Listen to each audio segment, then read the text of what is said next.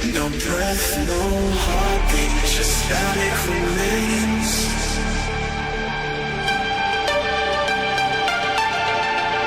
Hollow reflections, ghosts in the cold.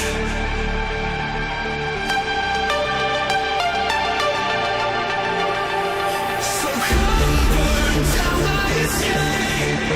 I wanna feel it, come drag me into the void. Let my circuits decay. I'm sorry, but it's too late. You never.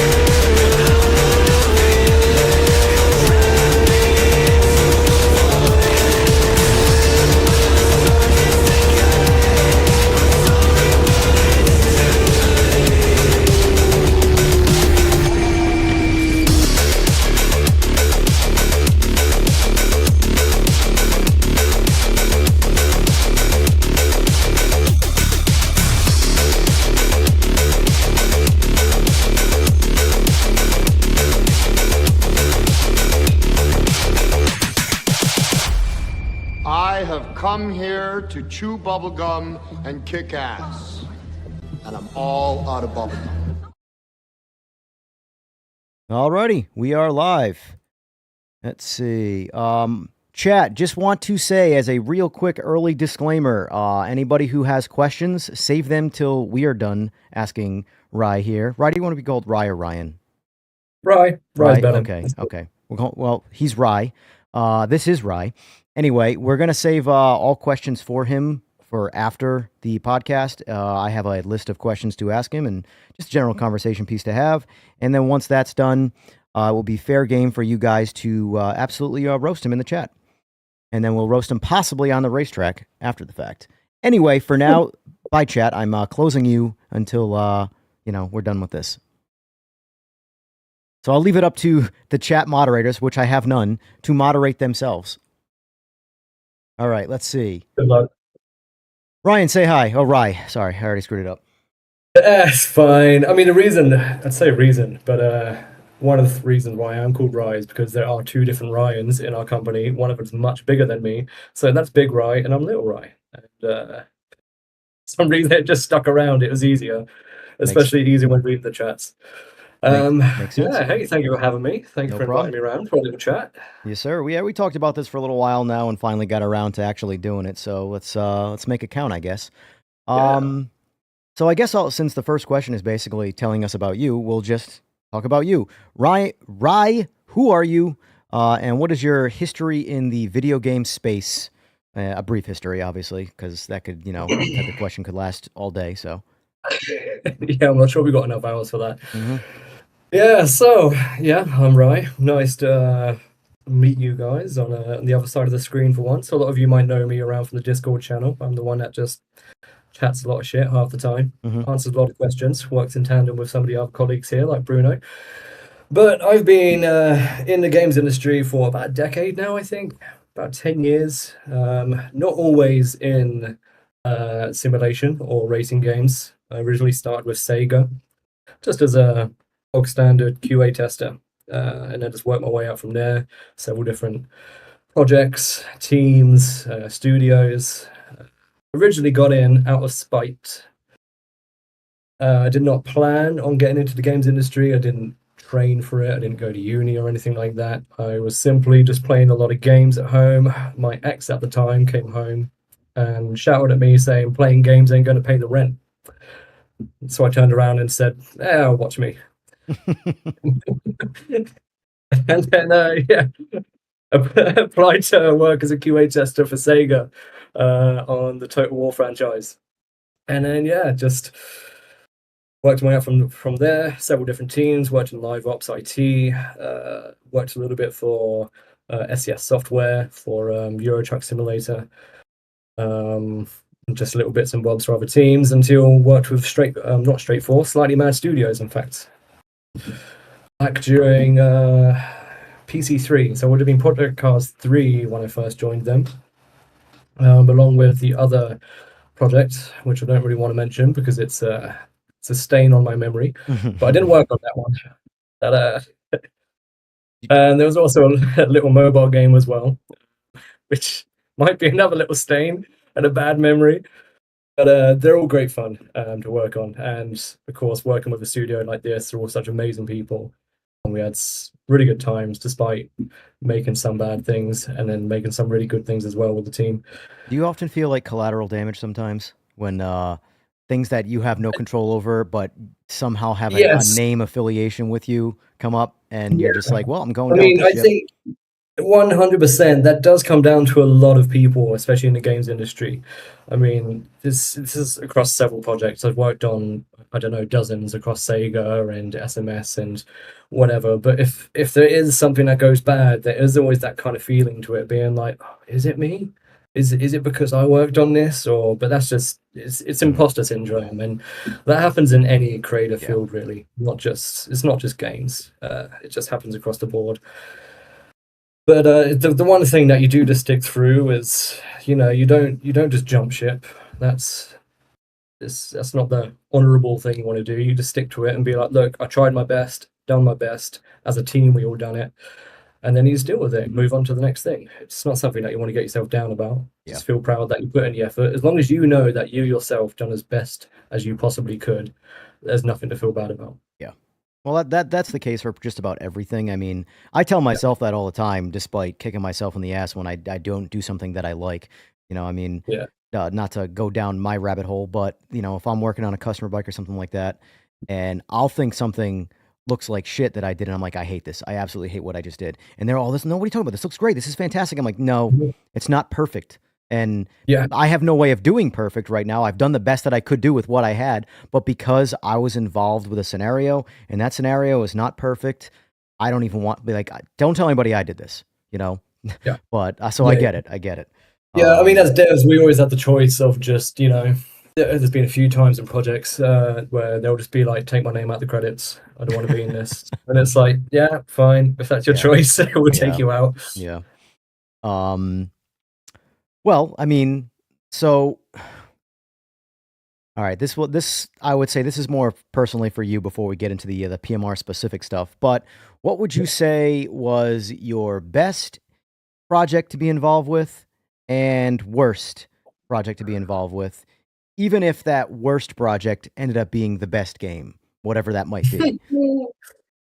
Okay, so worst project, I wasn't even properly on it. I only assisted on it occasionally, but I'm sure everyone probably from the studio who's watching this right now will know exactly what I'm going to say, and that's Fast and Furious Crossroads. That's a game that scarred all of our memories. Yeah, I never even played it, and I already know how bad it was. Yeah, but that's what I can honestly say is the worst project. And like I said, I didn't even work on it properly. I just jumped on it occasionally, and there are some games that you do just want to erase from your memory, but you have to deal with it. But the best, the trouble is, I've been on so many projects at different times, and they're all the best for different reasons for it. So, I mean, I would say experience, best, not necessarily best game, but like best, like where like you looked the most forward to being part of the project through its development, through its release, stuff like that. Like just like, the job that you enjoyed the most, even if it's I mean, that 100%. I'm not even saying this just because we're in a stream, but it's PMR, 100%. Really? So when I first joined this project, I joined it a little bit late into its development. I think it was already a year or so into its development. But as soon as I joined, I had Kev come to me and just being like, look, we're hiring you because we trust in you. We trust that you're not just a body on the team. Mm-hmm. We trust your opinion. We trust your thought process. Everything you say matters. If you feel like something can be improved on this project, you have the autonomy to go and do it. Yeah. And there's Kev and the management team that we have here have so much trust in us as devs that we can just do what we believe is right for the project, and we go and do it, and we work together and do it well, as well as we can. So in just that regard, as a project and as a team, this project by far has been my favorite in the last 10 years, just because, yeah, there's a lot of freedom to it, what we believe we can do and how we can do it and how we meld well with each other. Yeah. Especially in my team as well, like with Tom and Bruno. Everybody else will know Bruno in the chat as well. The fact that name me another gaming studio who has a team that are just so open and allow us to come onto this podcast, for example, or to just speak to everybody on Discord all throughout the day. This is kind of unheard of for a lot of studios, and because they trust us and they allow us to do it, it's really freeing, and it's just really it's really nice to know that somebody has the confidence in us to be able to do this. I often regurgitate that, and I'll get called my own names for regurgitating it, but like, I can't think of another game, another team, or another anything where the people making the game are directly talking to the people making the requests about the game. And I've often said too that I think you guys actually communicate a little too much when it comes to that, only because you see what happens when you come into the Discord. It's like the floodgates open, all the alarm siren, 100%. All of a sudden, Rise here, quick, spam your questions on this guy. And you do your best to answer all of them inside of the, scope of what you can and can't say. But like, I can't think of any, I've been playing video games my whole life. I can't think of any time I've ever been able to go on the internet at any point and through any like facet of communication, and inside of a few minutes get a response from a person making the game.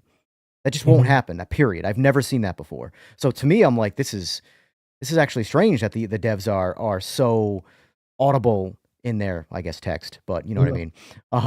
That they're actually talking. So for that, I do applaud you guys, all of you who just throw yourselves into the fire, because I can't even do it. It pisses me off. I rage quit the Discord all the time because of people who just blindly, say stupid shit. Yeah, I think you've almost called a ban a few times as well from I'm okay with it. When it gets to a certain point where I'm so ready to rage quit, I want to say what I want to say. I am prepared for the ban because I earned it. Give it to me. Kick me the fuck out of here so I can say what I want to say. But yeah, but I mean, it all comes just down to our passion for the game, It's our love for it and our actual desire to actually doing it, It's not just a job for us. If it was just a job, we would have left back in November. Exactly. For us, it's something that we're incredibly passionate about. This is why, like, Alex or Sora will go into people's streams and he's like, "Oh, you're having an issue? Like, tell me this and I'll fix it right now." Like, it will constantly be out. Like, and we'll be up there all hours of the day. The amount of times I've been up at night, like 1 a.m, just sitting on the Discord answering and talking to people I'm not working. I mean, I am, but it's just because I'm like, I really want this game to succeed and do better, and so I'm just doing it, and just because I want to. And Sora, who I refer to him for the sake of his own sanity on stream, has developed a bit of a sort of like fan favoritism in the dev scene, because he's just always there, and he's taking the public beating in like my chats and Jester's chats, and everybody who streams the games, he just pops in and talks to people and just gets roasted and takes it on the chin. I'm like, I don't know how he has this shield around him to not like take the shit personally, because I take it personally. It's not even directed at me. Well, you do need a thick skin to work in games. You need a really thick skin. Especially when you deal with community and when you're facing the community as well. I mean, this, as I said before, like this, I'm not tasked to go into Discord. It's not a part of my job. It's not in my description. It's just something I feel benefits the project the most. So it's not like I'm forced to do this, but you do these kind of things, and sometimes you can realize how bad humanity can be. It never ceases to amaze me how far that bar can fall. Where I'm like, this is a low that I didn't think was a low. Like, I thought we were at the bottom and we just dug a little deeper. And it's always it's never big things. It's always petty things. I'm like, we're really making a big deal over this nothing burger right now. Like, I don't get it. It's crying over spilt milk. Spilt milk is, damn it, I got to go to the store and get more milk. That's an actual problem, But you stay there, what do you need to clean up your set? Exactly. Yeah. But anyway, I don't want to go down this path of me complaining about people complaining, because I could do that for weeks and weeks on stream. Anyway, all right, so let's get to talking point 2, which is a bit more of probably what people want to hear your opinion on, and that is the launch state versus the current state of the game. Basically, things you released that you might not have agreed with that you did, and like you just kind of had to because that's what you had at the time, versus corrections you've made to get it to where it is now. Because I think for anybody who has been playing this game since day one, I was, like I said before we went live here, I was one of the people that was like, this is rough on day one. I was definitely let down by the launch, but you know, through all of the process of things, it kept me on board, and I'm glad I didn't abandon this game, because now it's one of the most things I look forward to the most in my day when it comes to jumping in this rig. You know, I try truly to play the popular games, and I cannot. There's zero fun factor. I don't care if they're doing anything better or worse or what, none of that. It becomes even on the table because I'm just not enjoying what I'm doing. And at my age, I constantly tell people that I don't want to do things that I don't want to do, and I'm not going to. Anyway, didn't mean a tangent there. Off to you. What was my question? Oh, about the launch date. Launch date. Yeah, launch date. My bad. See, told you. This podcasting thing's never that easy. The launch date versus the current state. Mistakes, corrections. We all knew what launch was. You know, we weren't blind to it. There was a point where we believed we were in a better state. I believe Kevin's already spoken about this in a chat or an interview. We believed we were in a better state at some point. Then it got too close to that release point, and at a certain point in development, there's always a point of no return when you've already made deadlines and things like that. And then at that point, we just realized that, yeah, we're gonna have to take this on the chin, but we weren't worried at all. At one point, I don't think we were ever like, this is over for us. We knew, we believed in ourselves. We knew we had a big backlog of fixes that were ready to go in. But when you make a candidate, you have to sit on that candidate for a certain amount of time. We knew we had that in, and that's why we got these patches out so quick after that. I think it was like 1 or 2 weeks we had the first patch out, and then that had already fixed all the major critical issues that we had. And then we was like, right, next one. We're not sleeping. We're not going to Christmas break until we get this game where we actually want it to be. Yeah. And again, like, we weren't forced to crunch. We weren't forced to be like staying up. We knew we had to get a job done. We knew what needed to be done. But at no point did we ever be told, like, you're not leaving your desk until this is done. It was always like, spend time with your family, get the rest you need. But we are going to make this game win at the end of the time, at the end of the day. And that's what we done, you know? So launch was a complete and utter mess. It was a failure. We could admit that. We know that it was not what we wanted, but we knew the core of the game. Say it louder for the people in 3 months from now who are still talking about the launch. Just say it one more time, that you as a dev know the launch was a failure. Just please. We knew it was. We knew it was, but we knew the core of it was there. We knew the basis of it was there. And we knew that all it was going to take was a few patches, and we're here now. That was 4 months ago. We really don't care what happened 4 months ago now. We're aware of that. We're only focused on the here and now. I won't even care about what we're talking about today comes tomorrow, because tomorrow's a different issue. Well, tomorrow's Saturday. I'm hopefully going to be going on a nice walk in the countryside. But we're just focused about the right here and right now in working on the next issue. Like, what happened yesterday is yesterday's problem. It's now we fixed it. We moved on. We're happy with where we are now. Since 2.0 and the patches after that, we're much more confident. But at no point did we ever completely lose confidence. Yeah, we might have been at the bottom of the hole looking up being like, fuck me, that's a long way to climb. but we got there. We knew we was going to help each other. So yeah, that's it. And where we are now, like, we're all happy. We're all very happy now. We can actually sleep easy. During December and at the end of November, I was barely sleeping at all. I think I worked 40 hours in 4 days one week, just get stuff over the line. And every Friday we're just like, I can't sleep. I'm thinking about the next thing we need to do. I'm thinking about this and that. But that's just the nature of games industry. You know, we're not unique in this. This happens to a lot of studios. These things happen. Mistakes happen. What's important is that we learn from these mistakes and we don't lose faith. We just work together as a team Yeah. for the community and make some cool games for some cool people, for a good community, Some and cool just people, not making sure including myself in that. I am. So yeah. Sorry, yeah. Some people asterisk on the top of that. Yes, I don't have enough sim racing experience to be a cool kid. But have so in terms of like the generalized reception of the launch, and obviously all of the backlash of it, that's still a talking point. Because I think anybody who's played the game from day one to now realizes that it's not even like a shadow of its original game. I mean, that's a lie. It's a shadow, but it's very, very different. It doesn't. It feels like a sequel almost by how much has actually been cleaned up.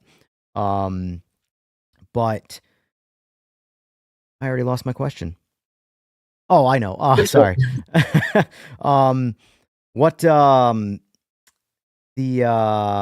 to figure out how the best way to phrase it is. How long do you think it takes for, say, a bad launch, that sentiment to kind of just stop being talked about in your experience, or at least in the games industry, not necessarily with like racing games, but like when, I'm sure that you have people you talk to who are a part of different teams making different games, being in the industry, that like Yeah. if they have a bad launch or a bad whatever, how long does it take typically for that to not be talked about? Let's just say it's corrected, like from the correction. Obviously, if it never improves, it's never going to stop being talked about. But like, let's just say everything that was bad at launch is now over with, done with. From that point, how long before it gets stopped being talked about? I don't really believe that it ever gets fully Yeah, stopped talking about. I mean, you can even look at Cyberpunk or whatever, and there'll still be people being like, "Oh, it's a shit game because of the launch," and I'm like, yeah, "Yeah, it's a completely different game now." And they'll be like, "Oh yeah, but it failed, it launched, so why should I even still put the time?" yeah, That's never going to completely get thrown away. yeah, But the way I see bad launches is they're very similar to the 5 stages of grief, right? You start off up here and then you just go rock bottom. We're probably around the acceptance level now. Like, people have accepted that we had a bad launch, yeah, but they can also see that we're making very large progress. We're doing more than some people were even imagining. Like, yeah. some of these people have been saying that it's going to take us years. And no, it's taken us 4 months to get to this part. I Could have don't. been even quicker if we wanted to, but we actually wanted to sleep. So, Yeah, but yeah, so it's kind of, I see it as a 5 stages of grief. Whenever there's a bad launch, it Mhm. just takes, the loss and then the acceptance, and then for people to finally be like, oh, actually, I'm in a good place now. Yep. This game is in a good place now. Yeah, But there's always going to be people that will talk about the launch of it, and they'll hold their grudges, and they won't be able to move on from it. But we're not focusing on those people. People can talk about launch as much as they want in a year's time. And like you said, if we still haven't, this still might be a few issues from launch that we got there. yeah. I could think of a few systems myself which could be overhauled and Mhm. completely changed. But even if we was to bring out the most perfect game in a patch next week, hypothetically, if we was to just everything was perfect, it was everyone's dream, there's still going to be people that said, "Oh, I bought it on release and I refunded it Yeah. and never buying it again," and they'll refuse to actually accept any change, and Mhm. they'll be like, "Still shit game." Yeah. There were I'm like, why is this still a thing? Because when I signed on to YouTube today before the stream, I had been spammed. It was weird. I'm convinced we live in a simulation sometimes, but I was spammed with a bunch of like very, very like smaller YouTube channels, like 100 and less subs, making videos in the past couple days talking about the Yeah. launch of PMR, and I'm like, Yeah. why is that the video you chose to like throw yourself in with? Like, you could go any path right now and you're starting in that like area of just spamming regurgitated stuff from months ago that a rational thinking person doesn't care about. So like, if you're going to, like, in my opinion, right now, what is the latest thing in sim racing, in my opinion, to talk about would be, I would say, AC Evo's 0.6 release. That is the newest thing in sim course. racing that's released. So like, if you were trying to grow, why are you talking about something from 4 months ago versus something that's happening right now? Because you have to live in the right now for all aspects of life, but especially on YouTube when it comes to this content creation stuff. But I can see your veins bulging out of your neck as you talk about yeah, this. dude, it drives me nuts. I I don't take it personal, but the part of it that I do take, not the game part, the part that I take personal is the humanity side of things and how we're regressing so hard that I'm like, because I'm not 40 yet, I'm almost 40, and Mhm. in the past 20 years, the amount of regression I've seen in critical thought and just the way people think is like, it just depresses me, and I take it Mhm. personal, and I know I shouldn't because I have no control over it, but like the conversations I see have just they're special. Anyway, let's not talk about me. All right, so I had a question that I thought of while you were talking. It's not on my talking points, but it did tend to disappear in my ramblings as they always do. So if I think about it, we'll come back to it. We'll just move on to talking point 3 here. And that is the let's talk specifically about the backlash and or the, you know, potential threats or things of that nature that you might have gotten after the launch, you know? Yeah, that was enough to make me seek therapy for a little bit. I'm gonna be honest. Yeah, so of course the backlash of launching a game, and as we just touched upon, people can be very emotional. Um, in some aspects, they have every right to be angry. A lot of people don't have every right. They paid money, they expected something, and that was promised to them, and we failed that. But what can happen sometimes is they will thrash out and they will send you emails with words which you would never even dream of sending somebody before. I mean, some of the things I've had cancer wished upon me and my family. I've had death threats come to me. I've had things which I'm not even sure if I'm comfortable saying on a podcast, but Yeah. some very yeah, some very You're more than far welcome to right. say anything. I'm like I said, I'm not against ever being canceled from some words. So No, just political climate and everything right now. Probably best not to mention certain I hear things. you. I hear But you. yeah, some of the things that happen in the inbox, and when that is the first thing you wake up to in the morning, like in your emails or in your work emails and everything, it's demoralizing. Mhm. It's awful. You know, like you spend all week pouring your heart and soul into creating something that people want to enjoy, and then you go to sleep tired and you wake up feeling slightly better, and the first thing you see is somebody being like, you deserve to die, I wish cancer on you and your family, you should rot in hell. I'm like, all I've done was put out a game. Like, I'm just trying to make a racing game here, man. Like, what do people like? I don't know. If they go see a bad movie, like I see bad movies all the time, and it's like, well, I gotta eat that money. That sucks. I'm glad. But here's That's the thing, the though. thing. Like, I tell It people all the just time, there needs to be a certain amount of financial amount of money that you save yourself for learning lessons. So, like, yeah. all right, let's just say I spent $100 to go have a bad experience, but I now have knowledge from that bad experience that might not make me do that again. Yeah, And yeah, like, maybe not do it. you know, and The thing is, and yeah, the ones that did make me laugh the most are the ones who are like, "Oh, I've been fooled again. Why did I fall for it?" I'm like, okay, if you've been fooled again and you believe this, then I feel right. like what's the saying? Like, fool me once, shame on me, and Yeah. whatever. Yeah. I mean, Like, let's face it, never do we all shame on know the me. rule, don't pre-order, like at the end of the day. And everybody puts out a pre it's standard part of the business. And I mean, you know, I say don't pre-order, but I pre-order everything I know I'm gonna play. I know I know that just like if I don't like this game, then it goes in my library until maybe one day I do like it. That's just how I play video games.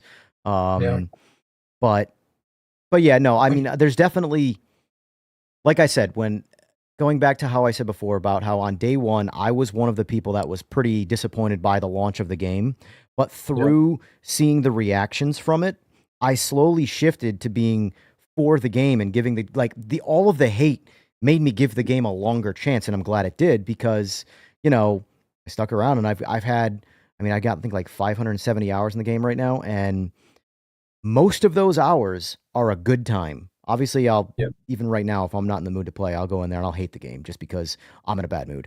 But um, the point though is that the things that I saw publicly being said made me sort of like take a step back and realize that like this isn't really that big of a deal. Like, yes, I get the frustration. I was one of them, but this is being so blown out of proportion now that you know, it's made me sort of like, all right, I'm going to wait and see what the game turns into. And for example,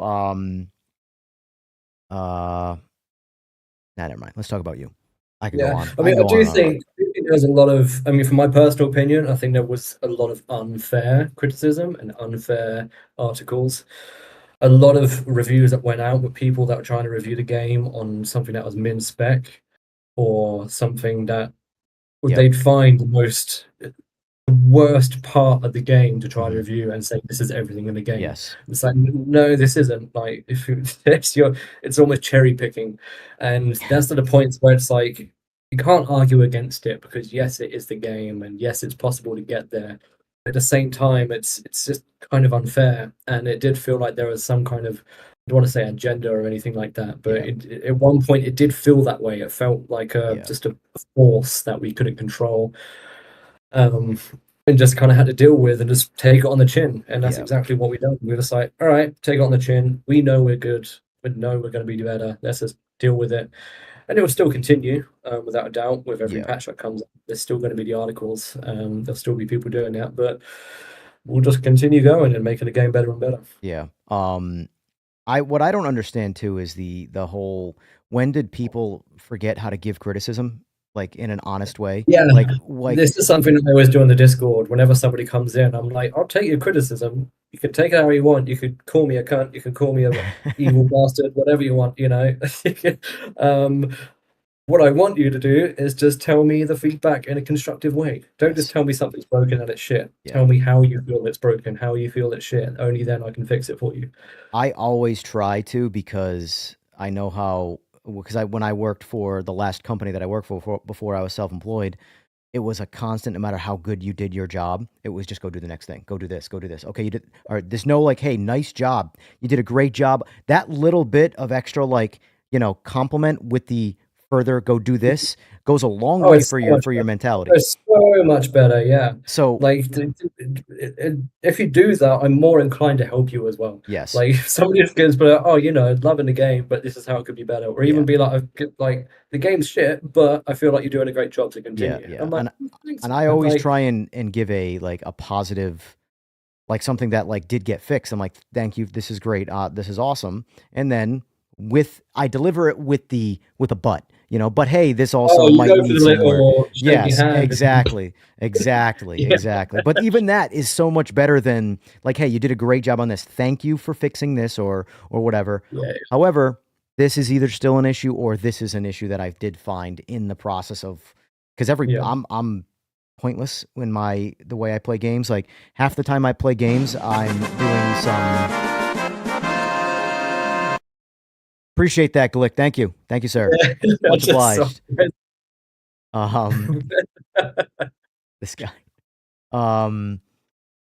What was I gonna say though? See, thanks, Glick. He reset my brain, my thought. Screw it. Who cares? That means that was a perfect segue into our next topic. Oh man. Okay, here we go. This is all right. I got you. So, and I know we're getting to more juicier questions for the chat. I know guys are probably like, "Oh, this guy's just glazing this guy again." Oh my God. Anyway, shut up and wait. Anyway, things you think Straight4 could do better in the future to build a good rapport in general. Like what could you guys do that not necessarily is the game making, like you could, like you said earlier, you could make a perfect game and that, then that stuff in the background's always going to be there. And it's always going to be there, but to shift it more positive than negative, because right now I feel like you guys are still very much in a more negatively talked about space than positive, which I think is unjust, but that is what I see from just bird's eye view. Yeah, well, I've got a feeling that MediaCom are going to be staring me down on this question, but it's it's at this point it's healing relationships and building our relationships up. Yep. And also getting away from certain relationships as well and certain connotations against us. But in general, we need to build a better rapport with some of the big names out there rather than just being the kind of kid that sits in the corner getting made fun of. Mm-hmm. Now, we need contenders. By big names, what do you mean? Like, and I don't mean, are you referring to like big, say, media Saying outlets like, or like things that overtaking- actually like matter? I don't want to say they don't. Gotcha. Yeah.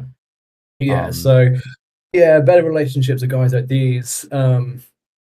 But we could do a little bit more to actually reach out and actually do more with people, because every relationship is a two-way street. We can't just expect people to keep coming to us all the time. But I don't know. I mean, I'm not the marketing guy. I'm not a professional for that, Yeah. so I can't really answer that properly. That's just my own opinion on Yeah, it. yeah. Well, that's Um, essentially what I'm doing. I mean, I know that you're obviously part of a team and you have to answer sort of in regard to the team, but when I ask these questions, some of these are more toward like personal for like, what do you, Rye, think that Oh, sure. would be Yeah, the better way to handle something like, even if it's not, the right answer or the right course of action, but what do you think? Because I have all sorts of ideas that I think, you guys should do that. Some might be actually, worth it and others are bullshit, So I'm just curious when I ask that, like, what do you think that you guys can do to sort of get, like, for example, when I watch a Traxian video or an Overtake video talking about this game, I know that there's just this black cloud over the game by default. And I see it in the reviewing where like they'll talk about something positive, but they will heavily undercook that major positive and super highlight an average negative to being this major problem. And yeah, there should be this balance in those talking points where the positives are like meh down here and the negatives are way up here. Shifting that back towards like a more authentic feeling, just hey, this is an honest problem. This is an honest, really good thing. How do you think you guys get back to that? Like, do you think that there might even be like some unearned apologies you might even have to give? Like, I don't know what that would be. Like, just like hey, dude, I'm sorry. Like, what do I got to do to make this right? I'm on my knees begging right now. I mean, it goes back to what I mentioned earlier about some of the reviews and some of the comments against us. I feel personally were slightly made or unjustified and were unfairly given against us. But there must be a reason for that. It can't just be the fact that the whole entire community decided to had a secret meeting and said, "Oh yeah, let's all jump on them." There must have been a reason for them to be instigated for that, and that was probably from our doing. But in this case, one thing that we can do is to invite more people in, invite more people, give an inside look into our studio and to what we're doing. Yeah. More, in the term of just dev diaries or inviting people in or hosting little private just like testing days in places, like inviting like press days and things, being like, yeah, come have a chat with us, see how we're working, see how we're pushing towards making the game better. Just being a bit more open and being a bit more honest with our fans, with all these outlets, all these other streamers, press, and just being like, look, we are the humans that are making this game. Where this isn't just a cash grab that a lot of people are saying. No one's running away with the money that we took. We haven't taken the money. The money's going straight back into the game. Mine went to. I've been pocketing it for the Cayman Islands. I don't know about you. Yeah, but yeah, this is what I mean. Like all these accusations that go around, being like, oh, they've already run away with it. It's like, no, we definitely have not run away with it. Yeah. We haven't got it. Yeah. But yeah. So this is what I think that we could do. Just be more honest and open with ourselves and everybody else, and just give an inside look to be like, look, we're doing this as just passionate folk in this industry, and we want your opinion and how to make it better and how you feel. Like, rather than writing an online article, come in and join us and tell us personally, face to face, and we'll work together on it. And then you can test it right here, right now. What I was gonna say, and I can't remember if I've mentioned it to you or not. But something that I would think that I noticed that you guys do, and just about everybody does, is that they go for the bigger names first. So essentially the Overtakes, the Traxians, those guys, they go, here's our game. This is where we're at. Please review this for us. Or what, however the conversation goes. I'm paraphrasing there. Whereas something that I've always wondered why no one does, I should say, is do the opposite. I know people like they'll do the whole shit flows downhill type thing where you start at the top, they have the biggest speaking voice, and that'll just sort of work that way. And that does a lot of the times. However, you're putting a lot of sort of influence, if you will, on the world based off of one person's opinion. Whereas if you were to do it the other way, it might be a slightly longer path, but like start at the bottom.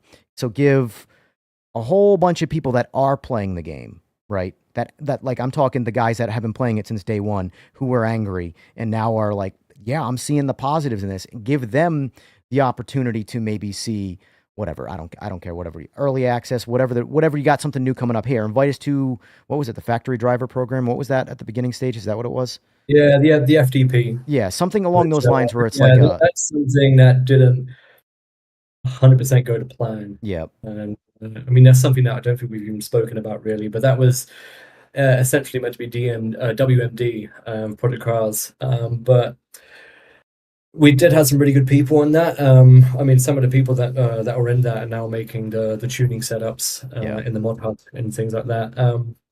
Yeah, that didn't fully go to plan as we wanted it to. yeah, We thought it was going to go a lot better than it did, which is why we ended up shutting it down. yeah, One day we would like to make another version of it, where we kind of already do have a version of it. It's just a lot more close knit and yeah, very, yeah. very behind doors and tidy. Oh. But yeah, sorry, continue. I was just going to Scott's say, no, that's fine. I'm ever here for you. So basically, like, for example, like how I was talking about earlier today when I just got online and there were a bunch of random tiny little channels dogging the game from 4 months ago. And I'm like, that's what that YouTube randomly feeds people, right? Yeah. Is because it's like Yeah. the cool thing right now with PMR is, you know, it's saturated with the negative content that comes from the top, those bigger names. And yes, ideally it would be good to get on their good graces so that way they review the games more fairly. But again, you're putting all of this influence for your game to the world off of 1 to 4 people's opinions. And these people don't even play the game. They're not the ones putting the hours in and Yep. experiencing the good of the game. They just go, all right, I got an hour to play this game to give out, make a video on it. Let's try this out. I'm going to jump around. I'm going to get in the MX-5. I'm going to get in the GT3 because those are the cars that everybody plays in every game. And I can make the argument that, well, you know how I feel about the MX-5. And if anybody ever listens to me bitch about GT3s, I don't like GT3s in any game. I just think they're boring cars. I want the race. I want the Group Cs. I want the menaces. Those are my kinds of cars. But no other games have those. You guys do. But anyway, the point is that there are so many people I see that come into the stream that enlighten me to a bad review from a major reviewer, and they have hundreds of hours in the game and they have a small YouTube channel, and they're just like, they're not reviewing. It's like these guys, I think, should be the ones that maybe should be given an opportunity to say, yeah, let's review, let's do an early access review, whatever it is. Like I said, I'm just throwing Yeah, for ideas sure. out there. I mean, it is good. This is something, but we're kind of getting to a point where we're like, right, now we can let the game speak for itself now. The only downside is, as you said, people are still stuck in the past with reviewing something that they done 4 years ago, or trying to maybe piggyback on the current sentiment or a sentiment which they feel is going to benefit their stream more. Yeah. Which is, unfortunately, that's just reality of streaming. That's kind of what it is. Yeah. You go against the grain, you get everybody bounding into your chat telling you you're wrong. That's kind of nature of the industry, and that it's unfortunate, but we just hold fast, let our game do the talking. If it's bad, then we're like, cool. Yeah. Tell us what's broken, we'll fix it, and we'll just keep on going until everything's fixed. Yeah. But I mean, we do want to support all these smaller streamers. We've got the Giants program as well, the partnership program, and that's got a large amount of smaller streamers. We've just officially supported the French-speaking and Italian-speaking Discord channels as well in their communities. So they're now recognized by us as we officially support them in their own communities. Yeah. So yeah, we are going for the smaller crowds and attesting to everybody that we actually does want to give us a good hand, really. Yeah. Because I mean, the thing is I could think of, well, I shouldn't say I can think of, but I know there would be probably hundreds of people that would be willing to accept a couple day early access. I keep using the words early access just because it's the easiest way to hammer my point across here. But like a couple day early access to something that would make them feel good, and now they get to play the game that they've been playing. They get something a little bit ahead of time, And if, like, let's say 100 people give an honest review of an update, that's 100 videos you guys might have out there, maybe from smaller people, from smaller creators, but who cares at that point? I look at it from a game, it's all numbers from that point where, yes, someone at the top has massive influence, but if that person has an unfair take, it does note, like, for example, Overtaken Traxian's videos did, in my opinion, zero benefit for the 2.0. Absolute zero. And that's just my opinion. Maybe you guys saw numbers that were said the opposite. But watching those videos in like the dark looming cloud, it wasn't as bad as I thought they were going to be. But like I went into it going, these guys are going to destroy it. What's that? Yeah, we saw an honest video. Nothing that they showed wasn't true. Would we like to have a better one? Yes, of course. We would have liked them to focus on some of the more better aspects of it. But at the end of the day, they've just got to do their job. They're reviewing exactly what they're seeing. You know, I could email them an exact scenario that I know is going to be the best possible outcome, but then it wouldn't be a true, honest review. And, you know, they'd be lying to their audience if they were to do something. So, yeah, I mean, could they have said something better? Yeah, probably. But it's honest and said, I mean, it was better than the launch one. Yeah, it was true. It is an improvement.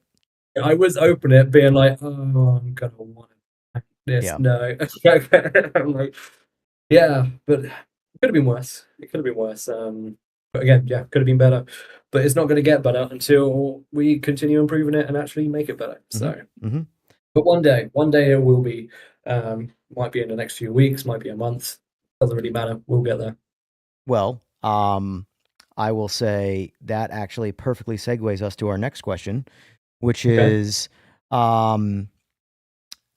short-term roadmap and long-term goals. What would you say? Obviously, you're tight-lipped on stuff like that. So what you can say to give people a little bit of, because obviously I've been like quick reading chat here, even though I said I wasn't going to do that. But one thing that's constantly talked about that I am all for is join in progress, things like that.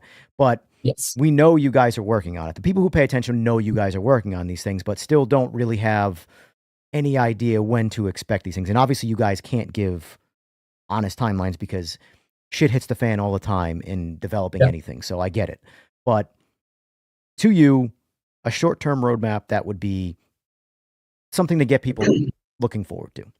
Yep. Okay. So you're right. There are some things I won't be able to say, but we are working on a new public-facing roadmap. Of course, we have the one that we sent just after launch. We will have a new one out coming very soon. So I can touch upon a few things in that. Short term, i.e. next few patches. So I hope. Cannot promise anything from here. This is just what we should have. Join in progress, of course. As you can see from the last patch, we already had seeing some of the lobbies visible if they're already in race. That was just the first step into it. So the next step is going to be join in progress. Next biggest issue is the MDI system, which is the multi-draw indirect, or essentially GPU culling. This is going to be a system which will massively improve performance, stuttering, and slowdowns. Mainly for CPU throttling. So, I mean, it's no secret, this game has had a massive CPU throttling issue. A lot of people have had a lot of issues with performance, and with this, it takes a lot of the threads and a lot of the things that go into the CPU and moves it over into the GPU instead. So, say for example, to put into easy terms, I think I put something to this in the Discord. Say there are two doors next to each other trying to get into the same building. You've got 100 people all trying to fit through the door that says CPU. That door is only one person thick, and everyone's queuing up, and there's a massive queue, and it's all breaking. We tell people just go use the other door, which is going into the GPU, and then the line goes down, and everything runs a lot more smoother. So in some of our testing, which we've even tested with the Giants partners, there was somebody yesterday, in fact, who I requested a test for me previously. He could only run about 16 AI on performance settings on 1080p. With this new MDI system activated, he was comfortably over 60 FPS, 32 AI on 1440 with recommended settings. That's So good. That's good. massive jumps. Other people were looking like when they were averaging 60 FPS, they're now on 90 FPS, Yeah. no slowdowns. Yeah. So there are some huge increases from this system. This system is purely to increase our performance, give some space to the CPU, so we can then move over to everyone's favorite 2-letter word. I don't know what that could possibly be. Could you elaborate? So once we get this in VR, then we can properly get VR up and running. Again, we can't give any time frames on that, but once this MDI system is in, then we can really push VR and triple screens as well. So we'd like to say it's going to be shorter term rather than longer term. So I'm not saying you have to wait a year for this, but again, I can't promise anything. Things change, but we're making very good progress within it. We're pretty confident. All the testing we've done is good. I'm hoping to get the MDI system out hopefully within the next batch. That would be great. Would be great. Would be really great. So yeah, that's the next biggest thing. Let me piggyback that real quick before we transition away from the MDI. Because everything you said there was computer related. So for the console guys out there, how has that? So because it'll be for console as well. It won't be as drastic. Yeah. But it will be activated on console as well. Yeah. Now I know that you're not probably the best person in the company to ask this, but in terms of, I'm just using my own eyes. So for example, I have the game on PC and I also have it on PS5. I have my old PS5, my OG one, and I have my PS5 Pro. And up until 2002, I didn't see any visual difference between PS5 and PS5 Pro. Now, I don't know if there were changes that now, like for example, you're working on the MDI. If there were smaller things like that because the PS5 Pro only has more GPU, doesn't have any more CPU than the standard PS5, and this game being such a CPU bottlenecked game, prior to this latest update, it felt like I was playing on the exact same game console. And I notice now it looks a little bit crisper. Like the resolution is like, maybe not a whole lot more, but there's definitely a bit of a resolution bump between PS5 and PS5 Pro. And I'm on the same panel, swapping the game, like the cord back and forth between both PS5s. And I'm in the exact same environment, exact same car, and I can with my eyes see a resolution difference. That was a long-winded way of asking, do you see with the MDI being implemented more or at all in PS5 or Xbox, because obviously they lock them typically at 60 frames on console. That's sort of like the goal. I mean, yes, you can have 120 or an unlocked mode, but for the most part, that is uncommon. With the MDI, do you see possibly a resolution bump going on there? Because that's where I think, like, visually on PS5, there is a shortcoming. Yeah, it's entirely possible, and it probably will be, because it does a better balancing act between the CPU and the GPU. So if there's any kind of more space on that graphics card, it's going to move it over to it. Yeah. The places that you're probably going to see it on a console is for high weather situations, so like rainfall, replays as well. They're probably going to get a boost from there. Yep. I've already got like a side-by-side comparison of replays as well, where it's like a 30 FPS difference in that. So they're the areas that's going to probably improve on a console. But as I said, it's not going to be as drastic console as compared to PC, but it'll be working on there, and it will be improvement. It's not going to be it's not going to degrade anyway. Yeah, that's for sure. I mean, at the end of the day, too, I know it's harder for a lot of the console space to sort of accept, but at the end of the day, you are a newer game coming out in the Slick's comment. Yeah, I just saw Slick's comment, which kind of takes me kind of nice onto the other short-term goal. Yeah. Replays on console. Yes, that's another goal we've got. Well, the reason why we don't have replays already is because the file size for them is too big for platform requirements. We're going to be working on compressing them so they're a lot smaller, so they can actually run on console. And I mean, we could technically run them now on console, but it goes against the terms and conditions for Sony and Microsoft. So once we compress them, then it'll be good. So that's another thing in the short-term roadmap. Maybe a perfect public sentiment. This is a joke, by the way, so no one take this too seriously. But to help people feel like they got their money back for the game that they got robbed on launch, you give them a free SSD to store all the replays on. That way, it's one giant apology for everybody. You essentially will go out of business to do it, but hey, you do what you got to do. Yeah, I mean, to be fair, I only found out through a report the other day that we had a limit of 30 replays on PC. No kidding. Someone was like, "Oh, why are my replays saved?" And I looked into it. I'm like, "Oh, we got a limit of 30. I didn't know that." So we have to go and fix that. I mean, that seems like a weird like, I get that, yeah, okay, maybe you shouldn't have a cap or whatever, but like, I don't think I've ever on anything ever saved that many replays. Yeah, that many replays, I think I've got 5 is the most I've ever achieved before I'm like, I just got to start deleting some of this shit from 6 months ago that I don't need anymore, Yeah, it was quite a funny issue, or just funny encounter, or just me being like, oh, learn something new every day. That's like a Y2K type bug where like you got to the end of the rotation and like, oh, we didn't think about this because we just weren't thinking about that. But yeah, exactly, anyway, yeah.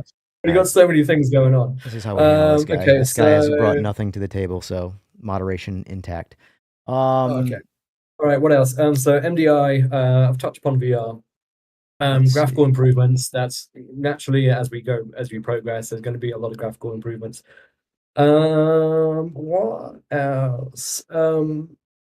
So something which a lot of people have been talking about as well. Randomized race start lights.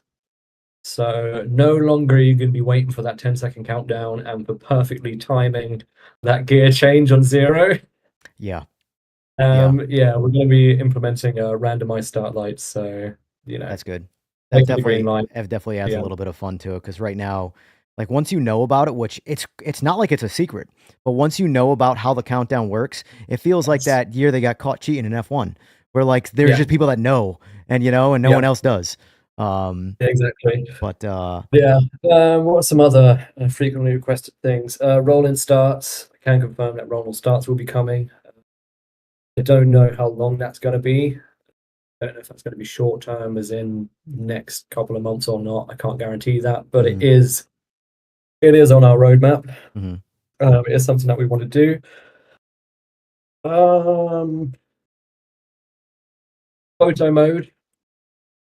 I know photo mode is something that a lot of people want, along with general replay changes. So photo mode, pre-cam, just all-round things to improve that area. What else we have? Let me just all the stuff. So increased pad handling. So someone did bring up pad in chat a while back, and I know. So we're going to be relooking at a lot of pad control. So we have some remade pad handling for that, along with force feedback setups as well. So actually choosing some force feedback setups and having a whole selection of that. What is force feedback essentially on controller? I don't really know. Not a controller. I mean on wheels. Oh, okay, all right. I was going to say, because I'm like. Well, because I know the only reason I asked that is because of the PS5 controllers have the haptic triggers. Which I wasn't sure if that would be, part of the force feedback. I don't actually know on that one, if I'm honest. Don't know if we got something on that, but yeah. So to rewind back to the join in progress thing. Yes. Obviously, that is a very complex addition, and it's not as simple as just clicking a checkbox for people.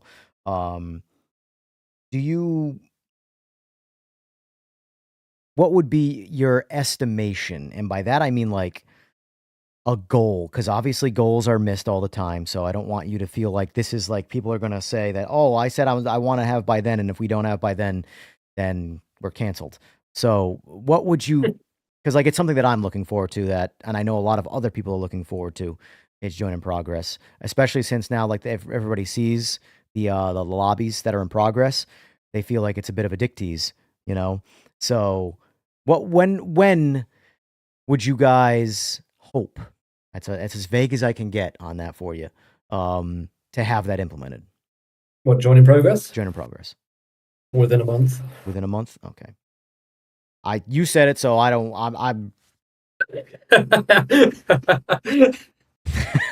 Anyway. Yeah, I would hope within a month. Okay. All right. I mean, Alex, Sora might even be in this chat. I was just so going we to say, can- Sora just went and jumped into the tub with a toaster. You just heard that. He's Yeah. like, that's it. It's over. I quit. Yeah. I'm done. Oh, there goes his sleep schedule. Yeah, I mean, I could really piss him off and say, "Oh no, by the end of the week, promise," and then, Yeah. and then then he'll be forced to do it. So Right. no, I would hope within the month. Gotcha. Well, that's good. That's good because that's a big one. I think that's I try and set aside my personal wants for the things that matter the most. And Join in Progress just happens to be one of those things that I think aligns in both what I really want and I think the game Yeah. really needs. Yeah, I think it really it's the same. It's Yeah. my personal number one priority for the game right now Yeah. is Join in Progress. Yeah. It really needs it for the online ecosystem, Mhm. for ranked and for custom lobbies, especially just to be able to go in and just it's needed. It should have been there to begin with. It shouldn't have even taken us this long to even put it in. But yeah, it's at least from my point of view, from being on the Discord every single day and looking at socials, it is the number one requested item. And But it's what not- we really. It's not realistic. It's not realistic to be able Is to it? teleport to the race. That is not real. You have to go to the meeting area for. Well, You have to what- have your what is driver's realistic? safety meeting first before, which you can't just join in qualifying. Come on, that's not realistic. I mean, Which- what is realism? Well, that brings us to our next topic. See, I got to wait for a segue before I change topics right there. So anyway, How long has you been in that one for? so this is something that gets brought up a lot in this sim racing thing, and it is realism to the point where it's one of the most aggravating things to have an actual legitimate debate about. Because everybody has a different take on realism, and most people have zero experience with that take on their realism. But do you think that there is a direct take between difficulty and realism in terms of the more difficult, the more realistic, the easier, the less realistic? Because that seems to be a sentiment across a lot of sim racing, that the harder something is to do, the more realistic it is. So what would be your general take on that now? I mean, the way I see it is realism. A lot of people say realism when what they really mean is expectation. Mhm. One person's realism. I mean, what you can get two people in a room. One person says this car is not realistic, and the other person says, no, actually, this is very realistic. One of those people is a professional race car driver. The other one hasn't even got a driver's license. Mhm. On the other side of the screen, you do not have any idea who is who. Yes. So if somebody comes to me and says this car is not realistic,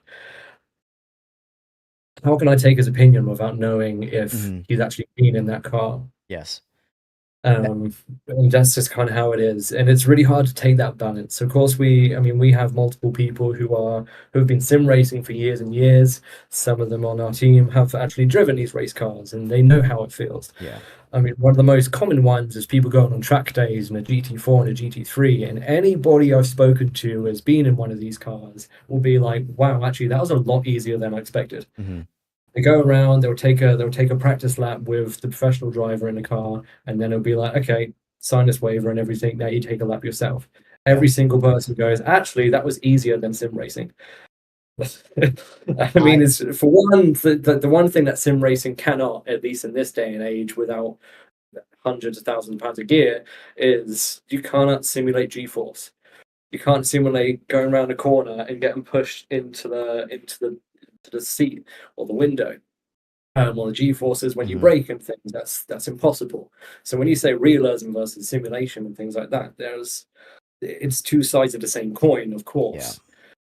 But one of them you just simply cannot do behind a computer screen. Yeah. And another thing that I commonly harp on with the realism is that never, unless in real life you've experienced almost dying in a car or bike, whatever it is, you've experienced the dopamine rush of realizing, oh no, I did too much. That's it. This is the end of my road. And then that doesn't happen. That cannot happen in a sim. Period. There would never be a way to duplicate it unless you somehow made it so that the sim could physically hurt people. And that's obviously not going to be a thing. But the biggest thing that in a video game, finding the limit, and by video game, I mean sim, and they are one and the same. So if that offends anybody, deal with it. Um, basically, in a sim, there is, how do you find the limit? You just go and find it and you crash. Okay, that's the limit. Whatever the coding is, whether this is realistic or not, compared to the real thing in a video game, no matter what game you're playing, you find the limit by approaching it and going past it. In real life, no matter what you're, a street car, stock car, whatever, there is this massive fear of going past the limit that keeps you far away from the limit. So when you get in something or on something, case of a bike, you're usually scared of what you're doing before you find that limit. That is something that is absent. First as well. Exactly. It's when you get the bear stand up, you're like, something bad's about to happen. Exactly. And like something I commonly complain about in Sims is false sense of speed. And like something I think PMR does really good is sense of speed. So like a lot of other Sims that might be more realistic, I'm saying that in quotes because these are all fake. And that is because there's such a poor sense of speed, I'll crash in a scenario. I'm like, why did I just crash? That doesn't even make any sense. But then when I go back and watch, it's like, oh, my entry speed is way too high. But I had no idea that my entry speed was that high other than counting gears or getting used to what I'm playing because the sense of speed is delivered so poorly to me. Like, I think that's something that iRacing does really bad, not to go down a path of hurting iRacing, but let's face it, anything I say is not going to hurt iRacing. There is no sense of speed. You'll be approaching something at 150 miles an hour and like, I'm only going 60. This will be fine. And then you go straight into the wall and you're like, oh, I don't understand. You know, obviously there's other cues and things like that to pay attention to. But the point is that when you turn off all of your telemetry, all of your information being delivered to you through numbers, and you're just driving the car, in real life, you don't need to look at your speedometer to know how fast you're going. Genuinely, unless you're on the highway on cruise control and you may, oh shit, I just passed the cop and what am I doing? But I mean, like when you're going fast and you're like trying to tear up some roads, your thought process is like, I am feeling everything. I'm seeing everything. That is my sense of speed. I don't need to look at the speedometer or anything like that to know how fast I'm going. And I think that something that PMR does very well that makes me enjoy driving it is that when I'm going 150 plus miles per hour in any car, it feels like I'm doing that, at least visually from everything. I know I'm going fast. We wanted this. This is why we tried putting so much effort into the small little tiny details into our cockpit, like the tiny little bits of wires and the window screen wipers just jittering about. These small little things, because the sense of speed is what really makes you enjoy and being in there. Yeah. And just having everything right. So this is exactly something that we wanted to do. So I'm glad it works, at least from one perspective anyway. I think it's like, I mean, I've had the opportunity to play a lot of them, and there's no matter how many chances I give it, I always come back to, I enjoy the driving the most in PMR, which is why I keep playing it. Even with missing that other Sims have more features, they're more polished, they've been around longer, whatever the case is. Yes, I fully understand the reasons why you'd want to go play those games over this one. But all those games don't, when I just get in the car and drive the car around in the game, the sensation of, this makes me feel like I'm driving a real car. Even if the current tire model might not be 100% accurate, the suspension might not be 100% accurate, whatever the case is, none of that to me matters in that very moment because I feel like I am doing this speed through this turn or whatever like that, And most of us have not driven 99% of the cars that we race in these games. I would say 99.999%. A car that I've been driving a lot of lately is the C6R, not because I've ever driven a C6R, because I've driven a handful of street variant of C5 and C6s that car makes me go, this feels, now I've never driven a C6R, but this particular experience that I'm getting in this game right now reminds me of what it was like driving those street cars in real life, So is it 1-for-1 accurate? I don't know. I don't care. This is giving me the sensation of something that I've actually done. Now, not in a C6R, like I said, but I would imagine, if I had to use my little critical thinking brain here, that Joe Blow with his street car in his garage didn't build as badass of a race car as a team building a C6R. I would like to think the C6R does everything a little bit better. I'm giving, the teams the benefit of the doubt there and the millions of dollars they have to invest in this stuff. Whereas some guy buys a street car and puts $30,000 into it, and that's the end of his budget because he can't afford to do it anymore because he's a regular person living on one person's budget. So if that car can do it, why can't this race car do it? you know? So I like to, the suspension of disbelief. I don't know the answer to this, but I can reach it. Whereas a lot of other sims, they miss that realism delivery method through sense of speed. And I get a lot of shit for saying that. I don't care. That's my opinion.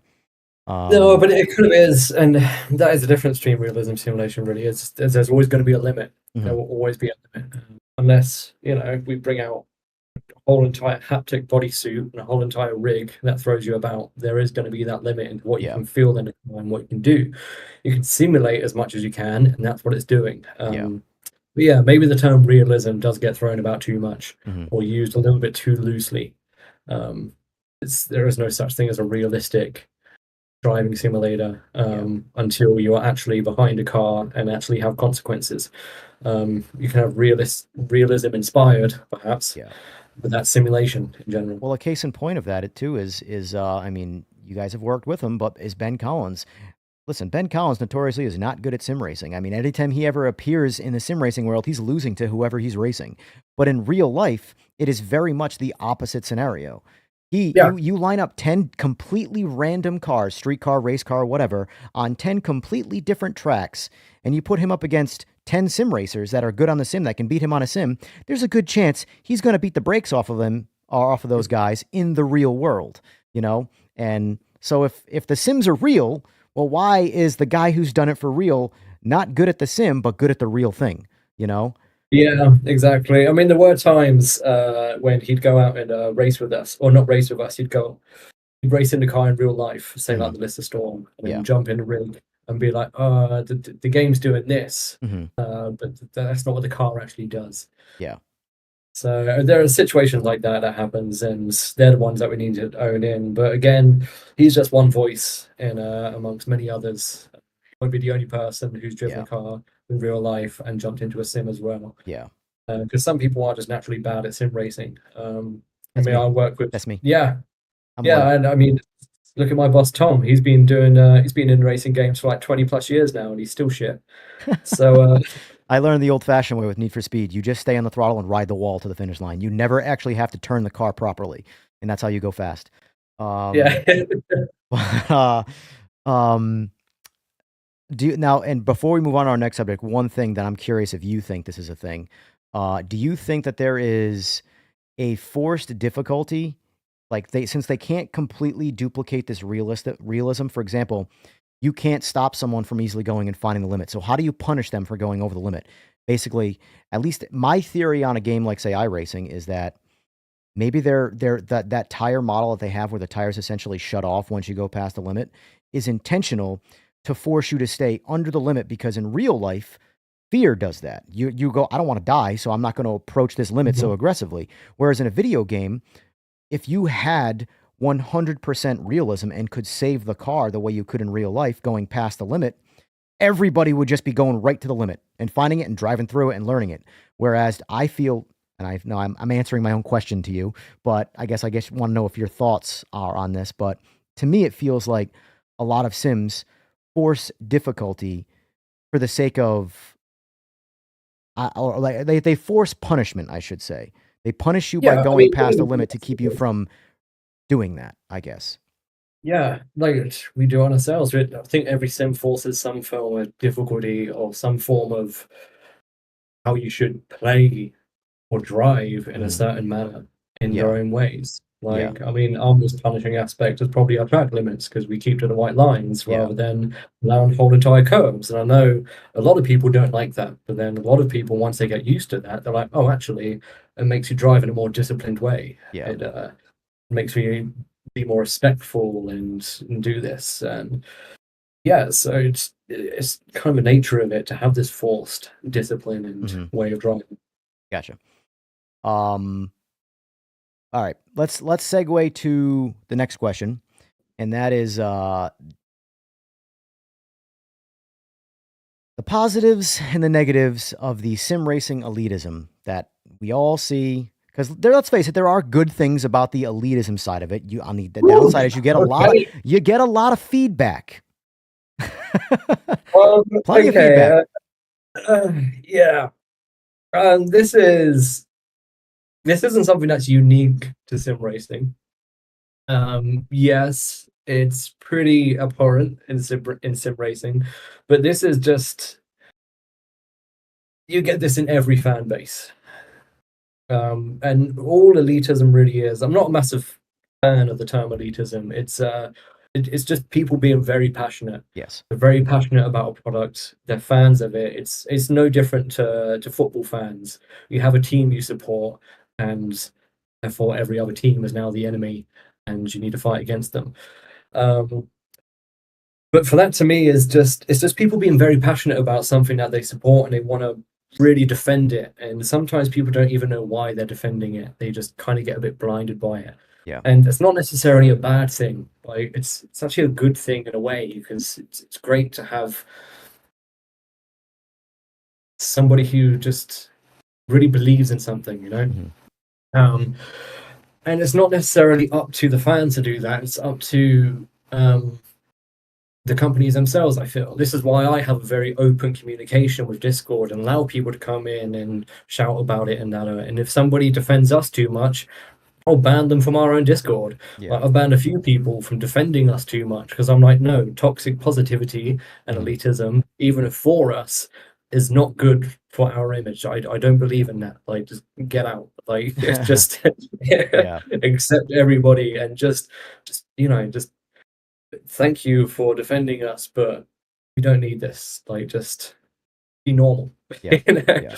But no, it all comes down to passion, and it's just people that when they really believe in something, they want to fight for it, and it's Mhm. great. It's awesome. This is what we're doing. It's what we're making games for. You know, we're making games for people to be passionate Yeah. and to sing about it and to talk about it, and for everybody to get so happy about it. They want to do this stuff. But yeah, is it bad for the industry?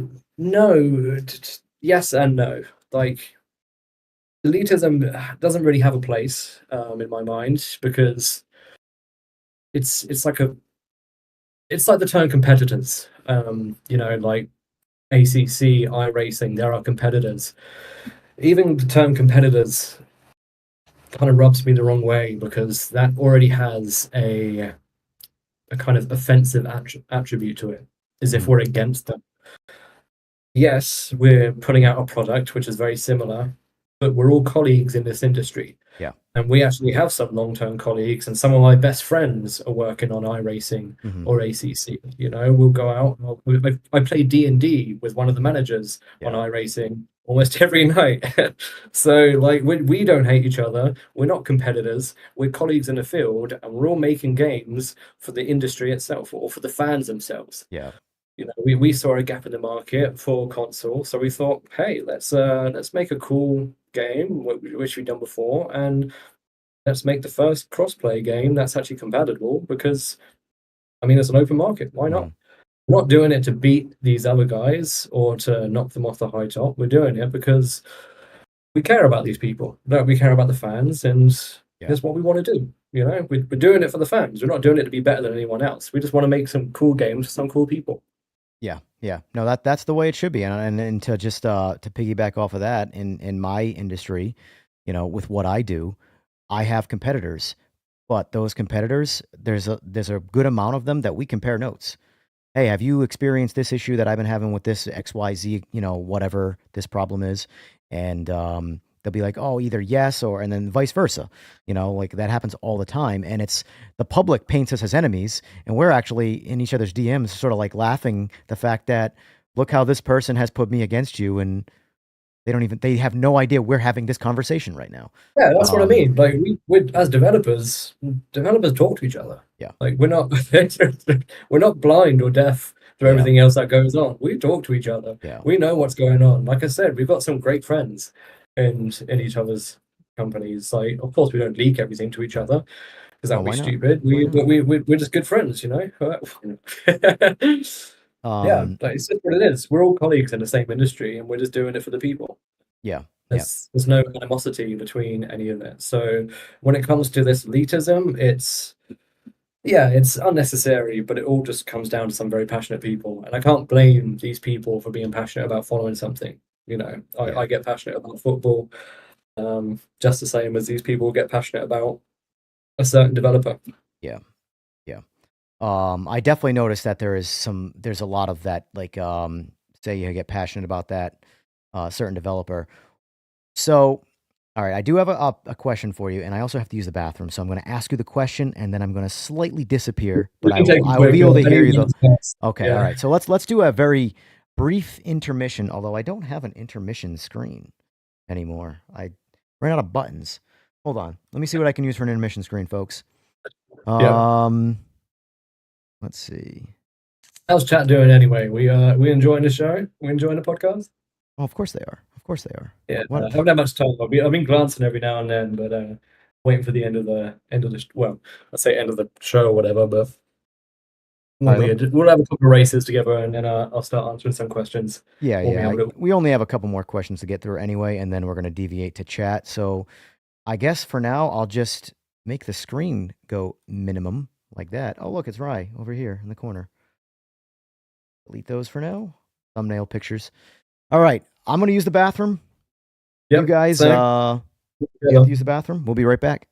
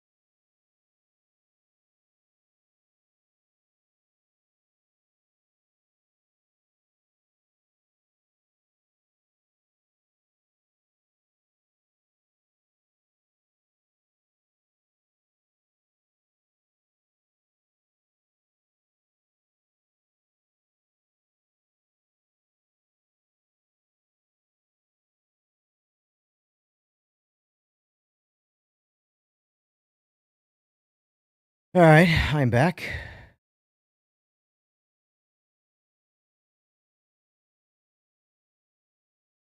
When you're situated, and I'll put us back on screen.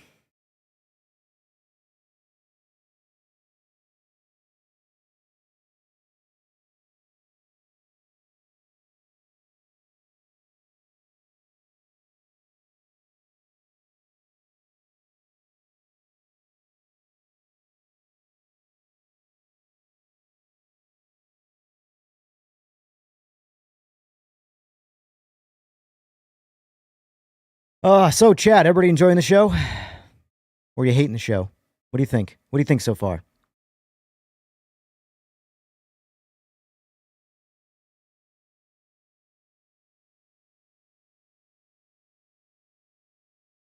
Oh, he's back. There we go. There's all the information. You are muted, sir. There you go. Did you lip read what I said there? No, I was trying to lip read you, but no idea what you said. All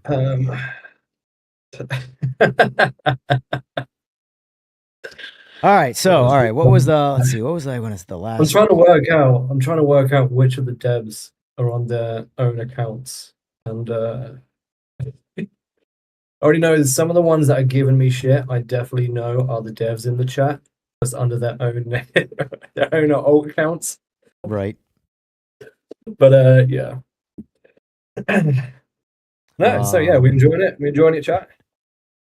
Jurassic Jam. He just revealed the Krabby Patty recipe, and nobody heard it. Oh man. All right. So, I know what I was going to ask about the.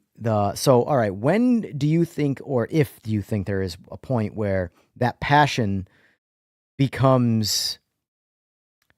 I don't want to use the word cult, but cult-like to the point where it's now gone too far, and for example,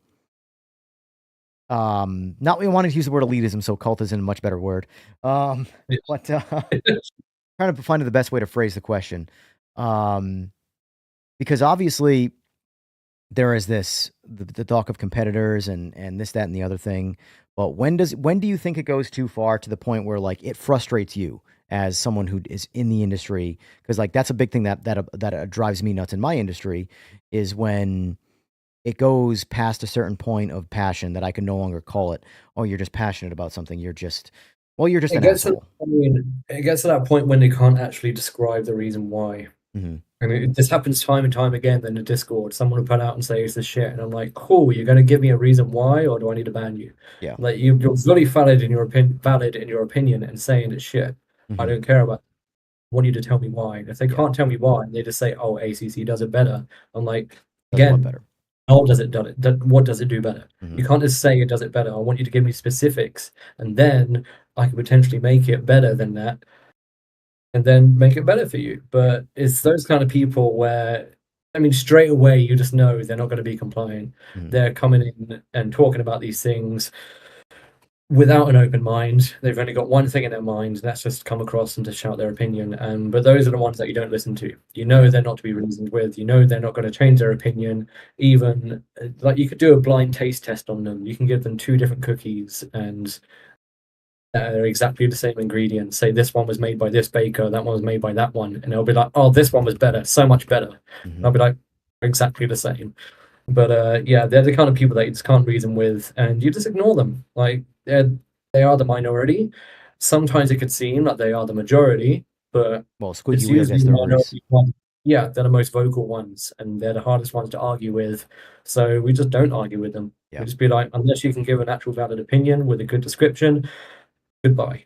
Hmm. And that's it. And it's a shame, but it doesn't just happen in sim racing. It happens in everything. It's been going on forever with Android versus iPhone, Battlefield Ford versus versus COD. Chevy. Yeah, That's or an, if yeah, that's an if you American problem, but still, it's a very common one. yeah, I've or had them even both. Ford versus Ferrari and stuff, you know, Yeah. like Yep. it's yeah, or Ferrari versus Lamborghini and things. Like you're always going to get this kind of just one-sided things, Mhm. and it's just human nature, you know, from day one. Like as soon as we're walking, we're told what football team to support, Yep. and then that's it. You support them and no others. So it's just kind of nature for people to kind of want to pick sides. Yeah.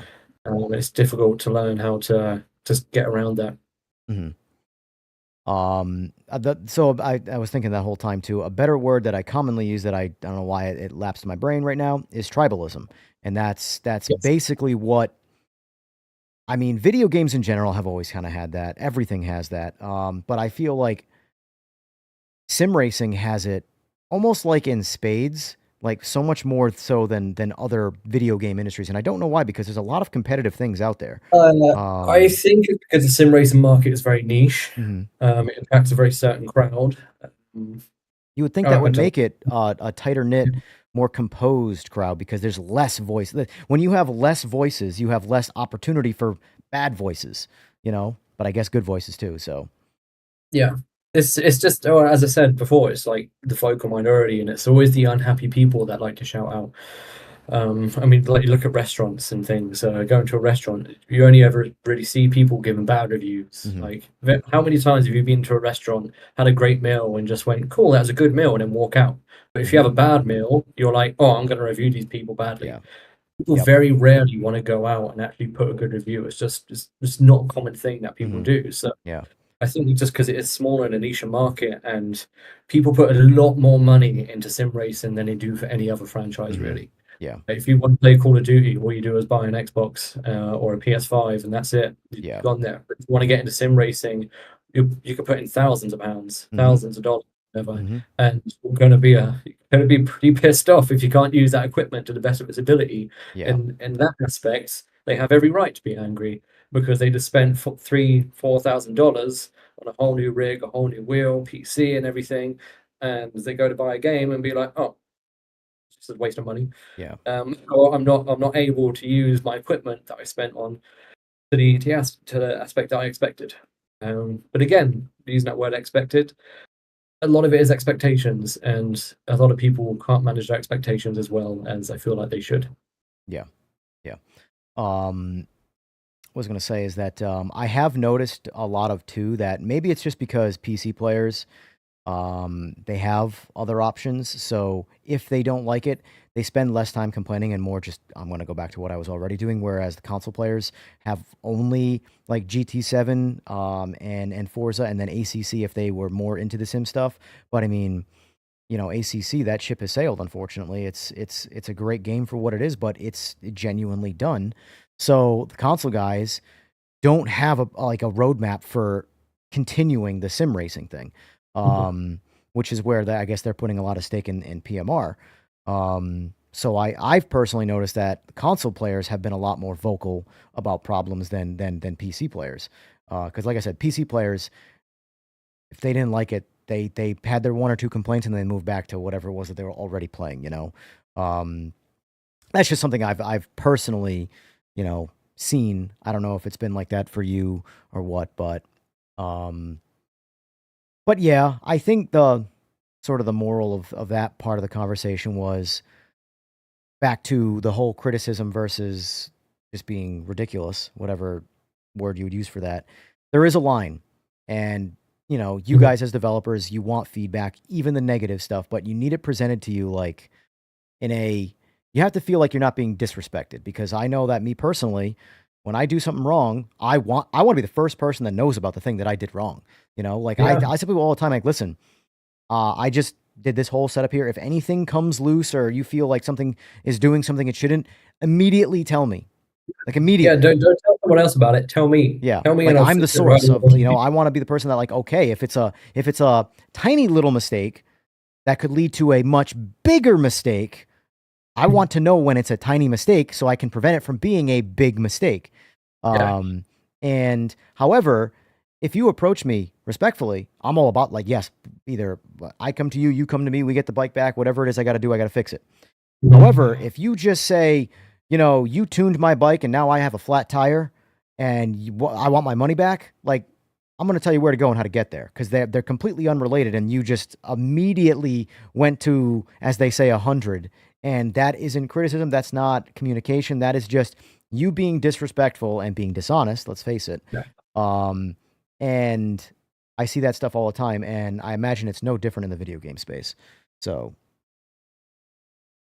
yeah, pretty much. Anyway, so I guess we'll get over to the last topic before we switch over to crowd control. And that is the expo coming up next month in Charlotte. Sure. I have heard highs and lows about if you guys were going and not going. What is the current state of, are you guys going to be making an appearance at the expo? I'm not sure if there's anything 100% confirmed, but last I did hear, I think Kev may be going, who done the interview a few weeks ago. I think Kev may be going. I think we might have one of our handling guys, Doug, going as well, as he lives very nearby, so we can just drive down. I don't have full confirmation on that. But we will be there, or our rigs will be there. We'll at least have giants showing off our rigs there. But if we have anyone from S4, it's possible we'll have Kev there, and Doug, and maybe someone else as well. I don't know. Yeah. Good. Because I mean, we're also going to be at, if everyone is in the UK, we're going to be at the Supercar Festival in Nottingham. So if you want to come play PMR and come say hello to me, I'm going to be there. I think that's on the 16th and 17th of May, Supercar Festival in Nottingham. So if you want to come to that, come say hi. Nice. I won't be at that one, but I'll be at the Charlotte one. That's my biggest one. We'll definitely be there. Yeah. Good. I'm not sure if we've actually confirmed who from S4 is going to be there yet. Yeah. Well, all right. Is there anything that you think we should cover that we didn't cover before we go over to chat? Because, you know, chat's going to, as soon as they get the green light, there's going to be 800 questions a second. So, I mean, they've already been sending loads of questions already. Yeah, I know. So, that was pretty extensive. I'm not sure if there's anything there that we haven't covered. I think I'm sure chat's going to find those cracks. They're going to find the things. They'll find some cracks in there for sure. Well, chat, that basically is the green light. If you guys have questions for Rye here, send them, but try and send them in the most, authentic way possible, and not just you suck or you're great. I love you.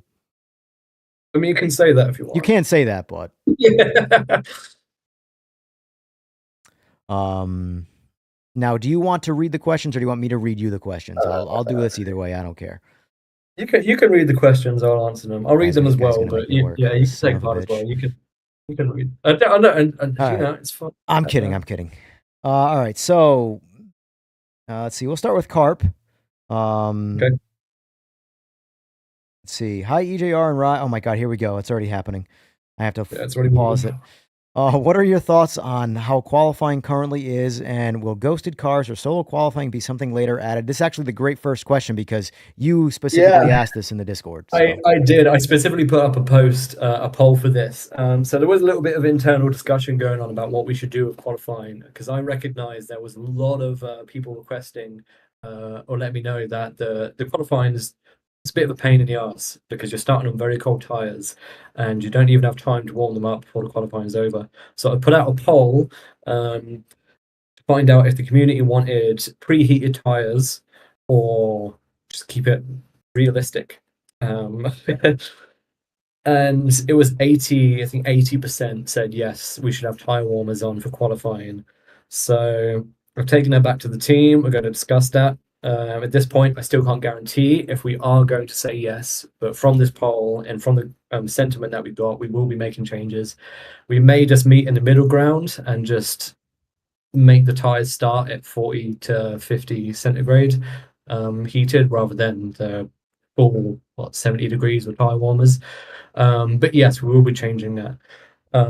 In terms of the ghosted cars or solo qualifying, we will never do ghosted cars. We won't do full ghosted cars in qualifying. I can tell you that for a fact. Solo qualifying, I know iRacing does it. There might be a few others that do it as well. It's something we discussed, but not something we've came to an agreement on because we like the qualifying as it is. Yeah, it's annoying, but it does add a certain gameplay value to it and some skill value to it. We could revisit and do solo qualifying, but that's something that we'd have to discuss probably about again as well as a team. But yeah, it's a good question. It's a good question. Now, from piggybacking off of that, my own question of that would be, if you wanted to stick to the realistic side of qualifying so that every car's on the grid, because that's real life, Yes.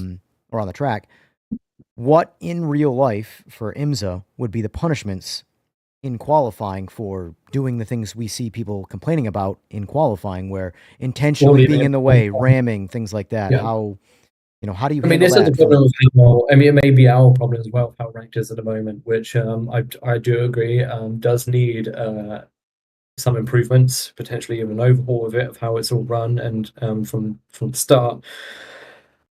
But you're right. In real life, qualifying is not just quick 5 minutes, get out, all done and dusted. You don't all leave at the same time. You have your certain times to go out and do it. So there are aspects of that which we should look into. And again, this is something that we will be talking about and something that we can easily adjust and change to whatever we feel is best. Yeah. The main reason why we haven't done things like this is because our online team has been working so hard to make online stable. We just got more higher priority things such as join in progress.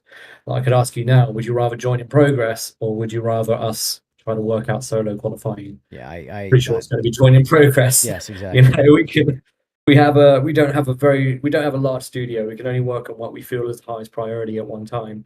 You have to fix every suggested problem at the exact same time for the next patch, or exactly. else why even in this industry? Get good, bro. Yeah. Okay, so I think that pretty much answers it. Let's move on to the next one. Yes, next one. Let's see. So this is the second time I've seen this come up. Change the I don't know what the intent for that would be, but change the location of the mod folder. I don't know what. Change the location of the mod folder. Yeah, question. I've seen it come up a couple times now. People wanting that in a different. They don't want it in the documents folder. I don't know. Okay. If you guys could elaborate on that, and we'll come back to it, because I don't necessarily know what the we build our mod system. Yeah, we build our mod system off the same way that Farming Simulator does. It's all part of the Giants mod hub system. So with regards to that, that might be something that we're blocked by Giants with because we build off of the same back end and system. I'm not completely savvy with that side of development in mods, so I don't know if that's something that's possible for us, but I mean, it's always something I can question and go back with. Mm-hmm. All right, well, here's one, because I am jumping through the questions here because there's going to be so many of them. I'm trying to pick the questions that make the most sense to ask. But this one here, since it's been talked about, is there an update coming for penalties? And obviously, I could give my own answer, and that is there's probably going to be a bunch of updates. But you know, what is your official answer on that? Yeah, so there will be updates to penalties. It's something that we kind of want to go back to the drawing board with to a certain extent. I've already given a few designs for how I want to improve penalties, such as getting a large accumulation as just an automatic DQ, because there are people that just every single lap want to cross and cross and cross, and before you know it, they've got over 100+ seconds. Mm-hmm. I want to add an automatic DQ or force entry. Again, that's not something that's going to be guaranteed to come, but yes, we are discussing and more than likely will be improving the penalty system, because I do agree it does need improvements at the moment. It's not great. It's definitely an area that we can turn from a C into an A+. So, yeah. Okay. There will be improvements coming to that I'm sure of. As to what the full aspect of that will be, I don't quite know yet. But it's also something that once we do shift our focus onto that, we'll be able to get that very quickly. Mm-hmm. Good. Because I find myself rage quitting a lot, and penalties could fix at least some of those rage quits. Obviously, not all of them. I'm racing, I'm an emotional person, so. I'm doing a pass on every track as well at the moment with their track limits. So of course we keep to the white line in our track limits. But I've recognised in some tracks. So when I create the track limits, you have a very, very thin line that you essentially trace around the whole entire track. And with the editor tool that we use, I'm not gonna lie, it's not good. It's like if anybody else was to work on this, you would understand my pain.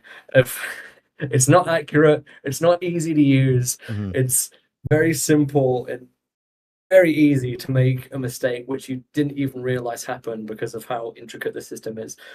But so I recently, it was one bug that somebody raised in a Discord. They showed me a picture where the car was literally like centimeters on the line. It could have been off, but it looked like it was on. And when I went back to review that, I was like, oh, actually, this whole entire track can be redone. Mm-hmm. So where you have the white line, that was Spa, I think it was. I think it was on Spa, on the downhill section of Spa. So going on to that, and I was like, oh, actually, yeah, I can see why this happened. So I'm going around doing a pass on every single track now, which I've done this week. So hopefully by the next patch, everything will be a little bit better. Mm-hmm. So you imagine you get the white line on the edge of the tracks. You have like a thin piece of thread that you need to put over, and that thin piece of thread is the limit. So once your car goes over that. But the problem with this system is it's so intricate and very annoying that you change one little node, you get lots of little nodes that attach it all. Mm-hmm. When you change one, the other one will change, and then it will move up and down. You need to go back and forth. You can move something. So say, for example, if I'm doing Eau Rouge. Yeah, Eau Rouge. If I start at the bottom, work my way up, I can adjust a point in the midway through, not realizing that that's had a knock-on effect from a node all the way down at the bottom of the hill. Mm-hmm. And that's where sometimes little intricate bugs happen, because one little tiny thing moves and it has a knock-on. And if you don't look at this thing 10 times in a row, up and down all the time, but after that, your eyes will start hurting and small, mistakes are made. Yeah, these things happen. But yeah, so what I'm doing now is just making sure that piece of thread is on the very far end of the white line. So it's on the very, very last centimeter of the track, whereas previously it might have been in the middle of the white line, which is what was causing some edge cases. Yeah. So then, yeah, they should be tidied up a bit. There's even certain chicanes. Say, for example, in San Marino, the chicanes were pretty much on the white line. Now I've given them a little bit more leniency. So in the next patch, when you go around San Marino, you'll be able to attack the chicane with a little bit more offense, a little bit more aggressively, and you shouldn't get penalized for stuff like that anymore. as long as you keep within the white lines. Yeah, yeah.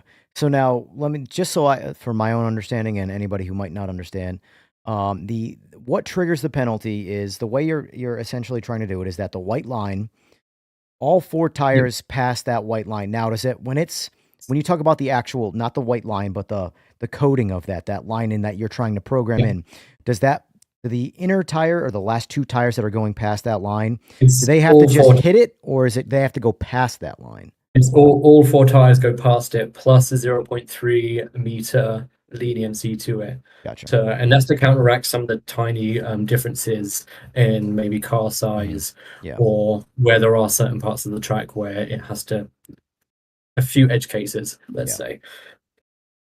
Gotcha. All right. I mean, I think that pretty much answers that one there. This is a question here. I'm pretty sure I know what your answer is going to be, but I'll ask it anyway. Jupiter asks, do you see PMR's future aligned with AMS2, GT7, or Forza? Although I wouldn't put AMS2 with the second two, but that's fine. Crowd, or iRacing, LMU, and Race Room crowd? Which community is actually driving your physics and development? So in my own translation of that, I would say, are you chasing more of a... I hate to use the word simcade because it's a made-up bullshit word. But yeah, are you chasing more of a simcade experience or a straight-up die-hard race simulator experience? And okay, so I mean, I feel like my answer might actually be slightly different to what the company's answer would be.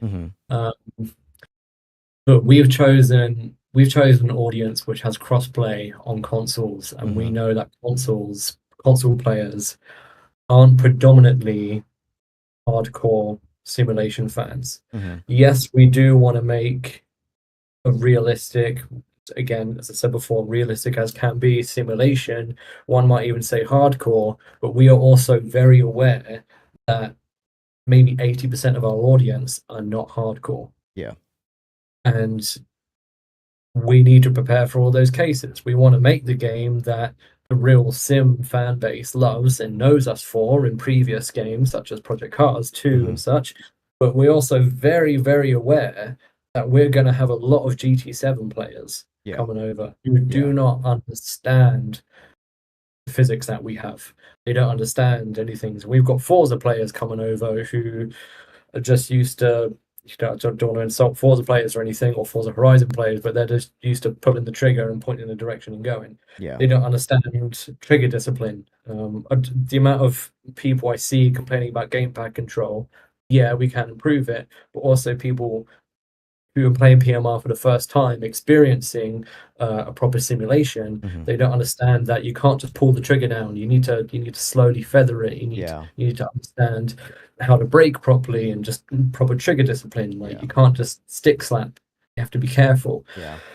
And this is the problem that we face as trying to be a hardcore simulation while trying to also appease to the more casual fans. Yeah. And that can find us in a sticky situation where we end up insulting both fan bases because we end up being too easy for one and too difficult for the other. Well, you need to make up another word in between simcade and simulation, where it's like a simulation. I don't know. Just make up something because that's where I feel we are right now. I generally don't believe we're simcade. I don't think we're hardcore simulation. We are in between those two at the moment. Yes. Whether that's a good thing or not, I don't know. Am I happy with that? Yeah, I think I'm happy with that. I think there's no need to pigeonhole a game into either of these.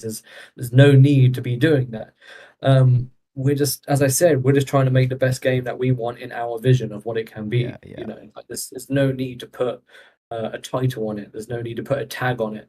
Like, what difference does it make whether we're hardcore or simcade or people, again, whatever. That's the tribalism thing again. People want to be part of their certain tribe. Exactly.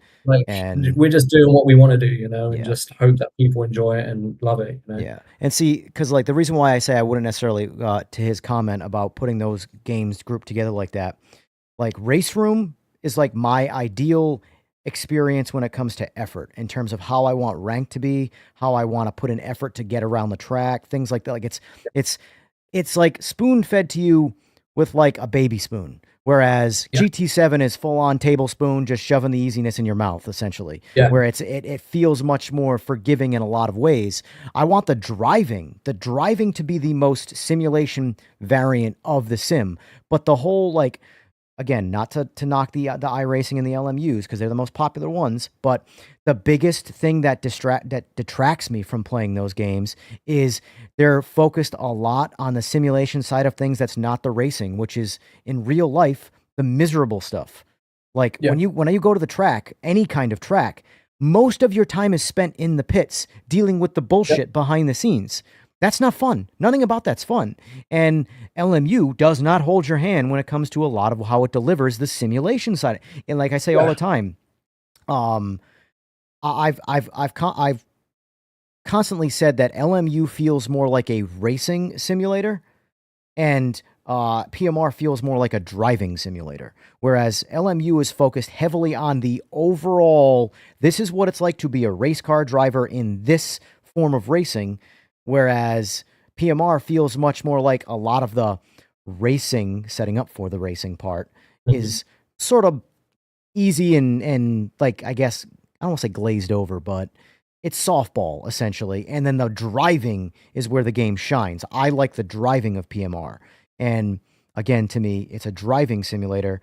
LMU is more of this is the most authentic racing experience in terms of we're going to deliver you all of the miserable, boring stuff included with that, where Race Room doesn't do that. Race Room is more along the lines of this is the ranked system, this is your racing, this is your prep, but the driving is better, and it's a middle ground between that hardcore, miserable, punishment style race simulation, like Flight Simulator. What's more fun, Ace Combat or Flight Simulator? You know, Yeah, exactly. They both could be extremely realistic in terms of like their. Not saying Ace Combat's realistic at all, but you know what I mean saying. It could be this is what it's the closest thing parrying flying around on an F-18, but getting to the plane. Well, you're not, walking on the carrier. You're not getting drilled by your admiral and getting like, whatever. You know what I mean saying.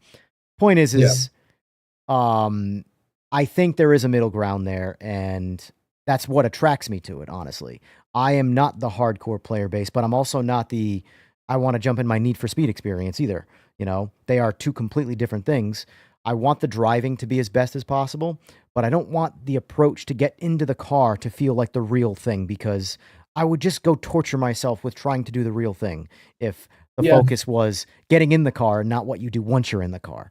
I mean, yeah, that's the argument of authentic versus efficiency as well, which is, going back to the ranked conversation as well that we had earlier, is a lot of people are saying that, there should be 4 setups in ranked as well, and then, or tires on, or whatever. It's like, do you want the authentic experience or do you want the efficient experience? Yes. Do you just want to jump in, have a quick race, get ranked for it, and then be gone? Or do you want to actually work for your ranking? Do you want to put in some effort for your setup and work to heat your tires up and all this? That's the trouble with it. There's always going to be difference. Right. Next question. Yes. All right. That was a long one on that one. Question. Yeah.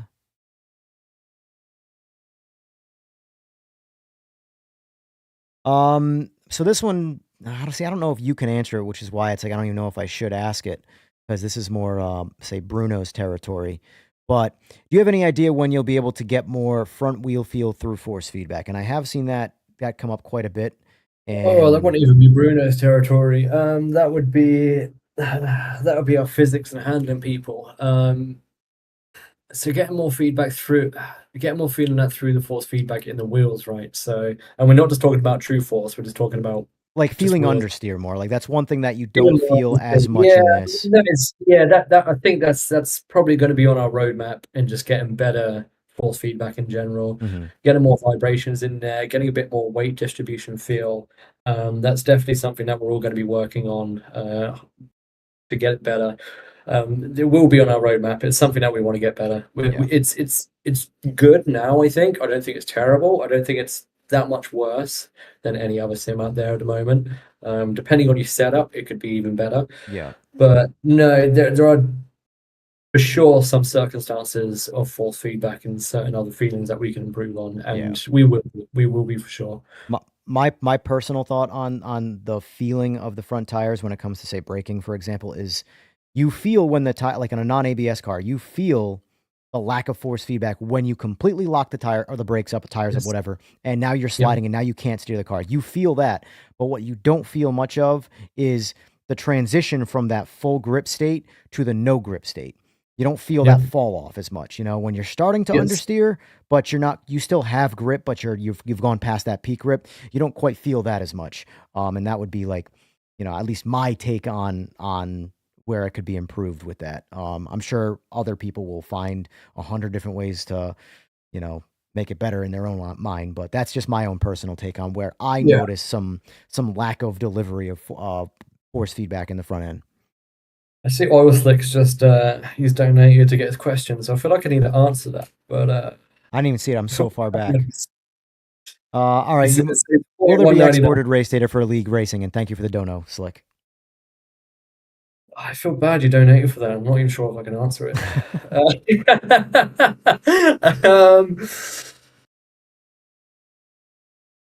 Maybe. I mean, if Sora's in chat, he might be able to answer that for you. But I can get back to you.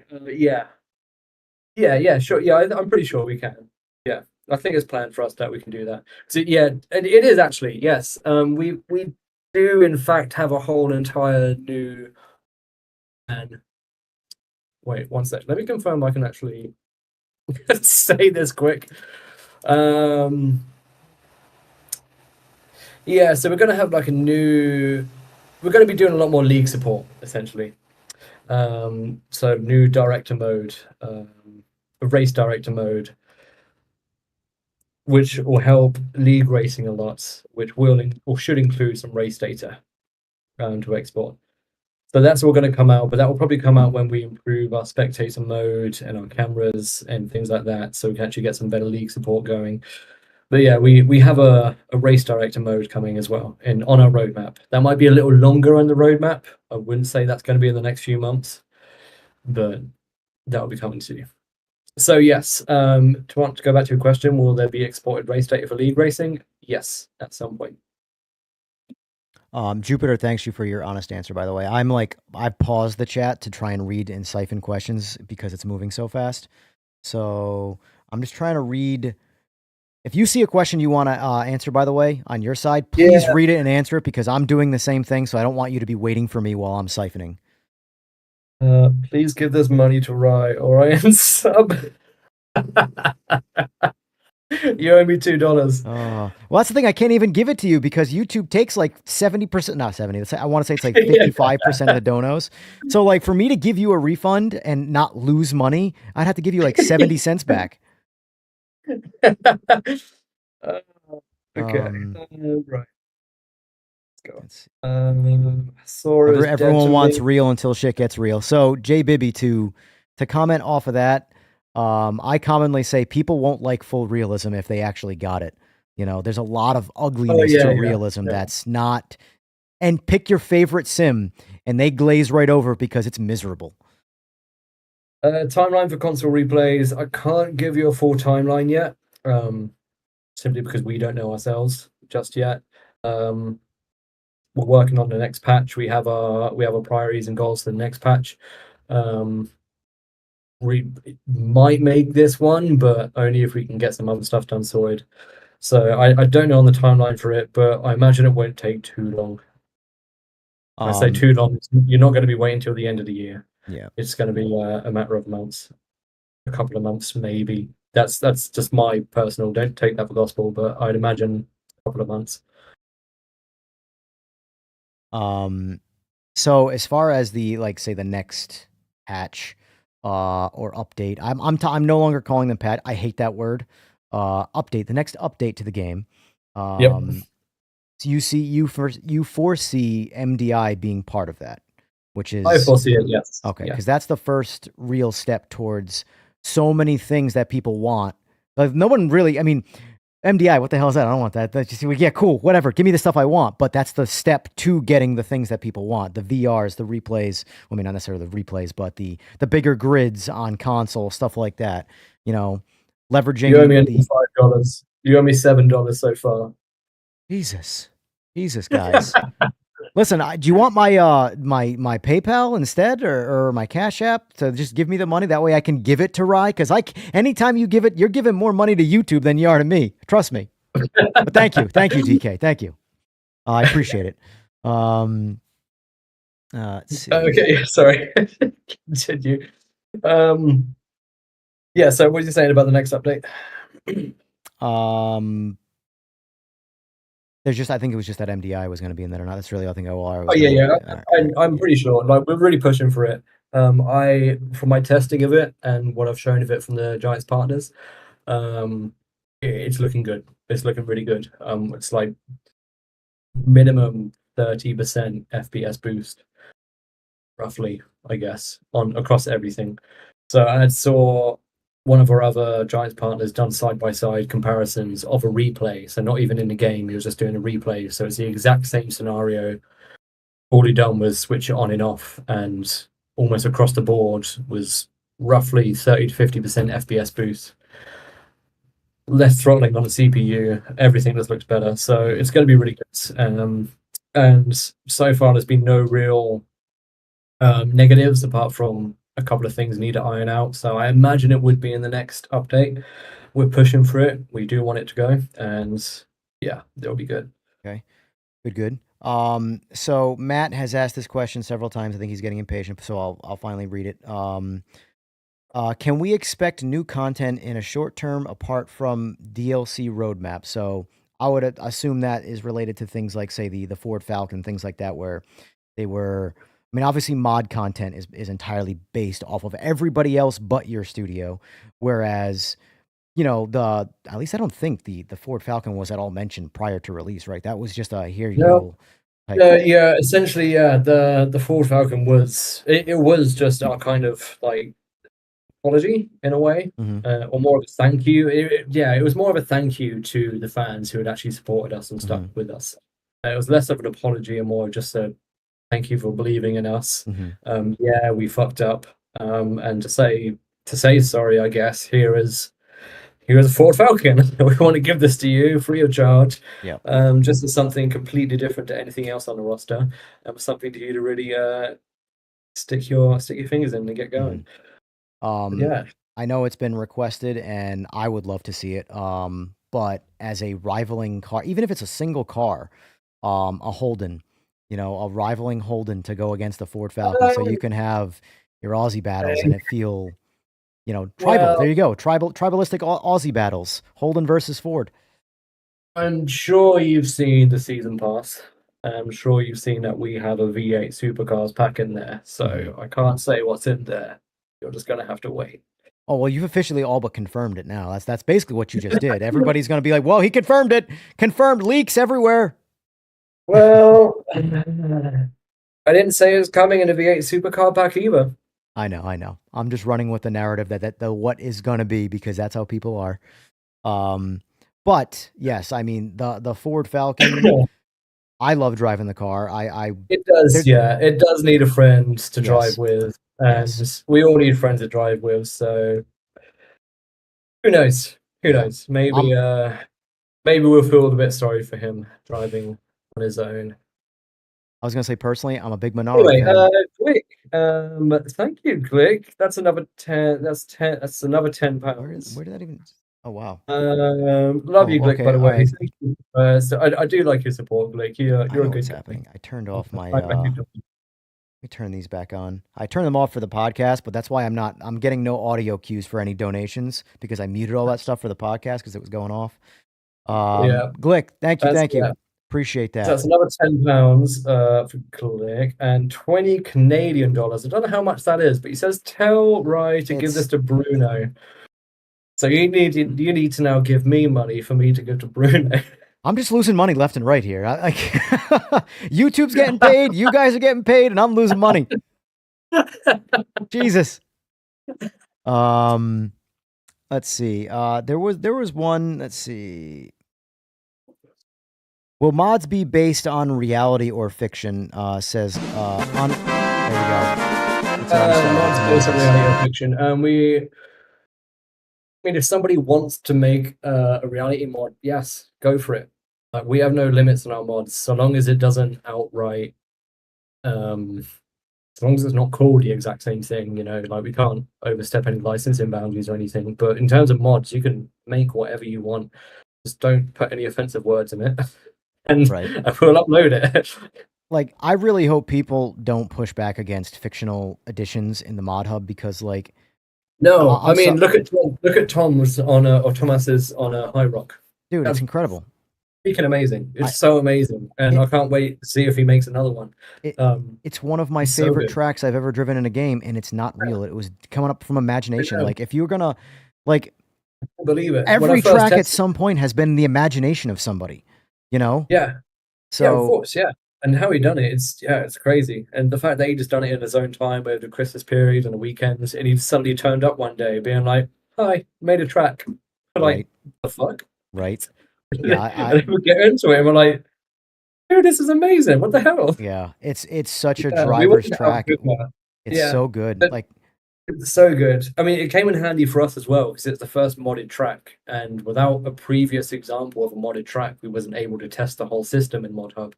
So we just come along and we're like, well, this is great. We get to kill two birds with one stone. Yeah. And we would have brought it out quicker, but because it was our first modded track, we was having it was the first time we'd had to do some developing around that. So now that's out, Yep. you know, people. And on that aspect, we do have a few other tracks coming out from another external company.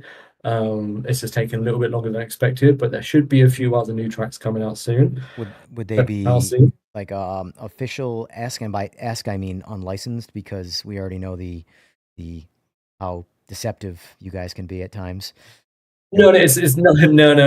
They're completely fictional, completely made up tracks. Gotcha. Well, All right. as far as I know, anyway. Yeah. Yeah, it's not going to be another Northampton like that. Sorry. Believe me, if we had more than tracks up our sleeves, we'd be pushing them out. I've never seen so many people with no licenses complain about unlicensed content, but what do I know? Yeah. Anyway, that's mean, besides the point. I don't want to sit here and start bashing people. That's not my intention. I did see a good question. Will career mode be expanded and have more features and immersion added? So we've added a little bit of flavor to career, in the terms of you know, the podium stands. We are going to be adding a whole trophy room as well. So when you finish it, you got your whole entire trophy room to look at each individual trophy and collect all your trophies as if they're Pokemon or whatever you want. But we do also have I say this as long-term plans of another career. And when I say long-term plans, this is definitely not in a few months, but we do have some very big cards on our table, which we will be working towards. So yes, but nothing in the short term. Gotcha. This was another, and thank you, Victory Road Racer, for the $5 donation. I appreciate that. They ask, when S4 going to add manual with clutch and flat shift options for older GT prototype cars, improving the driving experience to be much more IRL? So basically, reliance on the clutch. Manuals. Yeah, reliance on the clutch. Yeah, this is something I actually pulled up with the team earlier on, months ago, I think. It is something that we wanted to add, especially for the older cars. I don't know when, I can't tell you when, but maybe after, we can't even say after. But yeah, it's something that's on the radar. I even shouted about it myself. I felt it was quite unnecessary not having it at this time. I think during development, there was just so many higher priorities. This one kind of got pushed down the ladder. Now we have a bit more breathing space. This is something that we can jump on with. So yes, it's something that I want to put in. Or I'm sure I say I want to put in. I'm saying it as myself, not as the studio. I can't tell you when, but I will probably fight for it and shout for it myself. Gotcha.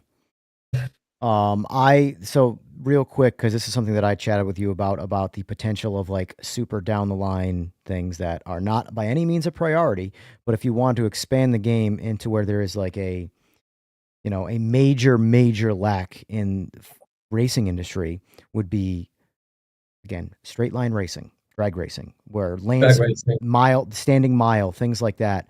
It would be, without going down this crazy rabbit hole of making another game, it would be, in my opinion, like all you gotta do is make a straight line road that's a mile long.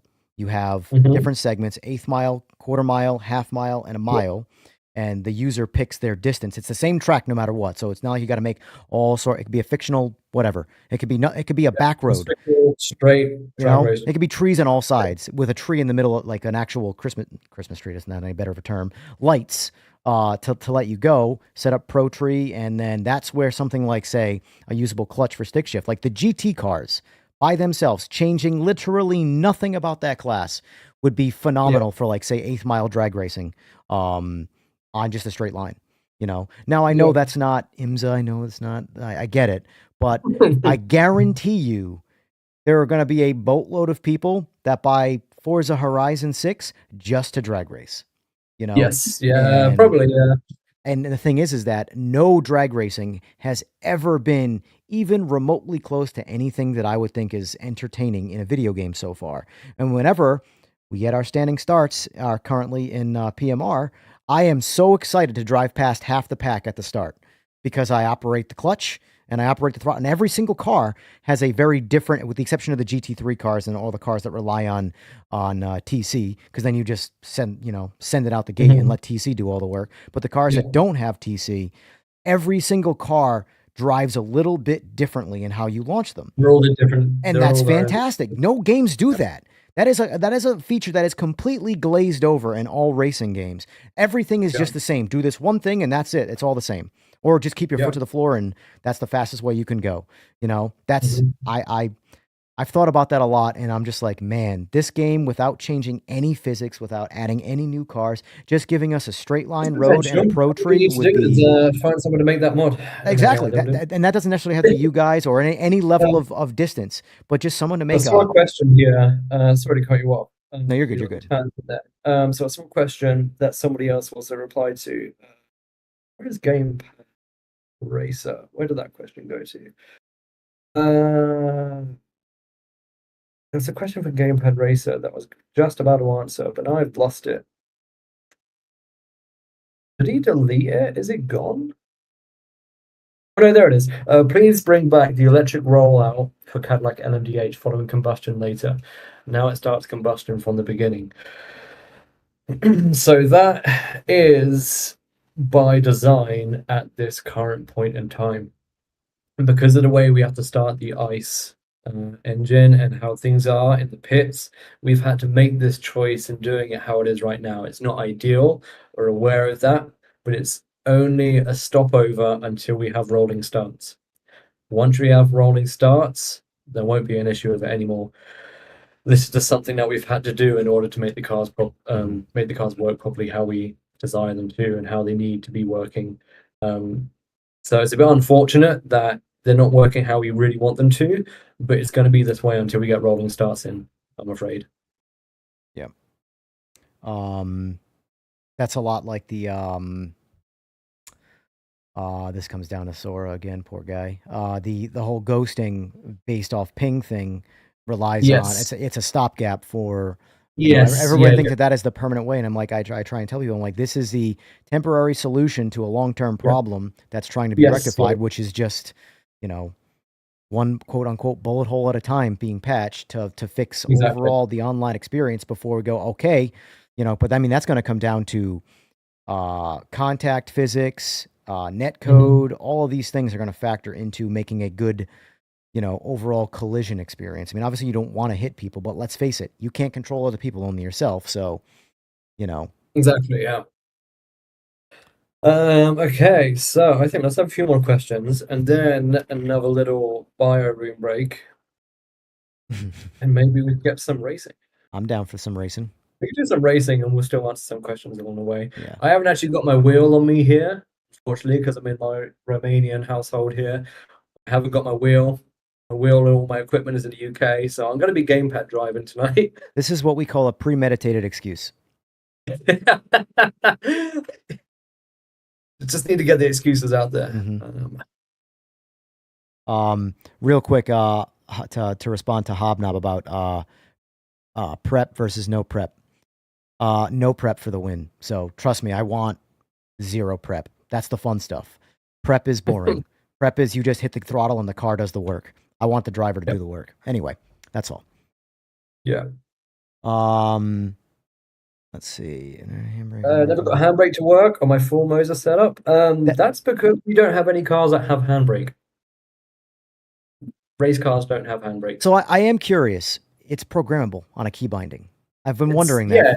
It's there. You got it on a key binding. It doesn't do anything. It's there for the potential of modding. Actually, tell a lie. I think we do have one car that might be the Porsche Trophy. I can't remember, or the sports car 70 or whatever it is. But yeah, it's the handbrake won't work because none of our cars have a handbrake.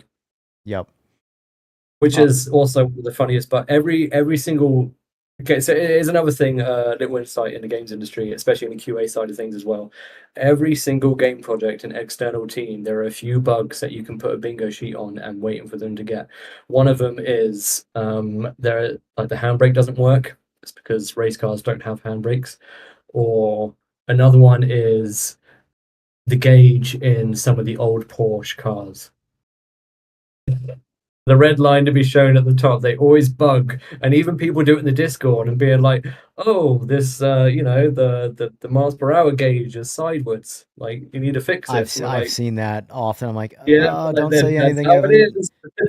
That's the karma, brother. Like, this is how I don't like the example of something that I don't know how to reply to this without being an asshole. So I just have to say nothing. Yeah. Because it's like, it's one thing if people don't know and they're like, "Hey, I'm curious, is this normal?" Or when they come and be like, "Yo, you gotta fix this. This is stupid." Yeah. Like, no, that's yeah, that's we need to deal with that a lot. But someone's question: will console get photo mode and the ability to watch replays in multiplayer? Yes, you will get both of them. Photo mode might take a few months. We've had a very, very basic version of it. We'll need to build upon that more. You will get photo mode and replays we're working on. I'm hoping replays will get sooner rather than later.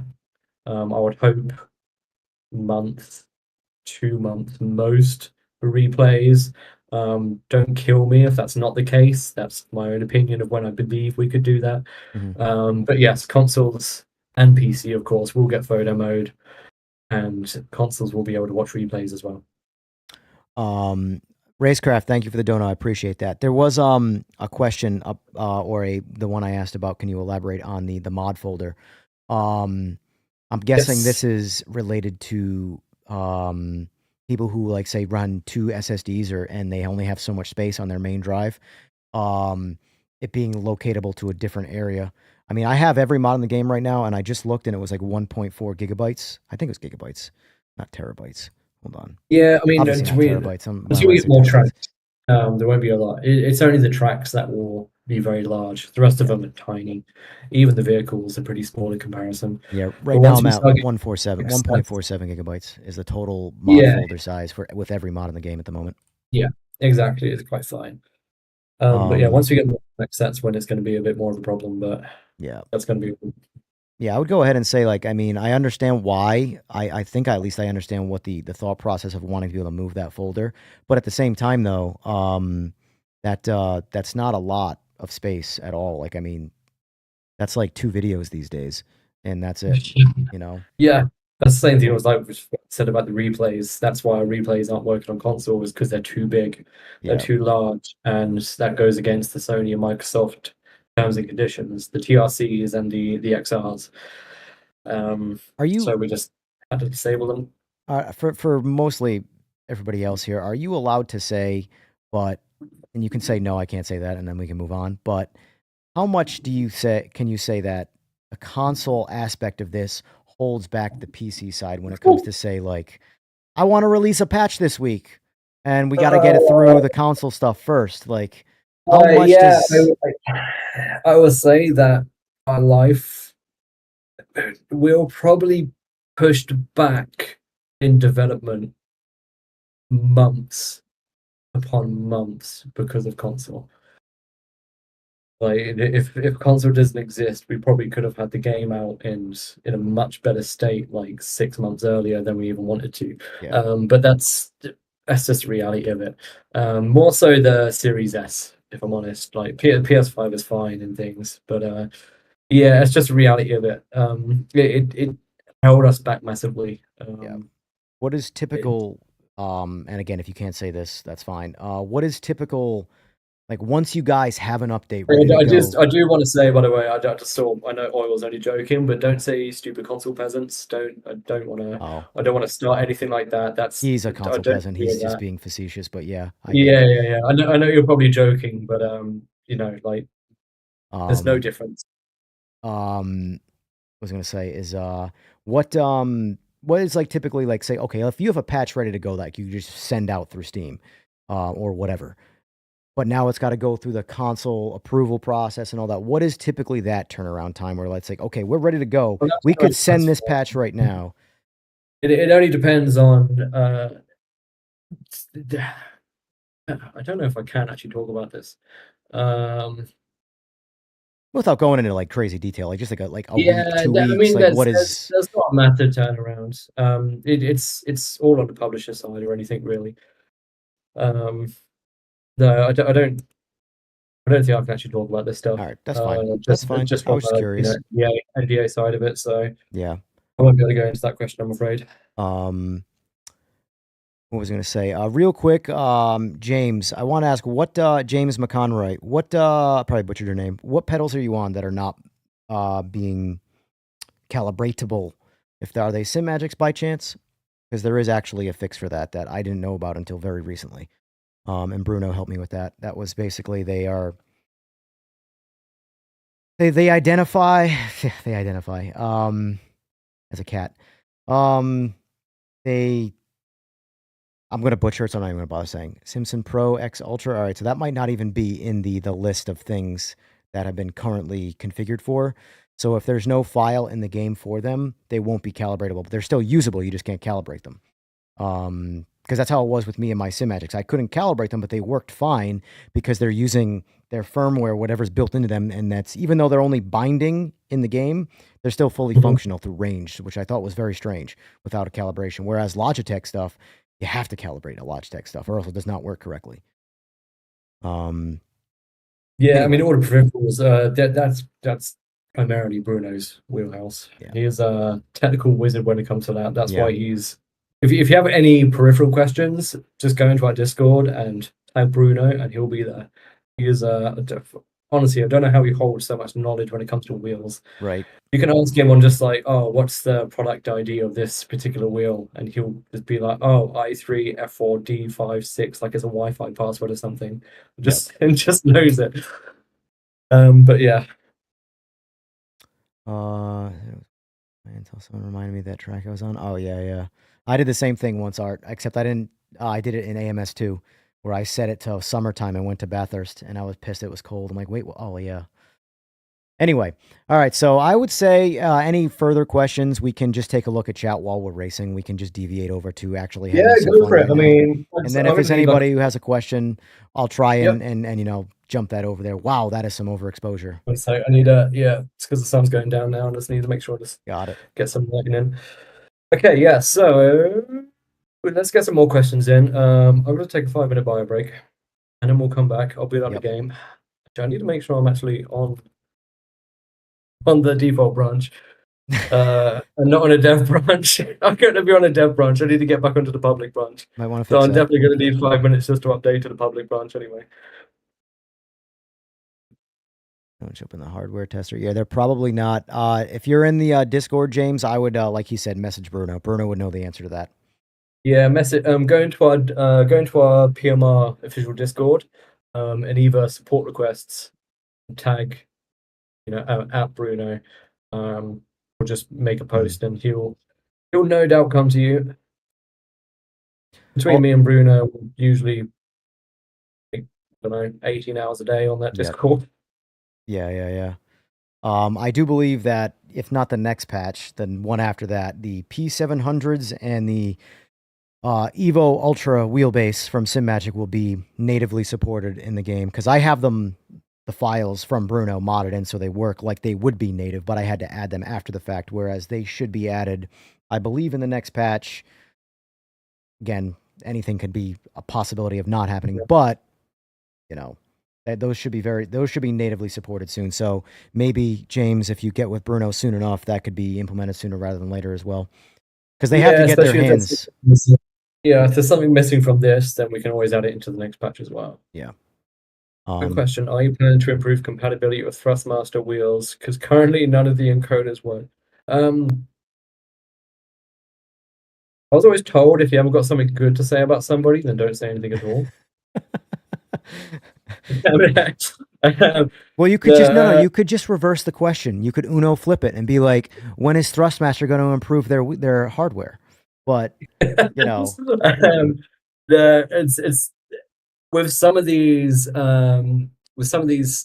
peripheral developers, it's a two-way street. We can only develop and fix and make what they also give us. If some of them want to suddenly put out an update without telling us, there's nothing we can do about that. If they want to push out an update which breaks their wheels on the same day we send out a patch, there's not a lot we can do about that. Yeah. Yeah. So if there is a problem, always raise it. We'll tackle what we can when it comes to wheels. Because at least when it comes to wheels, that's something that is quite flexible in what we can at least tackle. With that's a matter of time of when we can fix it, not if we can fix it. Yeah. I've seen a lot of like on the opposite side of that too. Because like you said, it's a two-way street, and the communication side of things is what's key. And for example, the new AC Evo update 0.6 came out, and they changed their telemetry throughout the entire system. And unless the base company or the wheel company was notified about it to preemptively prepare for that, none of the telemetry works anymore for any of these wheelbases. For example, Simagic did not get out an update for AC Evo 0.6. All of the telemetry does no longer work. And I see so many people. Now, again, I don't know what happens behind the scene in terms of that conversation, but I've seen in the Simagic Discord so many people like dogging Simagic right now for their telemetry not working in AC Evo anymore, like they caused it. But the reality is all it took was, maybe there just wasn't enough time to reach out to every wheelbase manufacturer to be like, hey, here's our new telemetry information that you guys need on your end, so this works fluently. So now, something that did work, a game got an update, and now it doesn't work. And this is the case of where it's the game developer's fault, or I shouldn't say it's their fault, but they were the one who made the initial change, which made the entirety of the system not work. And it goes both ways. That's where I was piggybacking from that. It's a two-way street. Yeah. But anyway. Right. Quick break. Go do your bathroom break. Yes. I'm gonna be honest. Yes. Go do your thing. I'll get us. I'll get me on my big beautiful face on the screen here. You got it. Move this over. Catch you in a minute, chat. That one down.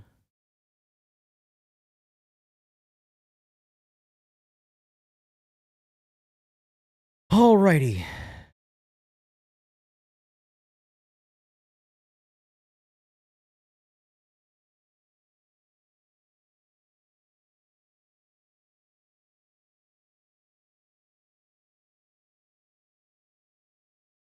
That. Whew. How's everybody doing today, by the way? And by the way, I have to do this properly. It's aggravating, but I'm glad I did it because I run two webcams. They're side by side each other.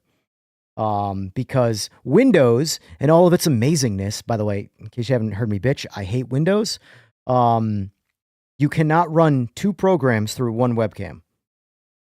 The first one gets priority, and sometimes trying to operate the second one will crash both programs. So I have two webcams, one for Discord, so I could just screen capture, and then the other one for the stream. So right now we're using the stream cam. Technology, boys. All right. Let's see.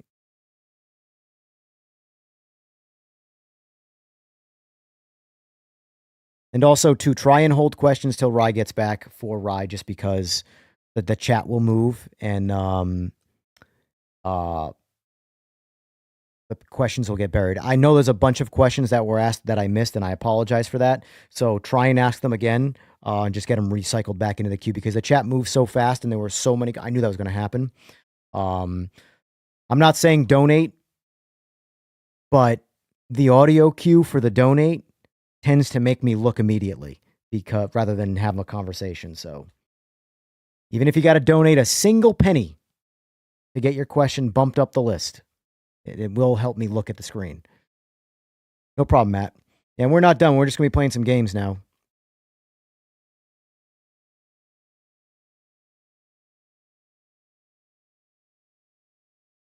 Hopefully some of the questions you guys had were answered, though. I'm hoping, you know, this wasn't pointless, because this obviously was not meant to be pointless. Get all my stuff booting up here. Over here, dilly-dallying.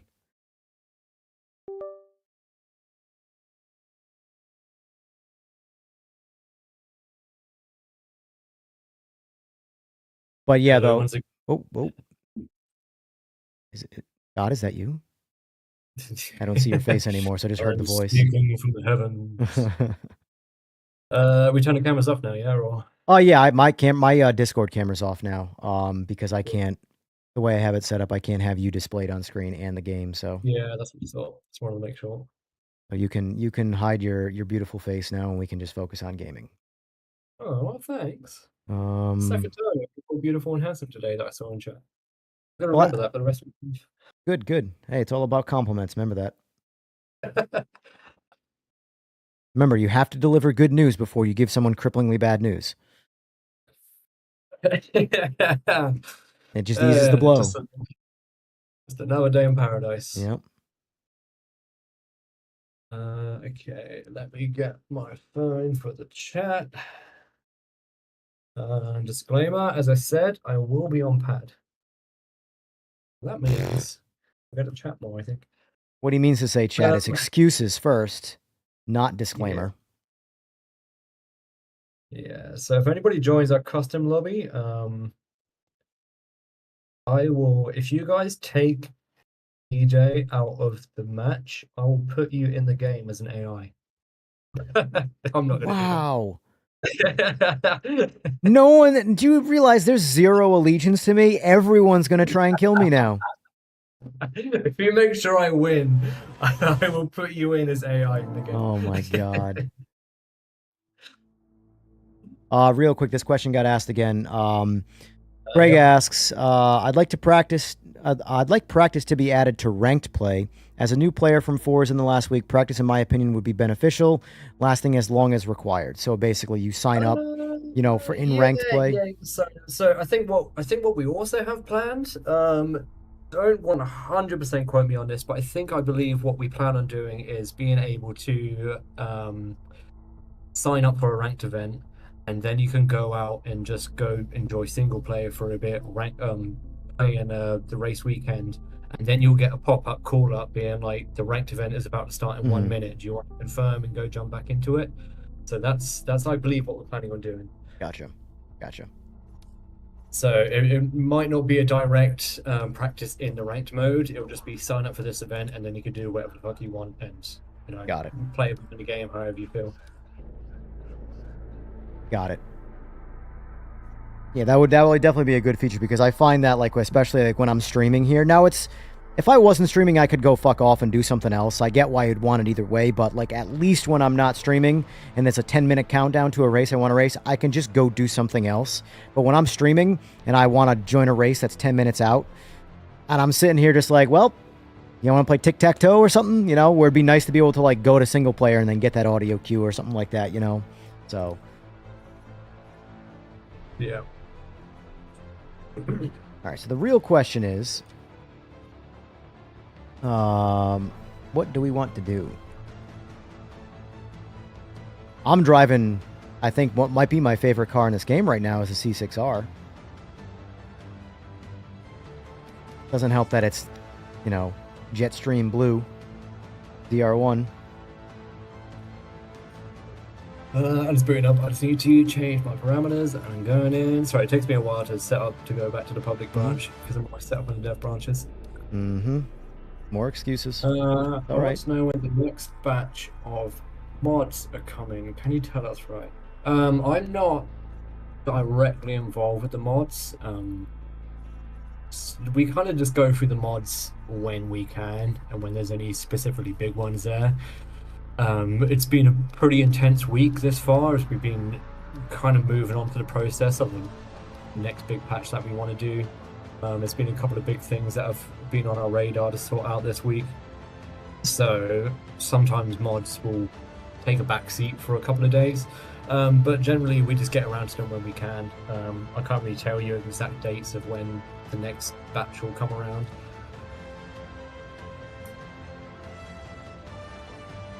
No, I'm not going to cheat. I know Sora has his own little cheating program because he built the whole entire system. I won't do that. I don't have the knowledge for that. I mean, I could do it, but The worst one is when he, however he does it on his end, basically makes his car weigh 10,000 pounds so that he can ram me off track effortlessly. And when you go to ram him, nothing happens. You just bounce off him. Yeah. It's just boss mode. That's all it is. Yeah, exactly. Exactly.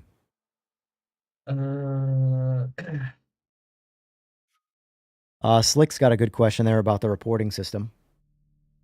Future of it anyway. That's less lengthy. I mean, it's not directly tied to Discord. It's actually tied in game, but currently it's tied to replays. And I'm very aware that consoles don't have replays right now. I also do want, we all want, and I do hope that there will be a better replay system, because currently I am the steward for replays. It's me that reviews every single replay that goes through. It's me that's to deal with that. Now so, people have a face to the guy swinging the band hammer. Yeah. People have a face to the one that they can say, "What the fuck are you doing?" We should have a better one coming. Something that we just need to be very confident in our design and what we're doing and make sure it works. So it's not something that we can just quickly whip up. It's something that takes weeks of testing to make sure it actually works properly. And we might even do like a private little beta test potentially with it with the Giants partners. It's just to make sure it works well. I assume you still have chat open, right? Yeah, that's right. I've got chat open, yeah. I can't actually see the stream because I've got chat on full screen, but That's fine. That's fine. That's fine. do you have a lobby open? I do. Yes. Yes. There's no password. It's free reign. Oh, there you are. Yep. Oh, Sebring. I've never heard it said like that before. Sebring, Sebring. Sebring? Is it Sebring? Sebring? I've never called it anything but Sebring, and I've never heard it called that before. Or anything but Sebring. British person, apparently. Whew. I mean, for the most part, though, like, you say things correctly with a little bit of, like, you know, British twang. But, like, that's just said wrong. Like,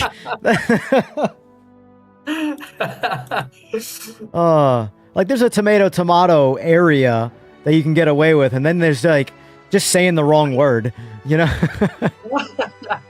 I mean, oh, that's funny. It's whatever. It's Slick says you're not allowed in America till you pronounce it right.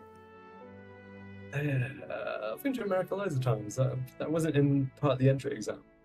How do you say Daytona? Daytona. See? We See? know that because ever since I was a kid going into an arcade, all I hear is Daytona. Right. Right. See, you at least So we know you that. have your twang, but you say it like correctly. I don't know what the hell Sebring is, but like Jesus. Whew. Anyway.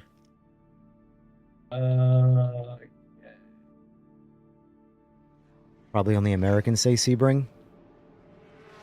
Well, Yeah, I am someone who you say it wrong. Everyone else says it right, right.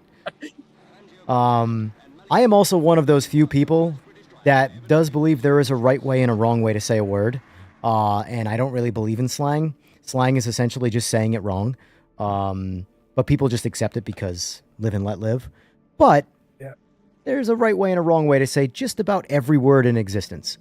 So is it Laguna Seca or Laguna Seca or Laguna Seca? The third one. Definitely the third Seca. one. I've never heard Seca. So- I've heard so it- Seca. so I've it's heard not- Seca. it's But not- Is it sabering then? dude, welcome to the English language, man. None of the words make sense. Seca, like Seaberg says. So it's sabering. Oh my god. Sea, like the sea. I'll ready us up. Say seesaw. yes, yes. Sesaw. Oh, that's funny. That's funny. You're right, Shadow. I am a little bit. I mean, the biggest one that gets me, and this one I don't complain about, but I'm always curious about, is Z versus Z. That's always been the craziest one to me. That I mean, even as an English guy, I use both. Depend. that to me is like Latin versus modern language. Like I don't. That's not even pronunciation anymore. It's just changing the word.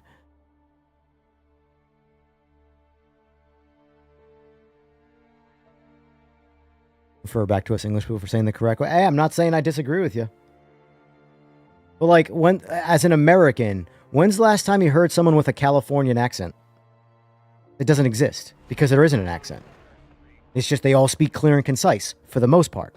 But you have a Southern accent, you have an Alabama accent, you got a Rhode Island accent, you got a New York accent, you got a Massachusetts accent, Hakka and the Haba. You know, like, these are all wrong ways to say things that are just accepted as, it's just slang. Stupid Californians. We're doing night racing. No, it's 30 times. So we should be Okay. we should do. We're starting in the evening, or sorry, at dawn. We'll probably race till dusk. Latino is the Californian accent. Oh dear. All right, I'm gonna take my break in qualifying because I temporarily don't believe in qualifying.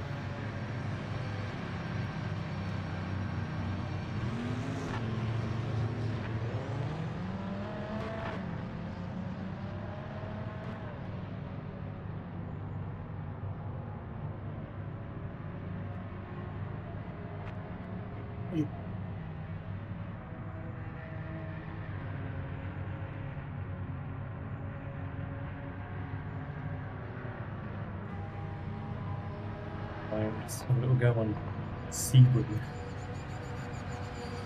No, I'm not gonna lie. This is actually one of my least favorite tracks.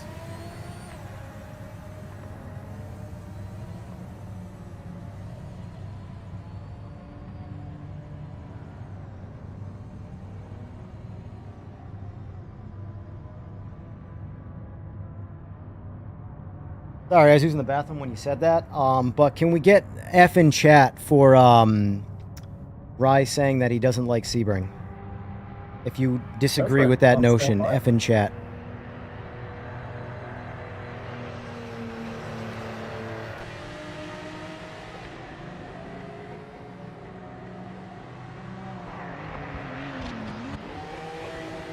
All right, that's a real good question because I actually don't know. When referring to the car, is it Alpine or Alpine? I've already said Alpine. You've already said Alpine? Yeah, I say Alpine, but Same. I've Maybe always there's said that maybe word Alpine, and then I've never, and out of nowhere, it was Alpine when it came to the car. some of my friends on the PMR France channel here, they might be able to add a little bit more insight on it. I call it a pine tree, right? You don't call it a pine tree. Well, So, or it's the Alpines, like the mountains.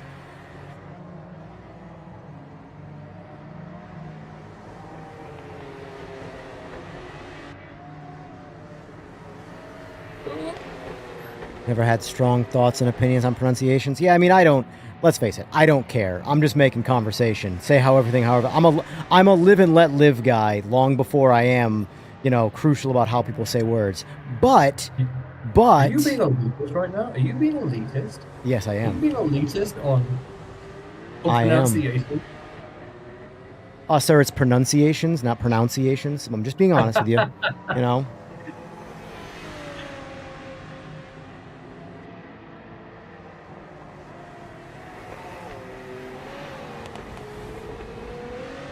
pine tree is a tree shaped like a wang.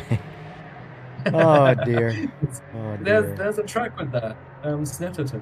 Oh wait, no, that was a scary man. There was who was it? There was a track that has a big penis-shaped tree somewhere, but I can't remember where it was. Snetterton had the scary man. Mm-hmm. I can't remember where the penis-shaped tree is.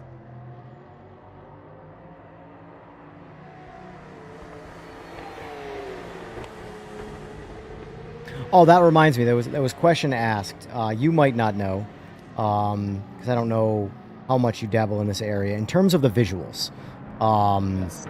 the ghosting, which has been so we'll start with DLSS, which is much lesser of the two evils. Or I should say, it really seems like it's all temporal anti-aliasing has it. Because if you turn off anti-aliasing, there's zero ghosting of any kind. So it's clearly tied to temporal anti-aliasing. It does it a little bit in TAA, a little bit more with DLSS, and then FSR in certain scenarios is basically the movie Tron. So has there been any level of progression towards fixing that? Because I only ask because the thing that I constantly made a joke of with the disco lights, the orbs, those are gone now. That was fixed in the most recent update. That was there. That was also in conjunction with an NVIDIA update, and that's the trouble with game development sometimes. Is everything can be running totally fine, and then the graphics cards decide to put out an update which breaks something, and then you fix it. But yeah, so that should be gone. The ghosting as well. I know it's high on the priority list. I don't know if it was fixed. I'd like to hope it was, because I remember us raising it and kind of shouting about it, being like, "Why is this still happening?" So I haven't checked myself if it's fixed, but it's something that Gotcha. definitely worth trying to shout about. Gotcha. Now, do you know if there's been any? Because again, the obviously the much bigger of the evils is the FSR side of things. But obviously, I don't use FSR, so I don't see that. So I only see the little bit of ghosting from DLSS. Do you know if DLSS has been progressed at all? Or do you think it's just been primarily FSR? FSR is the worst of the two, so it should be prioritized. It is, but it kind of like when we work on one, it's like, oh, may as well do both. Gotcha. But yeah, and our technical art department, that all kind of comes under rendering, things like that. It's something that we're all polishing up. A lot of that is just polish. It's like small little things where it's like, oh, let's fix on this for a little bit. Well, that's actually an analogy I've been using for a really long time since this game came out. Because it was where to before, where if you had drove the track by yourself and just really looked at everything, it actually is like what I would call next gen compared to what's out there, graphics.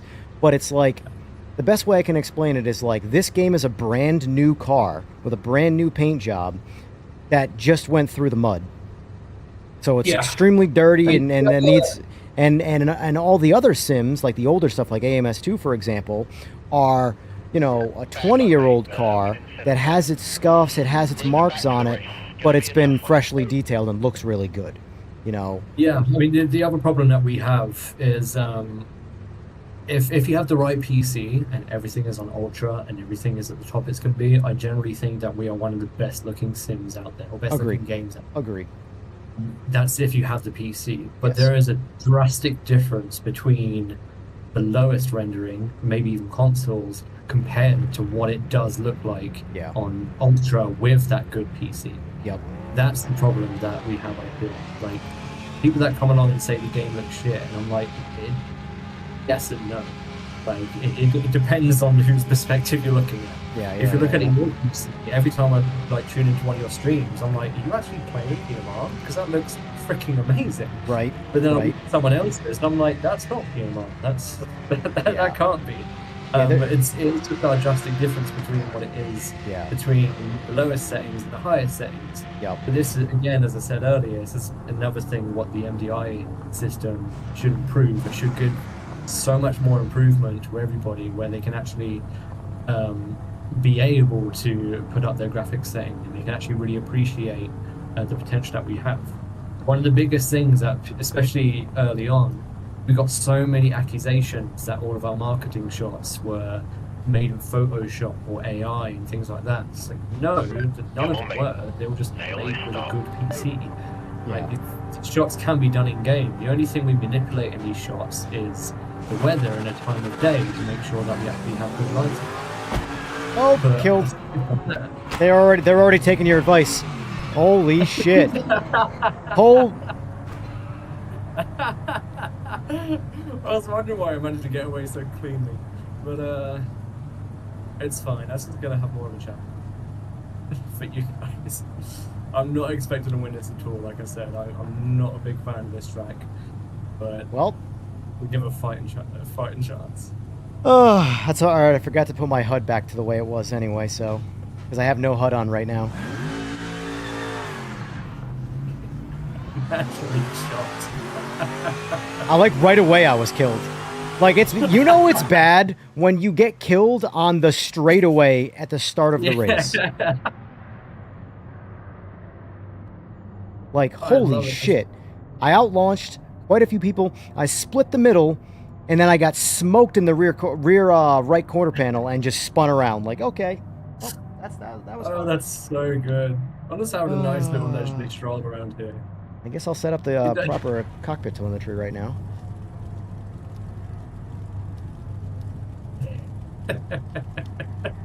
Ridiculous, man. I didn't actually expect I even forgot we spoke about that, I'm going to be honest. Trust me, Pepperidge Farms remembers, and so does the chat.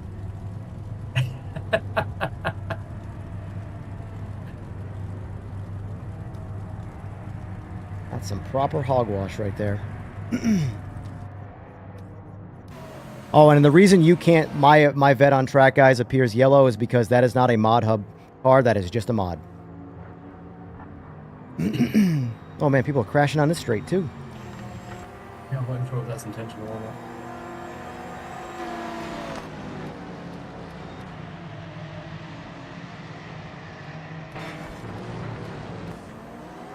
Yeah, I remember doing I done a ranked on Sebring. And when you get to that hairpin there, the amount of people that think that you can just take that full flat out without releasing throttle and just go around the corner and end up completely bricking it. It's amazing. And like you said, it makes you want to rage quit when you take it fine, but then so many other people mess up and just bounce off a wall and hit into you. Yep. And it always manages to happen on the last lap as well. Oh yeah. Oh yeah. Oil Slick wants to know if you understood my Pepperidge Farms reference. Of course I do. Okay. I even hustled to get my racing shoes on last minute because I was in slippers still. Pepperidge Farms. That was that little meme from that show, The Simpsons, right? Up, Sora's officially here now. Who's that? Sora's officially here now. Hey, it's about time. Well, he's not in the. He's welcome to join if he wants to. He does have permission. Yeah, sorry. Yeah. You can join in our little chat if you want. And then people can question some online stuff and you can get some flack for that. Oh, almost went off. I fucked that corner up.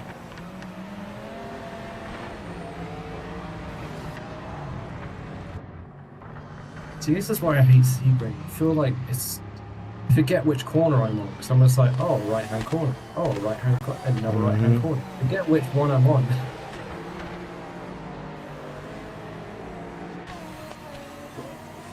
Oh, this guy's... Yeah, I can tell you're on Romanian internet right now.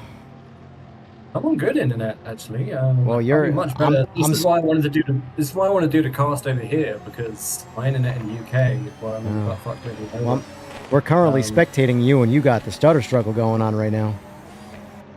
You know, it's probably just because I'm very, very far away from where you are. Yeah.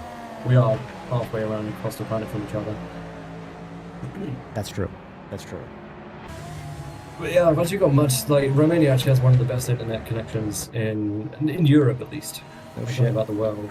But, I mean, I've got 500 meg. I can go up to 1 gig, probably more if I wanted. But I'm only paying, like, $3 for 500 meg a month. Yeah, that's nothing. Yeah. Whereas in the UK, I've got 70 meg and I pay £50. Work that out. Bring you up a little bit more.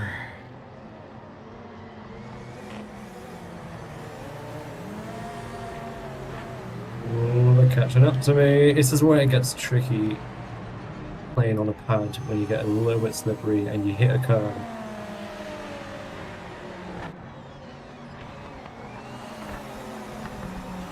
Yeah, I want to say I'm at, I don't know what my after-tax plan is, but I know I pay $79.99 for my internet, and I'm 1 gig fiber up and down. Yeah. Yeah, for me in Romania, if I was to, or where I am now, if I was to get 1 gig, I think it'll be about $5 Yeah. a month. Oh no! He's fucked it.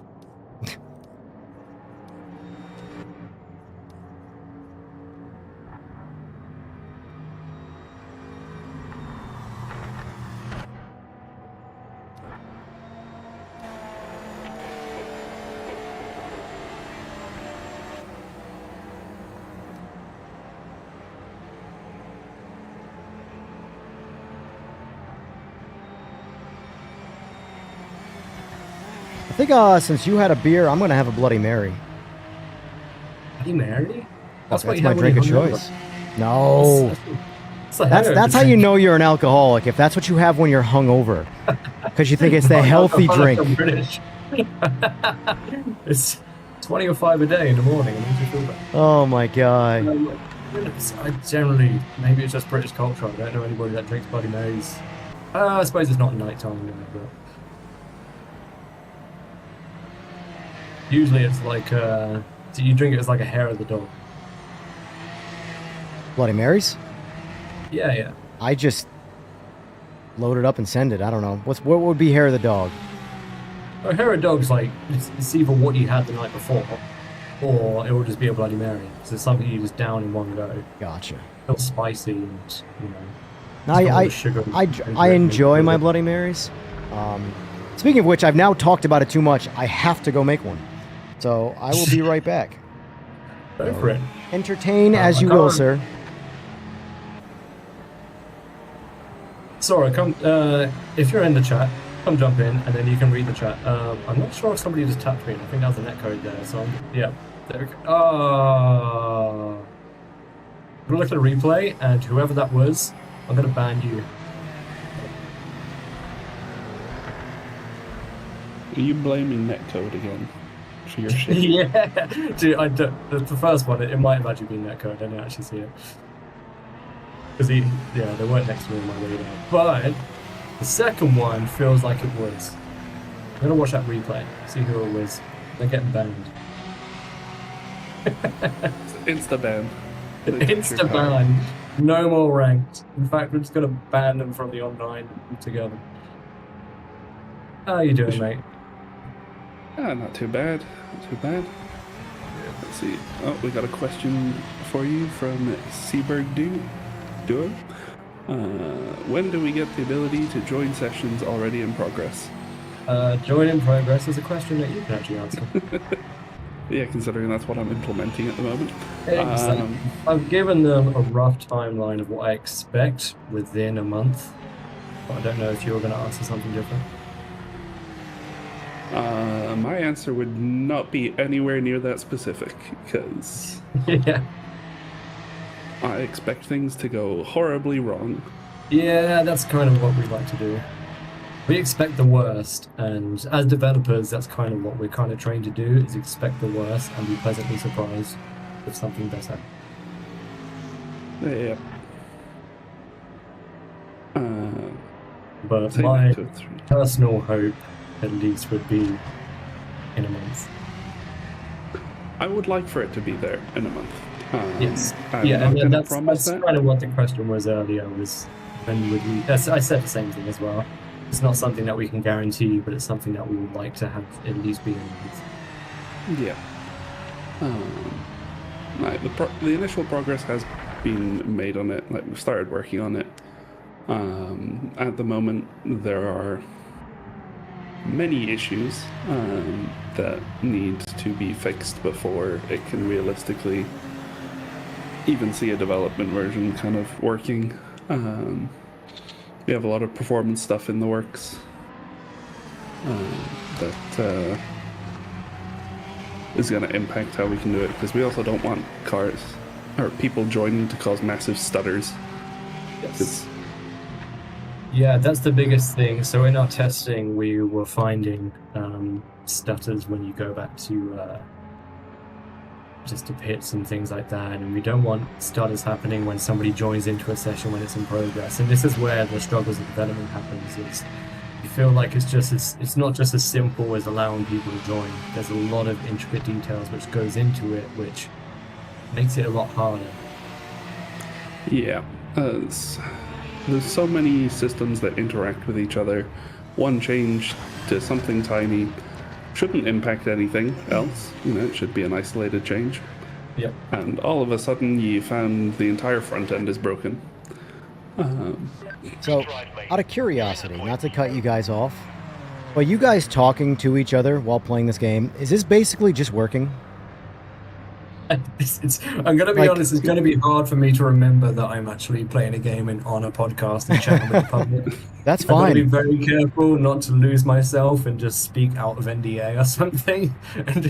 But I mean, it just goes back to what I said at the beginning of the podcast, where we've been given a lot of free will and free reign to speak with the public and speak our own opinions and things. So it's not too much of an issue as long as we don't say anything. I mean, a lot of the things that Alex speaks about are things that he's actively working on, and like, is it really bad if he's leaking something that he himself is making?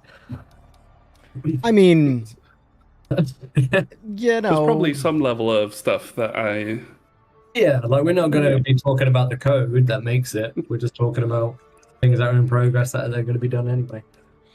The systems as a whole rather than their exact implementation. Admittedly, I've gone over how our peer-to-peer versus like server host stuff works, which technically is probably internal design stuff, but at the end of the day, it's what users are experiencing. It is causing confusion. Having more information out there, it's not going to let anyone steal anything from us. There's no intellectual property or anything kind of going out, but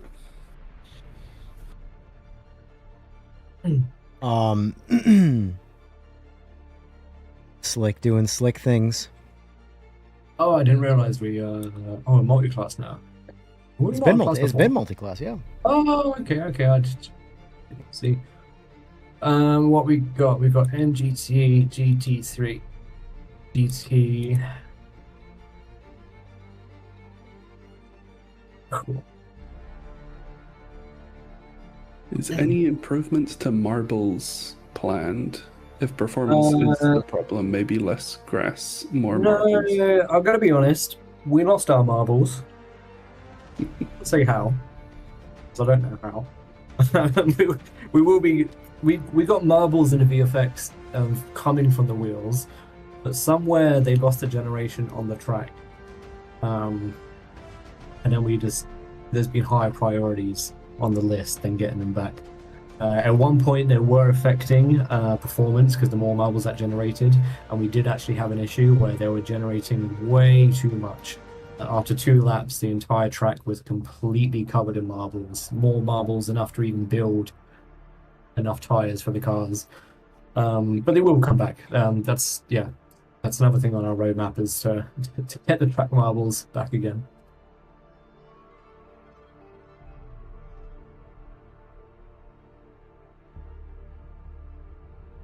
So yeah.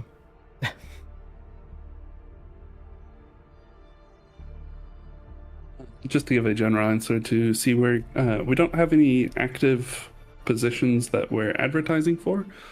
We do have a careers page that, as it says there, we currently have no vacancies.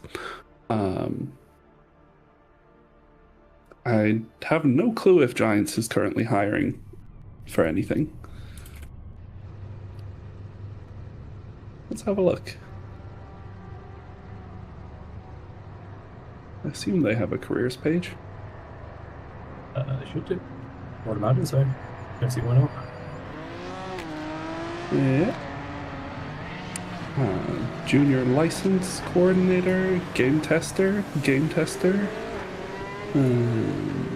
senior software engineer. Yeah, so if you want to go join a farming sim team, Yeah. our friends over at Guys, and yeah. Post that. Yeah, link. You know, I don't think I would know the first thing about farm sim. Like I could give genuinely zero advice on farm sim. I could. Honestly, sometimes it's good to go in completely blind. You're given a completely different set of eyes, so you can see issues that other people don't. Especially as devs, and this goes for every development team. You get a bit tunnel vision. When you've been working on a project for years at a time, you can get really blind to the issues because you've been looking at it for so long, you don't even recognize an issue anymore. Yeah. This is when you need fresh eyes to come in and be like, you know, how is this scene? And we're like, oh, like it's been there the whole entire time. We didn't even realize it's broken. That happens with every single development team. This is just the games industry, right? And it happens. So sometimes you don't need knowledge on something. You just need to know how to do the job for that thing. Sometimes it's better to not know knowledge on a certain thing. Yeah. Also, the like actual doing the job stuff can be learned on the job. Yeah, 100%. That's like when we were for a team and whenever we've had a position, I don't look for uni degrees and things like that. I want to know that one, you're going to get along well with the team. Two, you can do the job. Anything else is up to me or the other people in the team to teach you how to do these things. And then that's it. As long as you've got the capacity to do it and the knowledge, you don't need to know how to do it. We'll teach you how to do it. You just need to meld well with the team and have the right mindset for it.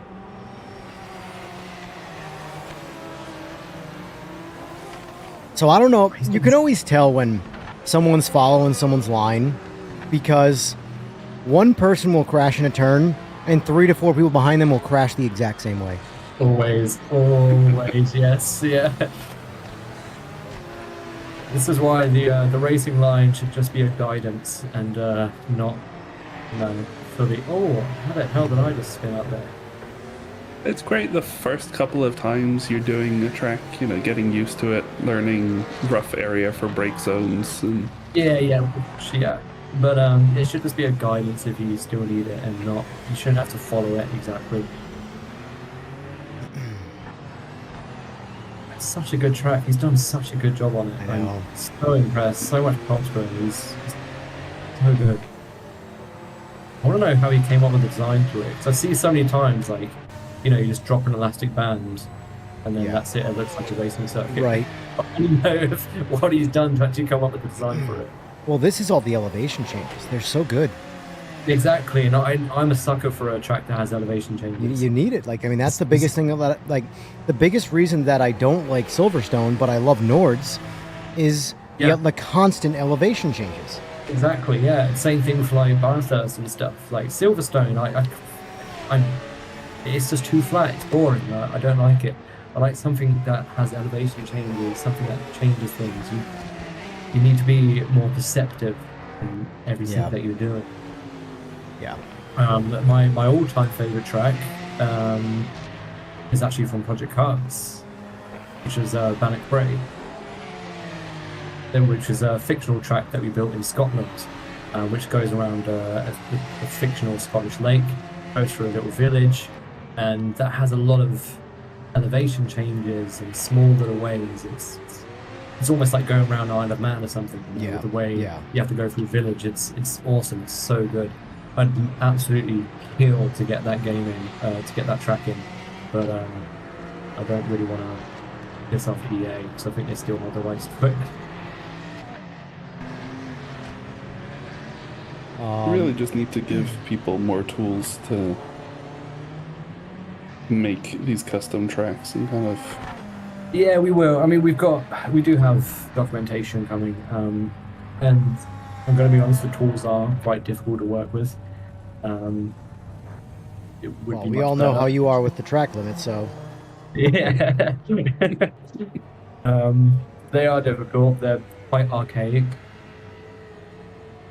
Feels like you're working on a program that's 20 years old. But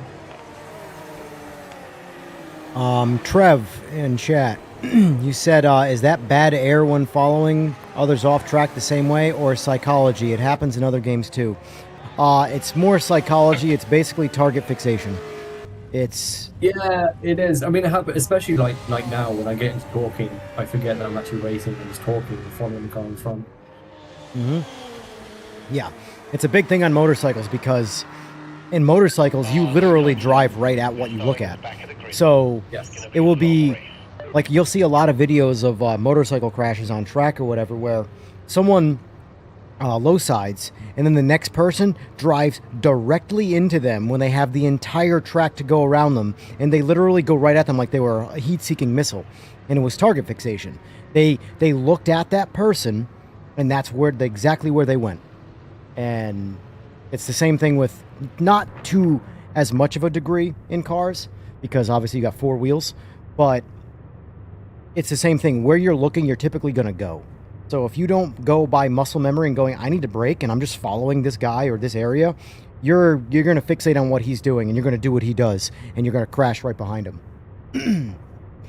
Seaberg, how do we make track mods? Is there a toolkit? Not yet. I'm hoping we should have a toolkit and documentation out soon.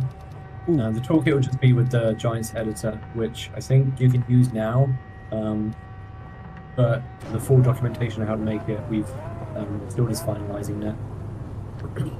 There's a lot of things that go into it because we need true track into it as well, and it's not quite just as simple as making a track because we have true track and things like that. There's a lot more that goes into it. What I meant to ask, and that actually just reminded me something a little bit more simplistic. Do you know if... I know it's been told, but the setups fully applying, because before, when 2.0 released, setups stopped applying to the cars altogether, and in the most recent update, sometimes they apply. Sometimes they don't. It feels very random. Yeah, I remember a bug about that coming in. And that is why we need drag racing. Sorry, I mean to scream at your butt. Just saying. Hey, so it's a lot smoother start than our playtest. Oh, the playtests are horrific. You think that 30 developers of a racing game would be good at driving together? After doing it for 2 years. Minimum. Some of us for almost These guys 3. have been in for 20 years. True. Oh, I always forget about that kind of one. But we've been working on this Oh, game it's tapped me in the arse and taken me out. for almost 3 years. And some people have been with this specific project for over 3 years now. And admittedly, a lot has changed over those 3 years, but Yeah, it's I mean, really the bad. first year is kind of more, the first year was under Unreal Engine, and then once we were allowed to change over into the Giants.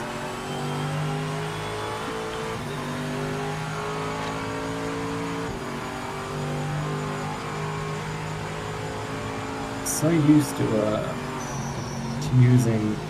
I thought I'd download the setup and see how that's going. I'm so used to how this car handles without it.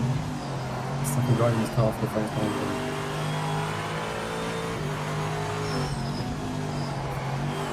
EJ here is all for stock setups and just force everyone to use the same stock Yeah. setup. I'm a boring, basic bitch. What can I say?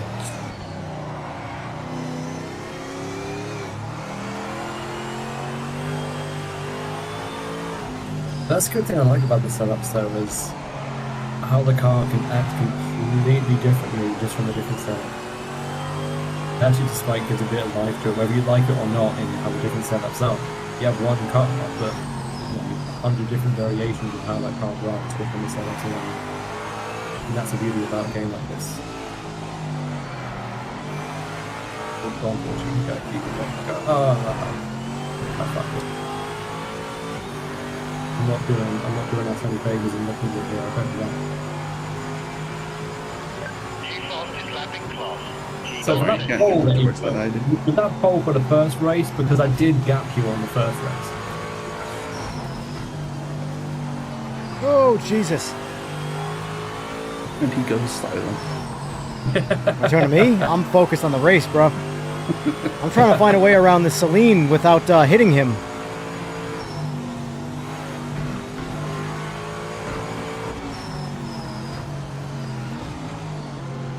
Let's see what we got. Hit him again. I'm not trying to hit him, I swear.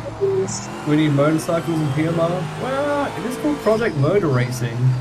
You know, like we don't. It doesn't necessarily mean we discriminate against certain vehicles. I'm pretty sure you could mod a motorbike in.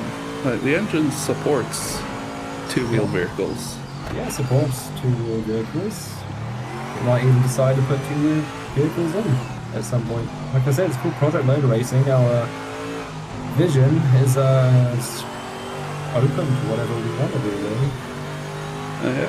But, I looked at chat too long. How do you do this? How would you read chat and drive at the same time? Welcome to my world. It's... Now, see, the actual skill comes when you start replying in chat while driving. Listen, well, now I know your secret. It's all AI. You're not driving the cars. No, I use the other account for that. So, try to keep this one clean, apart from the cheats.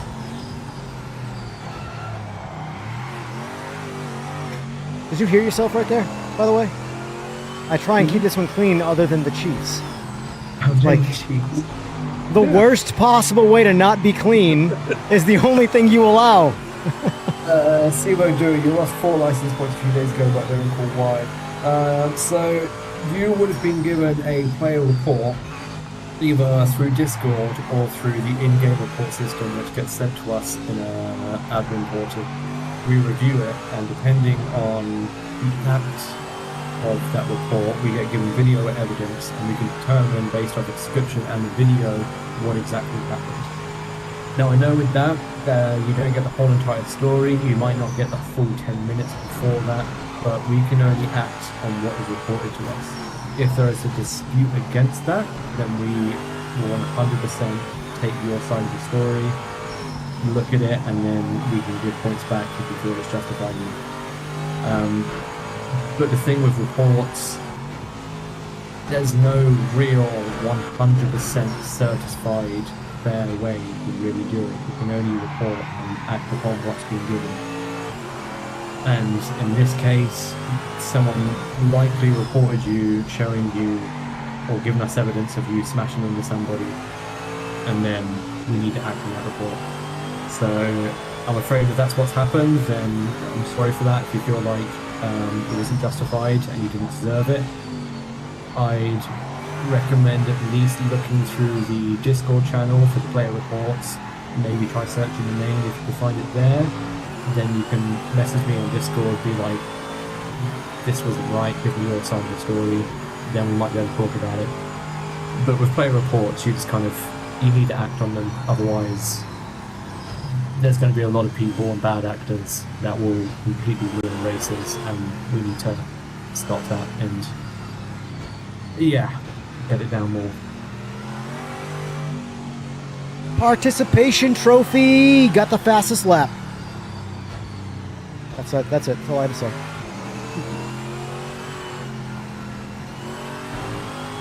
Let's see.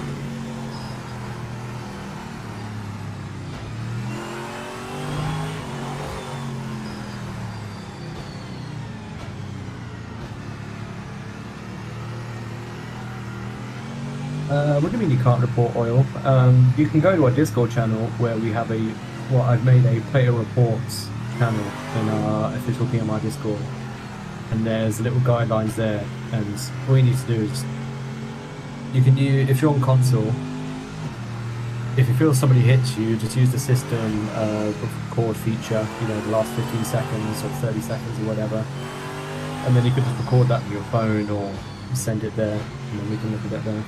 Until we get replays up and running online, on console, sorry. Oh, you don't need Discord. Oh, that's fine. Fair enough. Okay, that's okay, then maybe you Yeah, can. I don't. Oil Slick is one of those guys that he uses Facebook still and doesn't have Discord, and So he's I, like don't know. I just can't align with him in any way right now because of it. Yeah, fair enough. I don't know how old he is. That's like that's one thing I've never asked him is how old he actually is. It's like, how old are you? Unless you're in your 50s or 60s, I'm just confused.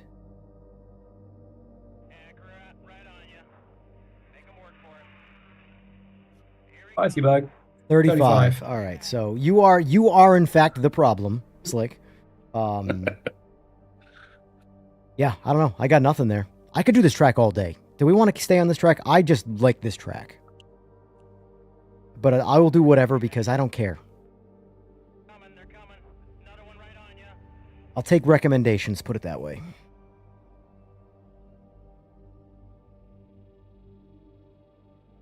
Also, are you not playing, Sora? Too cool? Oh, they are. Never mind. I was racing solo in High Rock while waiting. Took a minute to get out. Zolder. So, how do you guys feel about Zolder? Looks like Zolder. I like Zolder.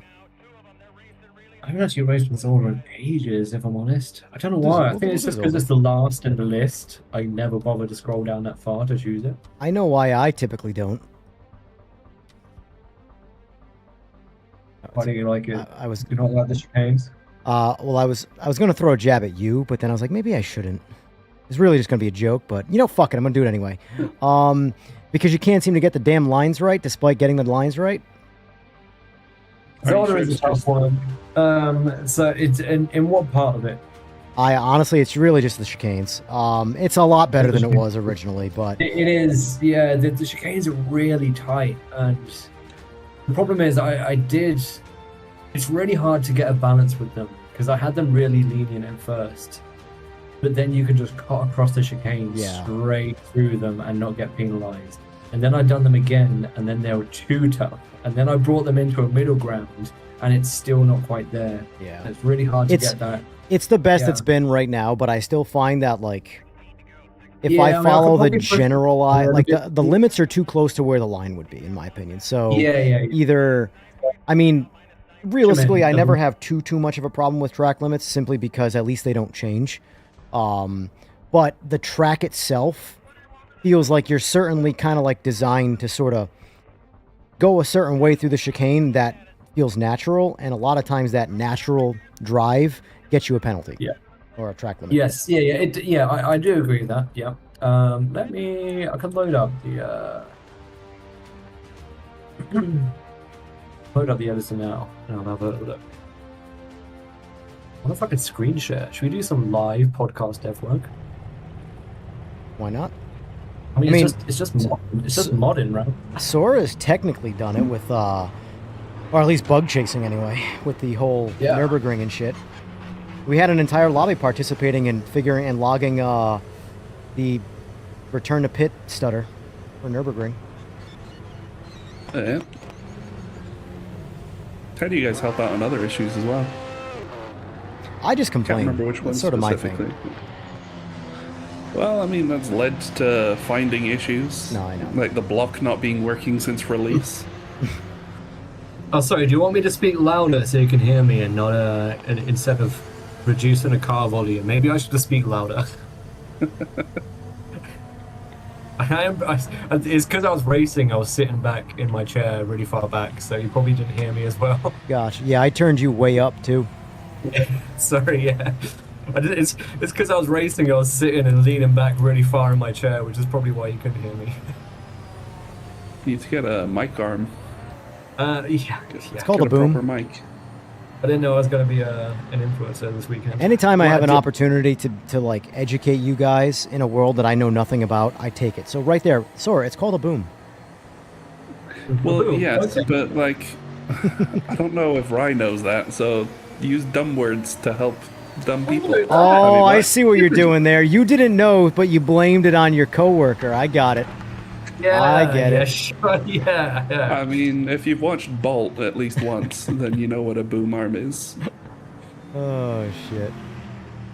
Okay, so I think I could show. Why not? I mean, it's no different to modding. I'm not actually showing anything. Yeah, when's Spinny Car coming? Gato wants to know. Spinny Car. I still don't know what the Spinny? inside joke of that is. I just know it was a day of like, what? Spinny car? Rye should know. I don't know what spinny car is. Oh, come on. It was in the Discord. It happened in the Discord. Someone was complaining about not being able to spin a car. I don't remember what the fuck it was. Oh, that guy. Okay, yeah. That guy. That guy. Yeah. Hold on. Yeah, what did I say earlier? If you haven't got anything good to say, don't say anything at all. I'm terrible at it, so I just let it fly. But I also don't have an industry to represent, so I don't care either way. Just let it fly and deal with the consequences later. Oh, I live that way. Oh, I totally. Whoop. Okay. Yep. Hopefully, no one fixated on me because I did not break when I was supposed to break. What is it? Ask for forgiveness? Not for permission? Not permission. Yep. Yeah. Words that I live by. Chicanes. Alright, yeah. Okay, so I could actually show you the chicane. I mean, everybody can actually see the chicanes. I won't give you anything. So after this race, I can give you a little bit of a dev insight and what they're like. I know people like Sure. driving in bonnet cam, but I don't. It feels so strange. See, the way you just done your chicane there. It was that very. wrong? That was a sloppy. That was very sloppy. It was sloppy, yeah. You didn't Oh get my caught god! out. I'm like, I am driving so bad right now. Hold on. It's because this guy just can't follow a road. Like, goes outside constantly and then blames the game. You go Oh, back no. and look at the review, it's like all 4 tires are off. Sora. Sora. Mm-hmm. Was it because you I haven't can't got even your- you haven't threaten got you in your- this game. It's bullshit. Because you can just make your car weigh 50,000 pounds. Bullshit. Oh, it's just the netcode, which is also your job. So either way, it's your fault. Actually, that's the collision code, not the net Whatever. code. Well, it's all related. I can punt the AI off the track, no problem. So you're clearly doing something. In Yes and fact, no. believe it or not, one of the things that I do test and I do not talk about every time an update rolls out is what happens when I ram the AI. Not much good. Actually, it's been feeling pretty good. I wish I could do that to players. Yeah? I'll need to go back and re-review it. The online collision stuff hasn't been touched in a few months. Wrap it up.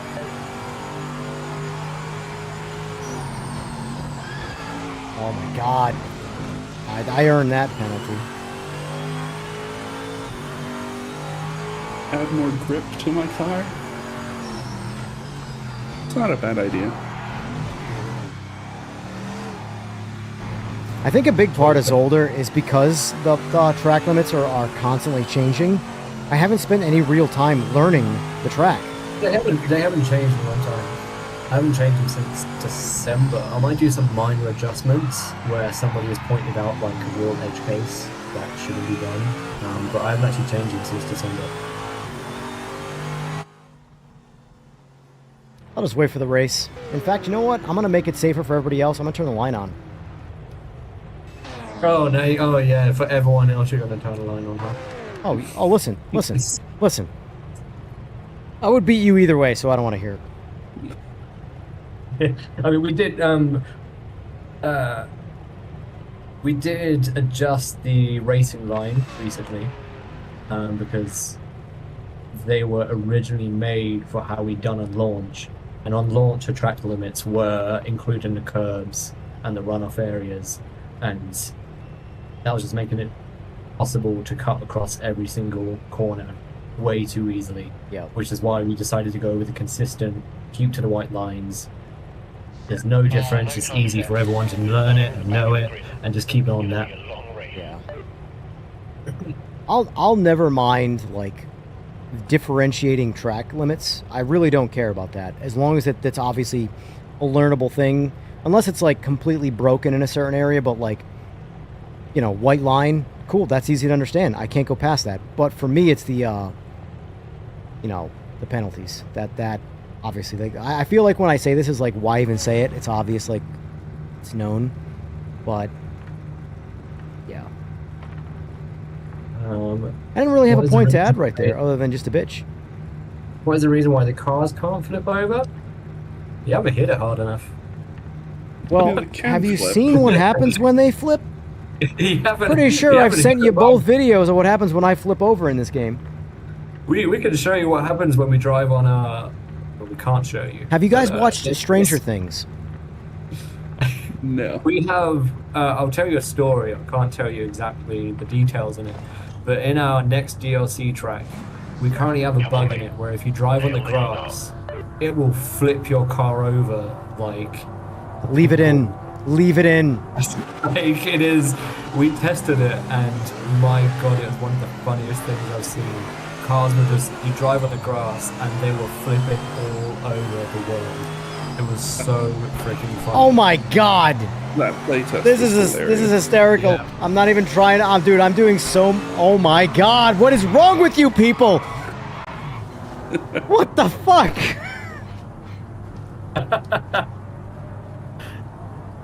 I did so much defensive driving and I'm still on the side of the road dead. What the fuck, man?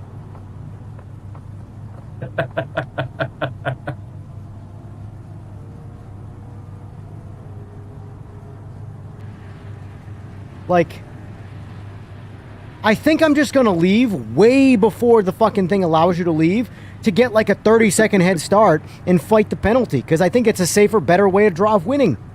What the fuck?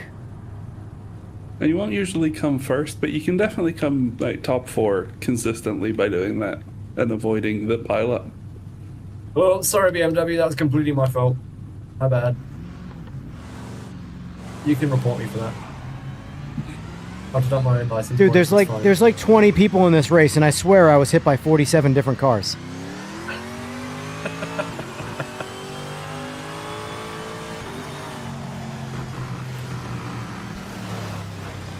Say it was my fault. You could have took a better line.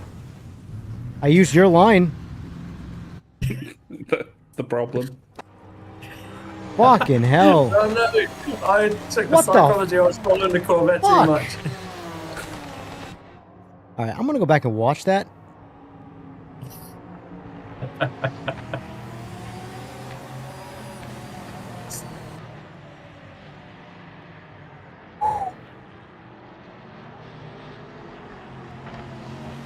Shit. Let's just park the car. Wait for Rye. Look at all this defensive ass driving I got to do right now. I outlaunch. I bail on the center line because I almost get smoked out of the center line. Watch that again. The S7 takes the center line super aggressive, so I back out of it. Nope. See that coming. Avoid that. On the brakes again. Avoid that. Brakes again. Avoid that. Brakes again. Hit from back. Recover. Stay in the race. Still fighting. Tap him because I got nowhere to go. And then now I'm just back in. Oh my god, it's ping pong. Jesus fucking Christ. Excuse me. What the fuck? That's there. I forgot to change my setup on this car. That's awful.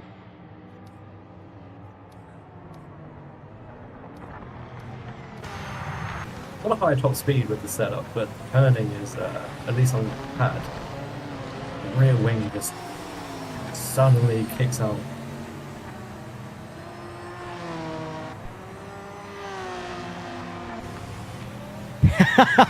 Fogbound's got your new title right there if you guys were going for a rebrand.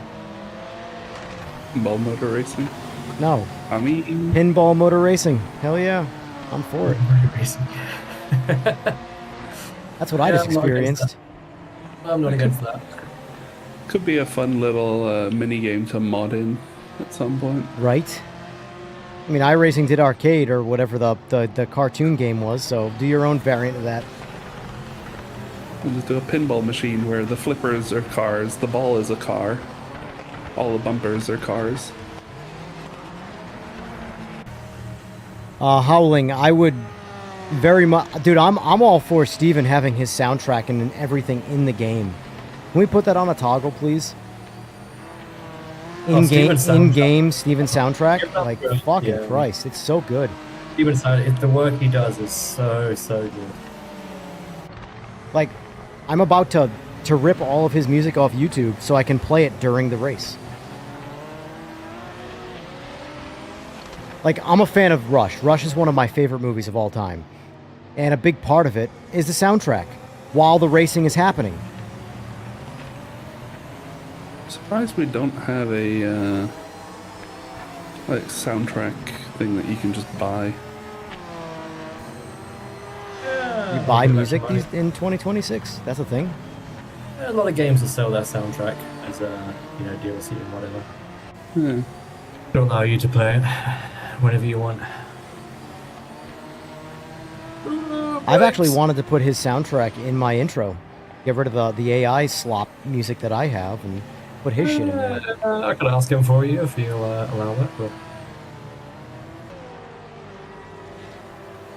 Does he still have full ownership of the music, or I think he said in chat one day that he does have copyright of it. So yeah.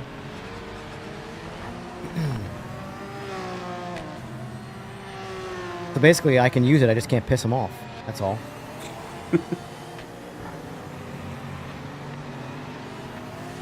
Which is the way it should be, in my opinion. Although I will say the YouTube algorithm is pretty bad at identifying copyright. So I had a one come my way where it said it used my content, and it was literally Project Motor Racing. Somebody else playing the game. It was the game's, like what you're hearing right now, like in replay, the sounds it makes, but it identified it from my stream, and it gave me the ability to copyright strike somebody. And I'm like, bro, I could like 1 of 3 strike this person's YouTube career out of existence from a mistake from YouTube. Yeah, that's bad. Remember that happened with Linus Tech Tips is one of the tech YouTubers. Mm-hmm. And they used the Heaven benchmark so much in their videos that whenever other tech channels started using the benchmark in their videos, they got the option to start copyright striking everyone who used this benchmark. Yeah, and it's crazy. Just because somebody has it in their videos doesn't mean they own it. Yes. Why do you think the video where I reviewed the reviewers, I reviewed it live and then I deleted the repost. There were a couple things in there where like, I'm going to get copyright struck from this because just based off my opinion. So I didn't give them the opportunity.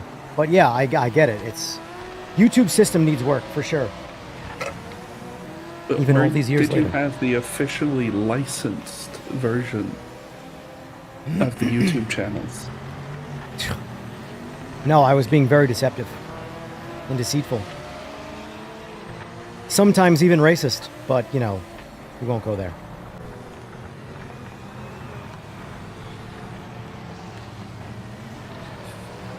Silence. You guys are allowed to laugh, by the way. You won't get, penalized for it, I promise. You hurry up, Bri. I'm trying to read chat and drive at the same time here. It's actually I have to wonder, if any of the people that I don't like or disagreed with pretty substantially are going to be in the Charlotte Expo. Mm-hmm. Maybe. Right, can I personally send you my POV? Can't see because there's a weird love heart thing in the way. Pardon, there's a really annoying guy in my way. Let me knock him off. There we go. All right. Where was I? Let me get back on track. Running me off track. Just had to get rid of a Lamborghini. Send your POV. Right, can I personally send you my point of view of you taking out the NGT? Yeah, you can, yeah.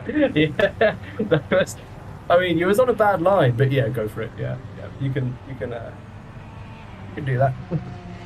Don't forget to report Rye for every corner he takes and everyone he takes out. I'm not gonna lie, I wish I was partially blind or I had really bad vision when I played video games. Because DLSS is like fucking awesome. Like it's crazy how good it is for what it's actually doing. But like I can always see the difference between DLAA and DLSS quality, and I shouldn't be able to. And I hate it. Fucking sucks. Because DLSS is so good because it's like 95% the DLAA quality with 130% the frame rate. But I still see the difference, so it makes me want to run DLAA, and I'm like, no, it's not worth it. You just gotta get the, what is it, the A6000? A6000.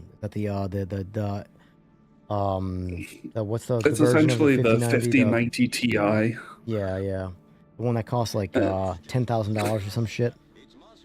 I think it was Might like even be more. 9,000 last time I checked. Although, admittedly, that was before the spike in RAM prices, so... Well, here's to hoping it starts coming down based off of, what's the OpenAI? Yeah, They backed out of their have not- handshake deal. Yep. Well, you never have a fucking handshake deal. You never mind. Oh. Yeah, $9,000 for the RTX Pro 6000. Yeah. Slick, I don't have a time frame. Honestly, this is one of those scenarios where I'm just sort of rolling with the punches. Do you want to up? It's still at 20 people from. Oh when you yeah. went on to- Good call. I'm not used to this feature. It's New. not really a feature. It's more of an oversight, I think. Where if you, yeah, No, it was done on purpose initially. Yeah, we didn't initially have a way to handle the track size or the number of users increasing. Yes. We could only handle it decreasing, and because that would be a really odd feature to have, to be able to decrease the number of users in your lobby but not increase it, we just left it to kind of whatever you'd set or track limit,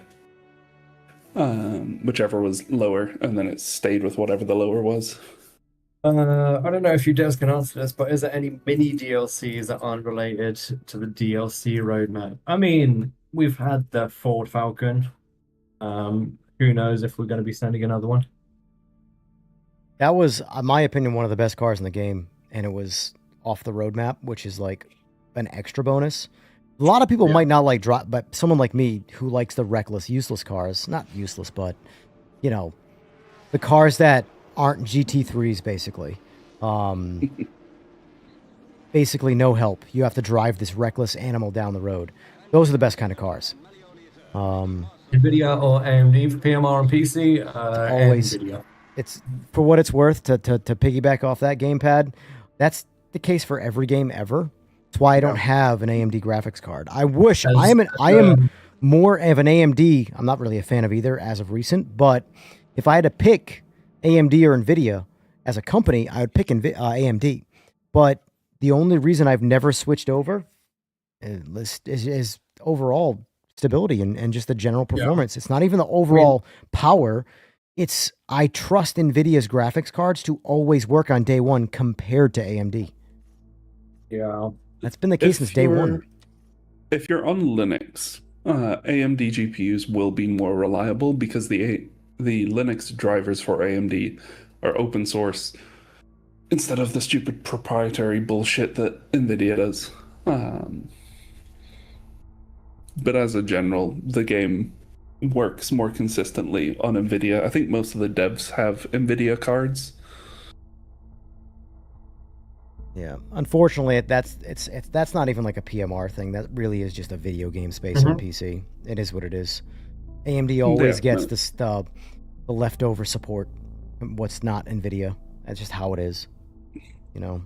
And NVIDIA have the top end cards. It's kind of, if AMD released a card that was better performing than the 5090, most likely, you know, the game industry would get the AMD card. Yeah. Because I look forward to the day NVIDIA throws in the towel and goes full on AI data center bullshit and no longer makes consumer cards.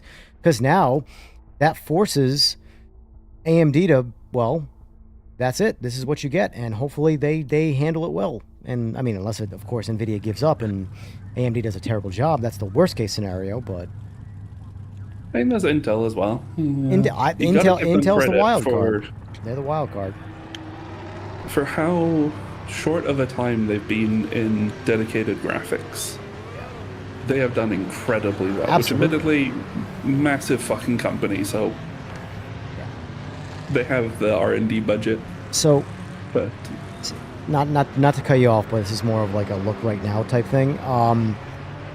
Since we're talking about graphics cards, which is on the subject of graphics, I know there's obviously certain information that's closer to the hip and some that's not, but how much are shadows being addressed as far as overall graphical tweaks? So if you look at my screen right now, the shadows that are directly immediately in frame surrounding the car, surrounding the garage, are all twitching. They're all having their own level of seizure right now. The garage, but carry on. Wow. The garage. I'll give you that. I've at least heard that one before, Sebring. But around the splitter, around the side skirts, you know, front splitter, or sorry, the diffuser, front splitter, you can see that is an immediate frame. In the garage shadows, they're all doing their own semblance of like, I don't know what you would call that other than twitching. We currently have an advert going on at the moment, so I'm not sure if you can see, but I know what you mean. Oh. you don't have YouTube Premium? I was just gonna say, what the fuck? You're in video game development. YouTube Premium is like part of the being in it, so you don't have to deal with ads. I don't even know when the ads play, dude. That's on the YouTube. I just turn them on. No, all I can really say, I'm not a part of, well, neither me or Alex are part of the render team and the tech render team and that side of things, but we will be aiming to try to improve all these kind of things. We are aware of how the shadows look, so I can only hope that we will, over the next few months, be making improvements to that. I mean, general graphical improvements is one of our highest priorities in the roadmap as well, so shadows will come under that. So two things. One, yes, absolutely, graphics have been, every update, even without patch notes, I've been finding things that are constantly changing. Two, that was the most political answer you could have given, and I'm okay with it, but I recognized it. But yeah, right now, I would say from my visual sort of OCD, shadows are currently the biggest visual sort of distraction in the game. Like right now, I'm staring at what should be a picture, and there's movement from the shadows. Yeah, the shadows are moving, yeah. You know? No, it's something we definitely recognise. It is annoying. Every time we have playtests, we look at it and we're like, yeah, this is bad. We need to fix it. And it'd be one thing it'd be off in the distance, like it's not a fully rendered image, and I get that. But this is in the immediate, this is the immediate picture that I'm seeing right now. You know? Yeah. So anyway, back to fun and positivity. Hopefully I don't die in the turn one. After the last DLC in December? I hope so. Yeah, I mean, we can't say. Literally can't. But yeah. we have no plans of stopping after season 1. We're not going to do season 1 and drop it and leave it. We are under no impression that that's going to happen. We will continue PMR for as long as we can, or for as long as PMR 2 comes out.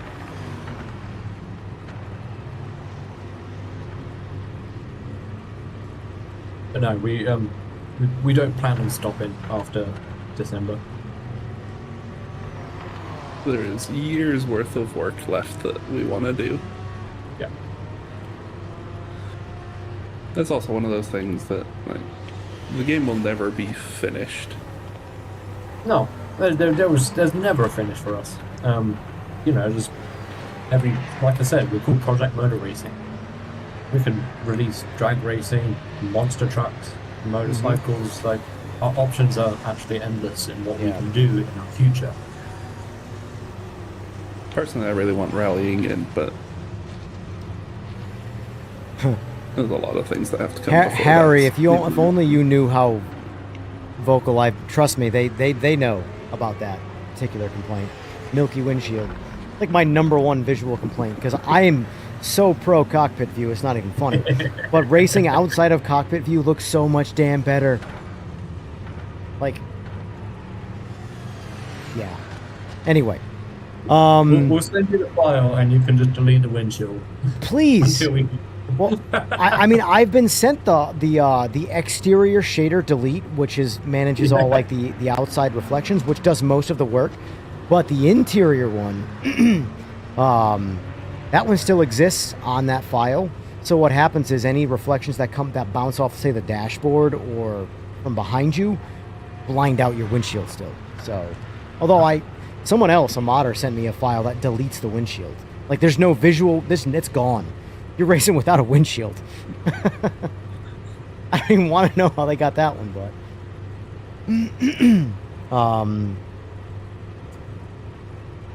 let's see.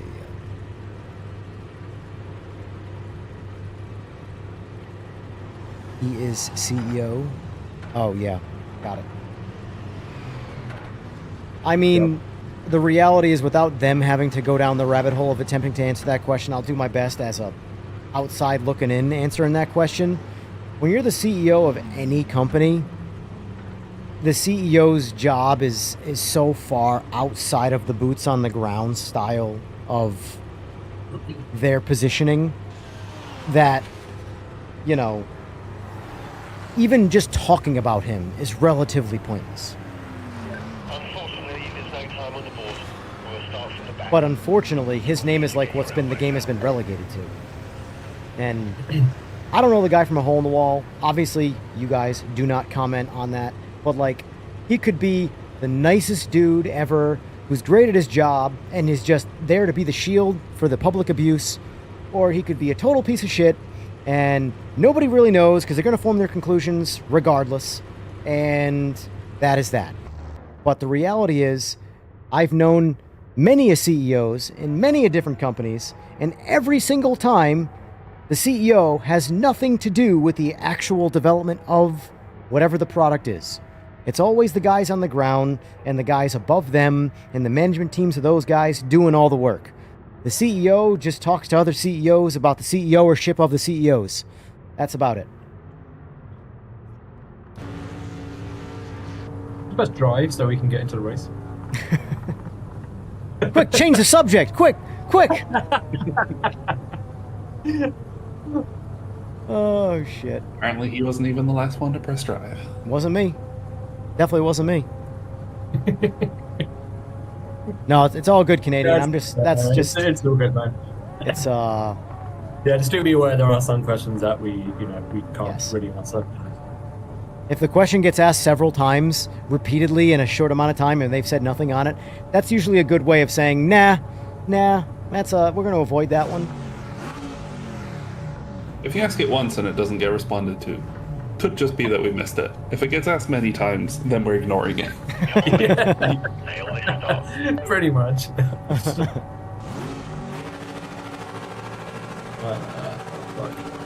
I need to eat. Oh, Expecting. Oh, I got a boost from back. I launched into the Nice. person behind me, who didn't even react. I was already driving through them, and they hadn't hit the throttle yet. And then I hit the brakes hard, and then the person behind me reanimated me back into acceleration. And now we're back in the race.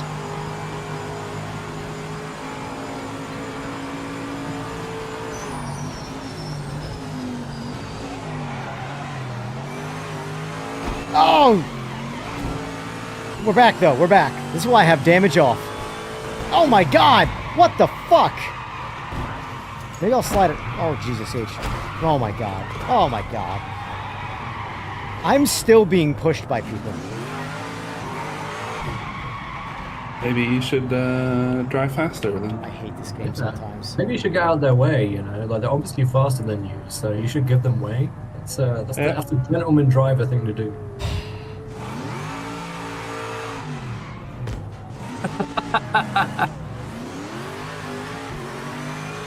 I enjoy this. We should have done this more often. Just Yeah, we should definitely do this more often. Private with a password. Jesus Christ. What's the fun in that? There's so many names in here that I've never seen, and I've seen a lot of names in this game.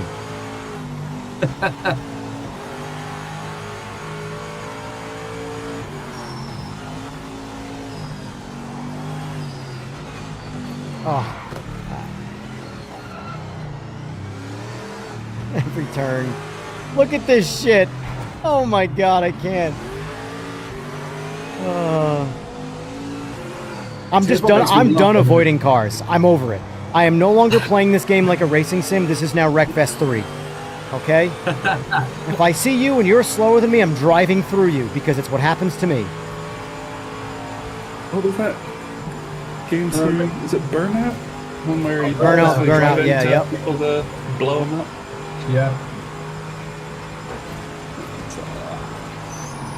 Private like it's Burnout. In a Burnout Paradise.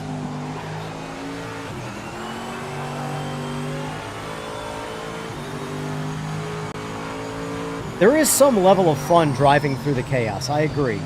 But when it's 57 cars in a 20-car grid, well, at least it feels that way, it can be a bit overwhelming. You could avoid 19 potential accidents, and the 20th one will get you. And it just feels so like, well, that was all pointless. Something that kind of to dodge all 20. makes us laugh to ourselves when people complain about the aggressive AI. Dude. Yeah, we're just like, we're just preparing you for online. I don't no, listen. It's not preparing. It is so much worse online. The AI is refreshing. I wish people drove like the AI. The AI bumps me. They bump me. They don't hit me 57 times in a row and create roadblocks and go reversed on the track. Even though that's not really a problem anymore, but Welcome to your rage baiting podcast. EJ rages at everything. oh, I podcast. do. I will never change. In fact, it's only going to get worse. I'm just leaning into my strengths, guys. EJR stand for rage. I'm just leaning into my strengths. You should see me in the Not shop. the name there. You have EJR Racing, so it can't be EJ Racing. So it's got to be EJ Rage Racing. Because then it's like ATM machine, right? True, it's true. No. Or Well- pin code. Yeah. Pin number, you mean? Pin number, yeah. Oh, I mean, pin code's the same. Not really, it's a different word. Personal identification number code? Yeah, that still makes Oh, more the sense number than code, personal yeah. identification number. Yeah. So yeah, EJ Rage Racing. That's it has to be that. You wouldn't put two racings together, would you? Like, dude, there's zero benefit to taking the inside. Like, you have to hit me and do what you just did to take the lead. So screw it. Let's try that. I can't even do it intentionally. I'm not built that way. I still let out of the throttle because there was a car in front of me. Jesus.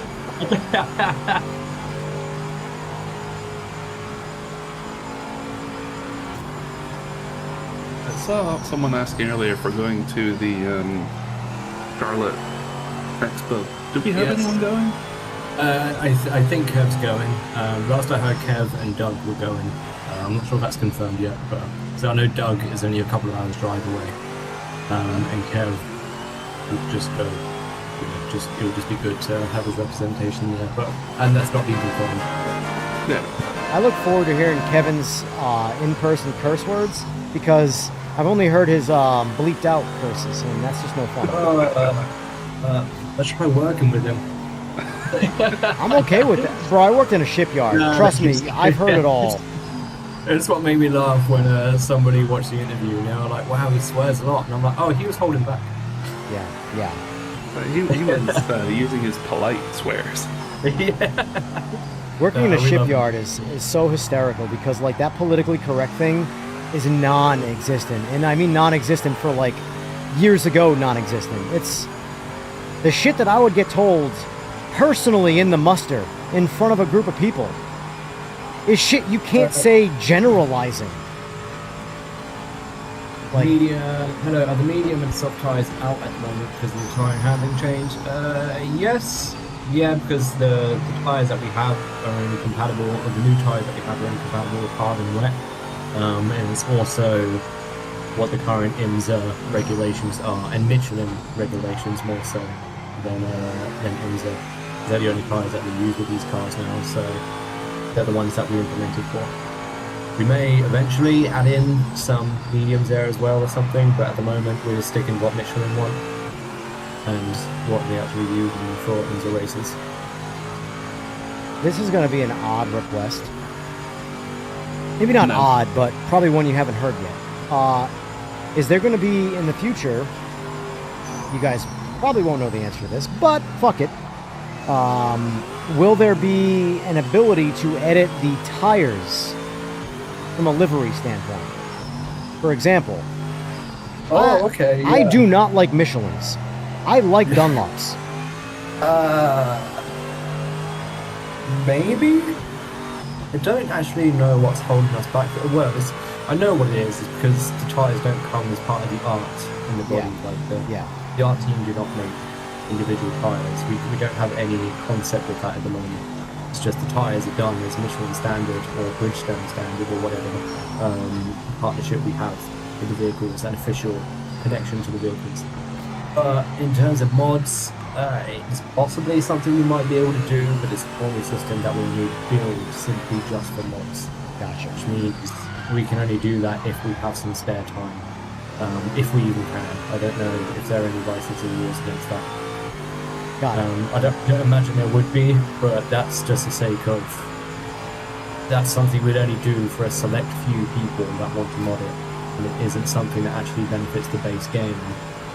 And we don't have a lot of manpower and time to be dedicating on things. That's just a nicety for a select few people. So you don't have time for me, is what you're saying. Yep. Exactly. Got it. Say it with your chest. I don't know what you're talking about. The game is in a perfect state. There are no bugs, no issues. Everything is perfect. Oh man. Can you please give us the option to download the winning sound or whining sounds when the cars build up speed?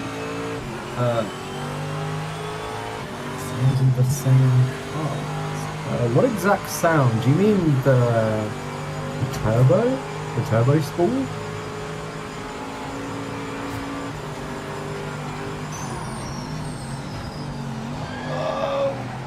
Oh, I got hit. We're good though.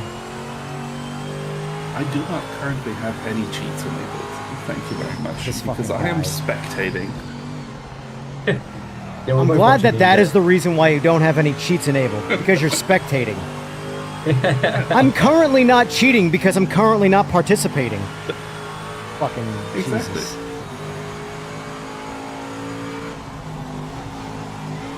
And I have to test the cheats so that I can then put blocks in for them.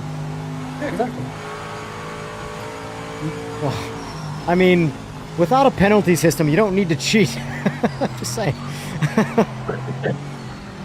I just drive 200 in a zone where you're supposed to go 150, and I just aim it at another car, and that's it. That's how I win. Okay, but I mean, in my little cheat tool here, I can just remove penalties and disable collisions and set whatever lap times I want. It's great. All right. Listen, that's not realistic, okay?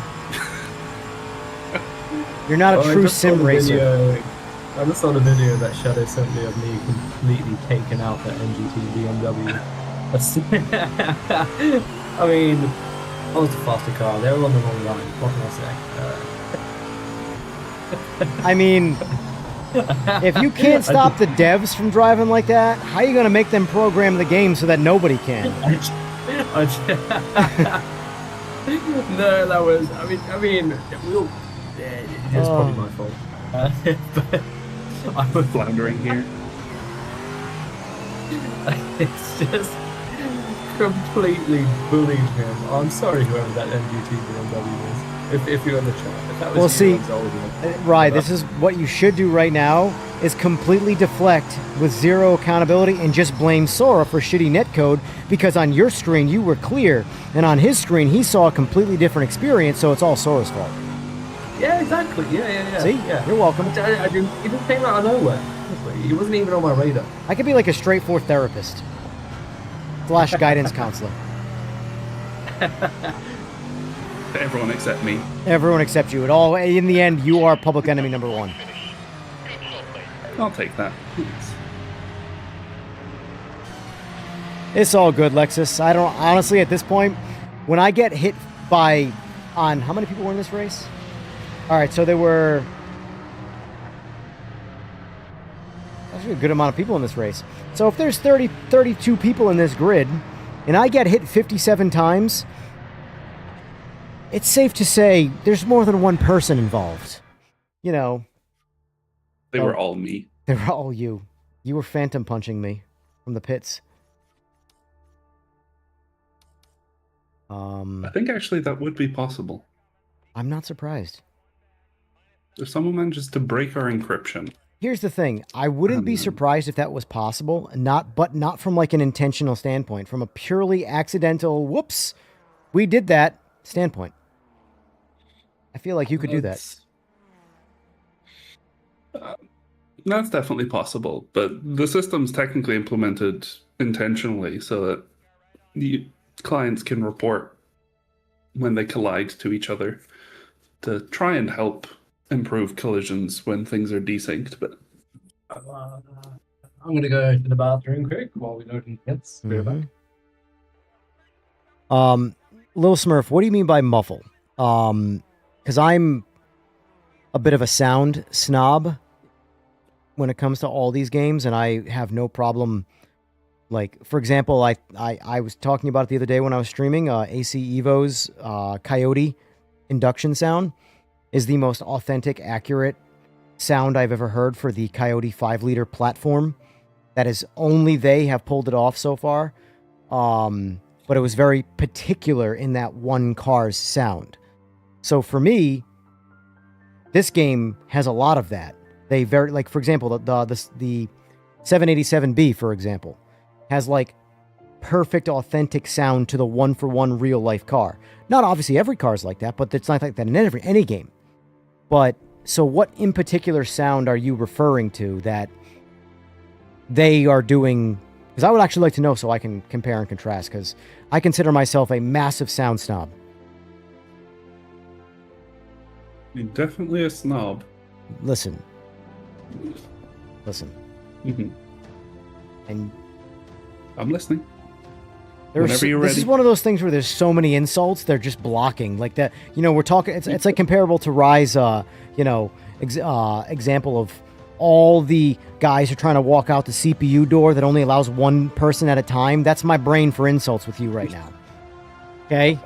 They're just jamming it up. We're bottlenecked.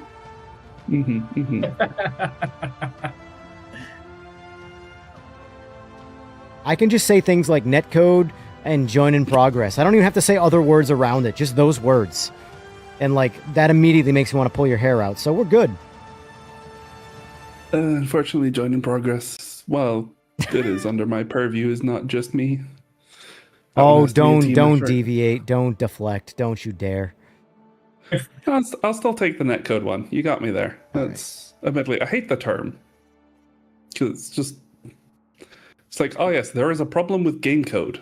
Can we add, Well, it's so sure, that's broad helpful. that's what I have to use. Can we add GTO? Let's add a I am. GTO. I'm getting rid of your NGT, even though I love the NGTs. But you're the only one. You're the process of elimination. Sorry. All right. GTOs have been added. NGTs have been removed. Cool.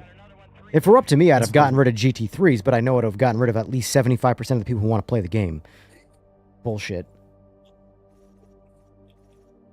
Might also remove 75% of the people colliding with you. I don't know if I believe you. Actually, it's probably more like 90%. True.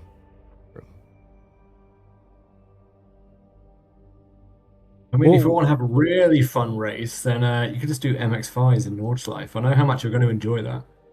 Do you want me to uninstall this game live on stream with the devs in my Discord? Because I will do that. I will. hate that car so much. Do you want to get an LMDH in there as well? Someone's asking for that. As soon as I drove it with the recent update, I'm like, oh, so you guys made it iRacing. Cool. Now it really sucks, but everybody's going to love it. It's literally just like the iRacing car where the front end has like some level of competition slick and the rear is on all seasons, and that's just how you got to drive the car. I hate it. That's iRacing. And people seem to love it in iRacing, so... Do you think it will be possible to make True to Track work in online, so track rubber exactly where clients drive? We have some stuff in there already for it. It's... I'm not sure what the state of that is, to be honest.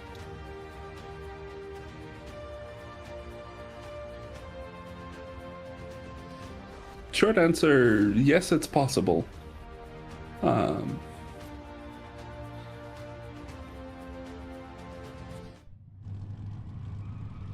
The If modern we cars will. are made by different teams. Say some modern cars are not as good as the classic. No, all the cars are made by the same team. Only some of them are being updated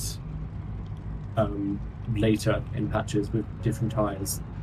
But all the cars are made by the exact same team, exact same people.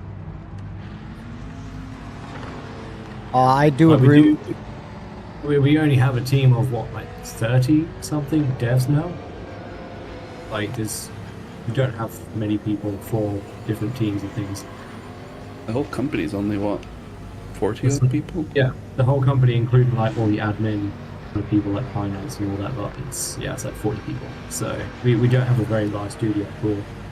For what If you it's think about like, for what it's worth, I know like that's like one of those things where like damned if you do, damned if you don't. Do we say this? Do we not say this? But like in my opinion, that's one of the things where, as the fly on the wall, looking at the entire situation, I would say I'd be more forward about how many employees you guys actually have that are doing this project, because like there are people that are asking requests, and why not? It's like you guys are Microsoft, and it's like that's it. But that's why people are just like, hey, why can't you all just work on this? And it's like we have our designed specific areas. Yeah. Like the art team, the track environment art team, they can't do netcode, they can't do online stuff. We all have our individual areas. Let's say we've got like 5 people for each area. We've got a render team, a vehicle team, an environment team, and things like that. It's not like we've got 30 devs and all 30 of those devs are working on the exact same thing. It's not how it works. I really feel like if that was more like forthcoming in terms of like how big you guys are as a company, there would be a bit more, maybe even a lot more, sort of leeway and patience side of things when it comes to just when things get implemented. Because like if it was more public that, let's say you guys had 40 employees in total working on this game, I don't know, like I do think, because like I see people comparing everything all the time to like GT7, Forza, and it's like, do you think the staff involved with this is even remotely close to 1 for 1? You know? But I mean, yeah, you're all right in thinking that, but then you're also asking the the internet to understand something, and as we spoke about earlier, it's Yeah, true. it's True. it's quite difficult. True. We could even put it out in big writing, and there'll still be skeptical people and all kinds of things going on about that. Yeah. But I still, don't know like, why, as a general, companies are so against giving a head count, though. Yeah, it's I don't know. I know I know European companies don't really care that much. I Like, mean, if you use the I like to brag about that in Yeah. my eyes, because like I tell people all the time, I'm a You got one-man one wrecking person. crew. I'm the only Yeah, person yeah, doing my exactly. entire business. To me, it's both simultaneously an excuse and a bragging right, you know? So, Yeah. like, I would look, like, for me personally, if I was looking at this game, it's like, oh, there's 40 people involved with this project right now, I'd be like, holy shit, that's fucking awesome. Like, for example, High Rock, developed by one person. That's fucking Yeah, phenomenal. one guy That's in his insane. own time. That is Yeah. pure talent right there. Now, if you told me High Rock was developed by 500 people working 80-hour work weeks for 6 months, I'd be like, well, you know, this and this and this could have been better. And like, whereas one person would be like, bro, that's a home run and on 10 planets, you know? So for me, like, I don't know, saying that you have 40 people developing this game, and by the developing I mean involved with the game, is a massive Yes. flex, Yeah. you know? Well, thanks. Yeah. Because it is. It fucking is. Because every single person bitching and moaning, complaining about one particular thing would have zero clue how to actually make that be a thing in a game. Be like, okay, cool. Here's all the tools. Go do it. Be like, oh no, I just wanted you to do it. I just wanted you to do it when I asked. One other feature, as somebody I'm not sure if they intentionally tried to ram me off, but somebody hit me from behind and then ended up spinning himself. Another feature which I feel like people are going to enjoy is we got a relative board on our DigiDash. So you'll be able to see the 3 people in front of you and behind you in dynamic timing a lot easier. So you just look down at your DigiDash and you can see who's in front of you and who's behind you at all times. And You that'll can be figure out who you need to murder. Yeah, exactly. You can figure out who's I mean, ask politely to not do that again. Yeah. That's,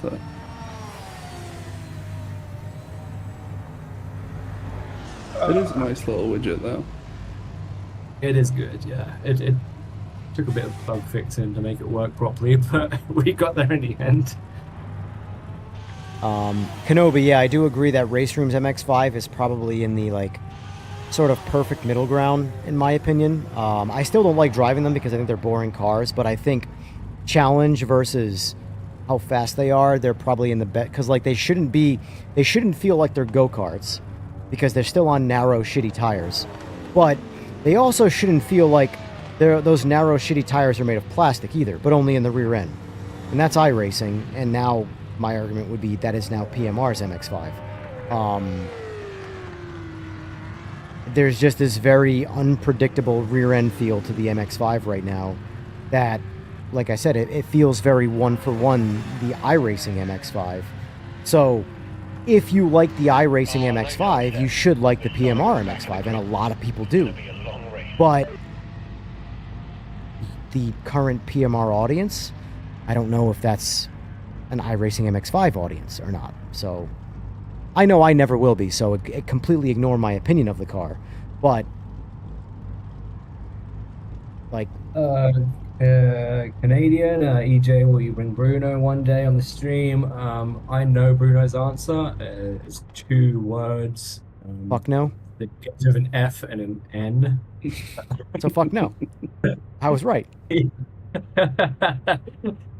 Not every dev is as I don't blame them. social maybe as maybe me and Sora. You guys are literally just going to be fucking your guys are going to be the shields that SWAT uses when they approach the crowd. That's what you guys we're are. the lambs to slaughter when it comes to this.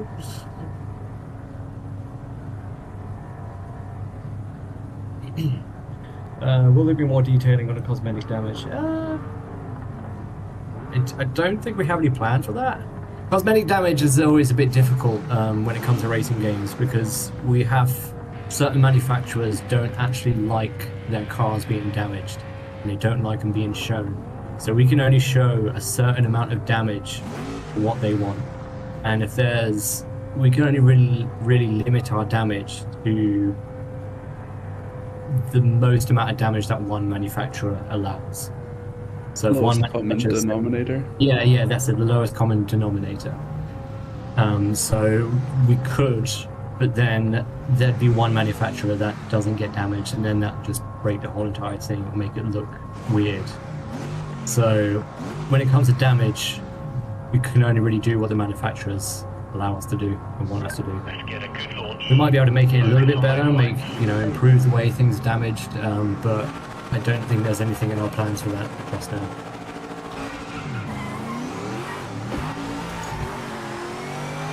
I'm just gonna drive through people at the start now. If I out-launch you, I'm driving through you. Excuse me. Yeah, that's good. I've literally looked at chat and then the next thing I know, I was 90 degrees into the wall. Sorry, that was definitely you in the Supra, wasn't it?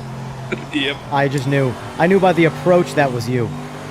Zero intent of coming off the throttle and even forget the brake. I honestly don't know how you managed to do this, like stream all day and reach chat at the same time. It's as soon as I look away, I'm sideways. We all have our talents, okay? Yeah. And I'm not even good at it. I just do it. I don't know if you use it, but you can get tools like Chatterino that let you have a pop-out version of the chat that you can put on top of the game. Well, So you don't I'm using actually- chat off of my phone, so Yeah, you should look into Chatterino. You can connect it to the chat and then just... I'm not sure if this is something I'm going to be doing every weekend. I'm not an influencer. I mean, an influencer. No, you were right the first time. Listen, I've been very public about that. If you call yourself an influencer, get out. I don't like you as a person. It is not a job title. Stop it. You can give yourself content creator because that is a job title. You are doing something. An influencer is not a job title. And I have had friends in real life get a modicum of Instagram fame and start calling themselves influencers publicly, and I immediately shoot them down and roast them. Stop it. You aren't influencing shit. Hey, you want to see some influence? Hey, let's go bring a random person right now into our little motorcycle clique. You give them advice, and I'm going to immediately give them advice without you leaving the scene. If they immediately listen to me in spades or and ignore what you just said, I'm the fucking influencer, motherfucker. They trust my opinion more than yours. Dude, this Shating guy. What are you doing? You just hit me like 87 times. I'm punting you now. Report me. Devs are in the chat. Fucking guy. It's just turning into a race bait. This is every race with Evan. Oh, I can't even drive properly. And I still couldn't even bring myself to hit him. I couldn't do it. I wanted to so badly, but I didn't. Because I'm nice like that. You're a much better person than I am. I know. How many donations I won't deny that. You can just buy me some Prime instead of not Prime. Is it Prime? YouTube Prime or whatever? Premium, that's it. Premium. Jesus Christ. That's Amazon, bro. Oh my god. Dude, you're the one. When you speak, sometimes I get a little nervous about the game development. You don't even know what Amazon Prime is. That's because I'm too busy working on the fucking game. Have you been working on the game for 30 years, for Christ's sake? Working a game. Hit me again. Hit me again. Again. 3 or 4 fucking times. Bro, alright, dude. This dude. Chatting, are you in my chat right now? If so, speak the fuck up, please. That is some bad driving. Like, bad. Like, you don't hit someone 3 or 4 times in a row. You might hit them once and be like, alright, I gotta back it off a little bit. I can't even focus. That's a skill issue. The fuck?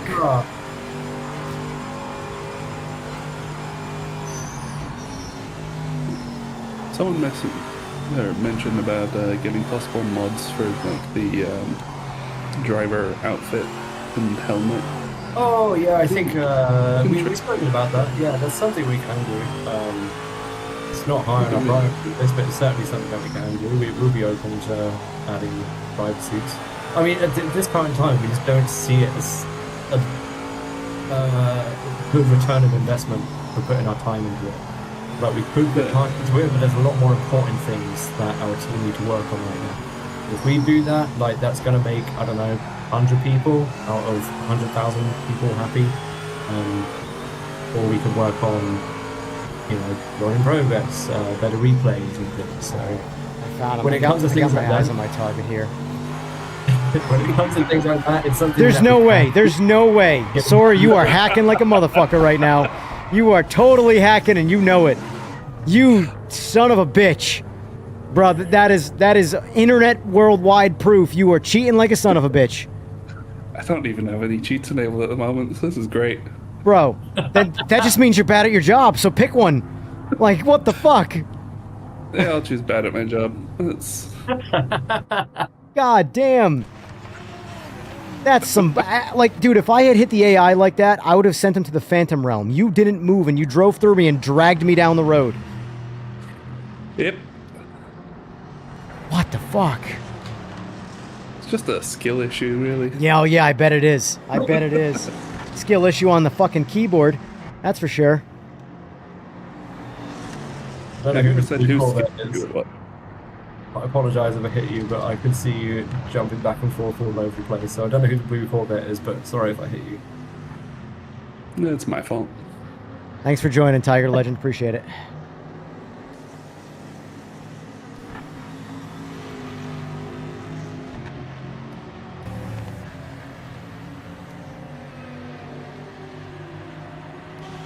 Sora has been the one person in this entire game that I cannot make contact with. If I want a revenge punt, it ends in my demise, and he is completely ill-affected by it.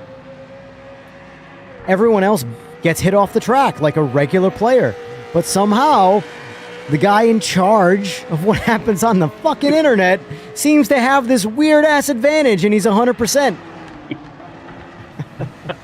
You know, it's funny, because I'm also the only person that never experiences any networking issues. It's because the servers are in your house. I Right? mean, I have servers in my house, but they're not the ones that the game's running from. Oh, yeah, they're running his fucking hacks just for this game. Guy's got petabytes of cheats. There's only 2 petabytes. Whatever, all 2 of them are there and adding weight to your car. I mean, his Ethernet cable goes straight into the online server. So, Yeah, something. This is some bullshit, that's what that is. I've never perfectly executed so many, like, intentional rams on one person that have been ill-affected. Just like, nope. Good try. Yeah, I just don't feel like being affected by it, you know? Fuck. It is annoying sometimes, though. Like, considering I have to fix all of these issues, not being able to reproduce any of them. Yeah, that's the problem. You are the other There's one. side of the connecting tissue that was that accident. You have to have something.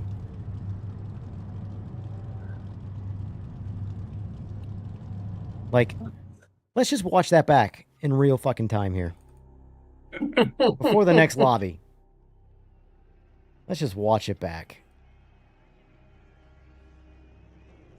Alright, that's me getting taken out by Shotting 3. Look at this. Let's watch the radar here. Let's see. 1, 2, 3, and the third one's the actual takeout. Well, I was already spinning out there, I guess, so the second one was the takeout, but either way. A little boop.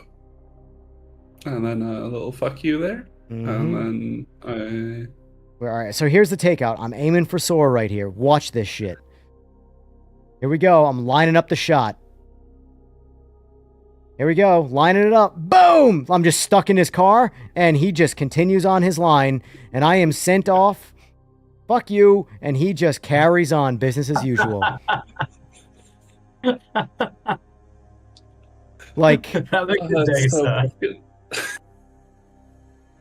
like, what's the over-under that is intentional on his end or pure incompetence? I really don't know at this point. A clean pass. Don't know what you're doing. yeah, like, Oh, fucking hell. That's such bullshit.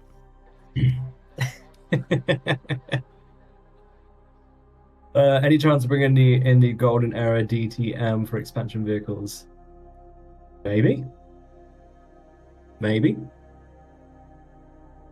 Gonna have to report Sora. Perfectly timed counter steer with half of my car in his fucking cockpit, but it's fine. Oh. See, the best part is you can report me, I can get banned, and then I can just go modify the database. Okay, fine. Right, ban him. There you go. That's my report right there. I've done all the work right there. Fucking hell. You know, I'll ban myself because I don't feel play so ranked. unlistened to right now. Yeah, well, let's, fuck Sorry, it. Let's did you do hear Daytona. anything, right? What do you say? Wow. I don't know. I just heard a fly or something. Something buzzing. Mm-hmm. See, there it goes again. Buzzing away.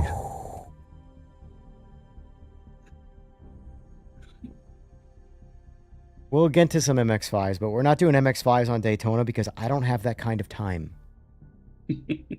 Oh yeah, not I'm excited Daytona. That puts me to sleep.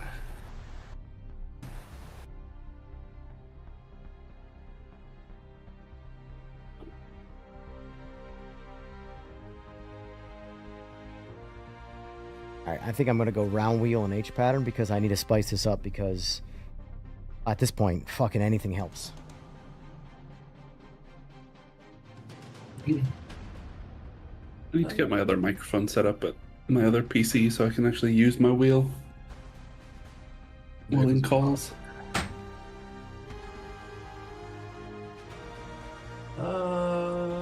Yeah, I'll go for the Japanese cars.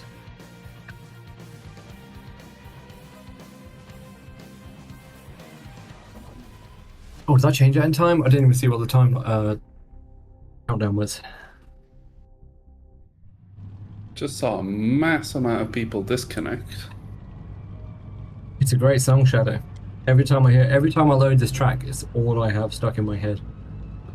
It takes it back to my childhood, going into little penny arcades and just hearing the loudest song in the world.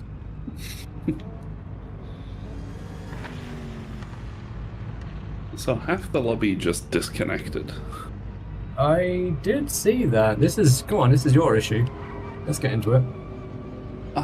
Sure. Let's go have a look. See if I mean, let's be honest. This is everybody's issue, but it's Sora's responsibility. Yeah, yeah. Let's pull up the servers, figure out. All right, let's see where we at on standings here. Oh yeah, we're down to 11 people in this lobby. Yeah, I saw it. There was 20 and then the timer hit 0. Yeah, as we were loading in, I saw on your stream everybody just suddenly disappeared. Yeah, I don't think that many people just quit. I don't know, maybe they heard your level of bullshit and said, fuck this guy. Yeah, they didn't want to put up with your cheats. Uh-huh. I was talking about Expose you, Sora. not Sora. Sora would never cheat. Oh, also, Yeah, too, Rye, I don't mean to put you on the spot, but I heard you say Japanese cars. To which cars do you refer? Yeah. Awkward silence. Nissan Supra. Yeah, those cars. The cars from Japan, obviously. Yes. Those fictional cars.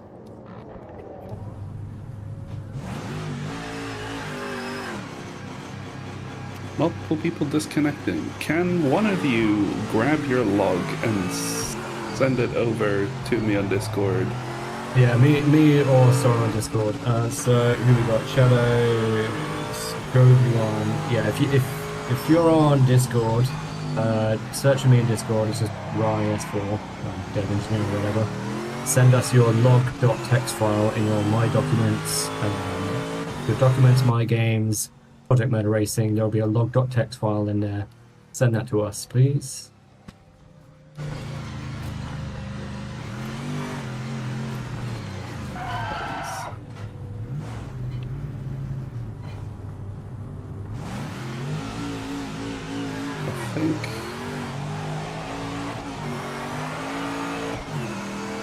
think we have the extra debug log in the live build. I mean, I can just start the lobby over. We can do, yeah. May as well. We lost half the people, so it's not like we lost one or two. Yeah. Console, you will not be able to do it because consoles are dumb and don't give you access to anything because you might hack them. This Mike Stevens guy's got a lobby going at Sebring. I've never heard of that track, though, so we should probably do something else. Did you hear that, Sora, by the way? Hear what? Your co-worker's pronunciation of Sebring? Sebring. How do you say Sebring, out of curiosity? I will mimic whatever the last person said because I don't know these tracks because I know fuck all about racing. Sebring. See, Tommy Cooper in chat. Sebring. Yeah. He would have absolutely no reason to give you guys any level of assistance. Zero, none, nada. Mr. Cuber. How do you pronounce the word spelled H-E-R-B? H-E-R-B? Herb, no H. The H is silent. How you say that your word. take on pronunciation's invalid. So you say herb? I say it correctly, yes. Herb. Interesting. Because there's an H there. No aluminium for us. That is the British way of saying it. It's- Aluminium. Same with Z. Let's actually ask, you know what? Google AI is the way to go these days, because it's never wrong. Google it. You mean the thing trained primarily on American data? I don't know what you're talking about. Hold on. Is the H in herb pronounced? Of course it is. It's a herb.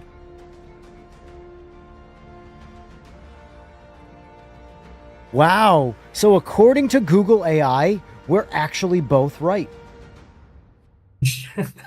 That's crazy. It gave us an actual accurate answer. Look at this shit. I'm not even gonna read it. I'm just gonna put it on the screen. Well, I guess I have to read it, but whether the H in herb is pronounced depends on location. In American English, the H is usually silent. In British English, the H is typically pronounced herb. Oh, wait. No, we're right. We're the best. The word came from Old French, where the H was silent, a convention retained by American English. Okay, so we're better. I'm right. You're wrong. Trust the French on pronunciation? If they invented it, you can't tell them the first people who did it wrong. It's their thing. I can, and I do. Oh shit. Thank you, Eeks. Okay, I've got one log. Let's have a little look-see. What we got here.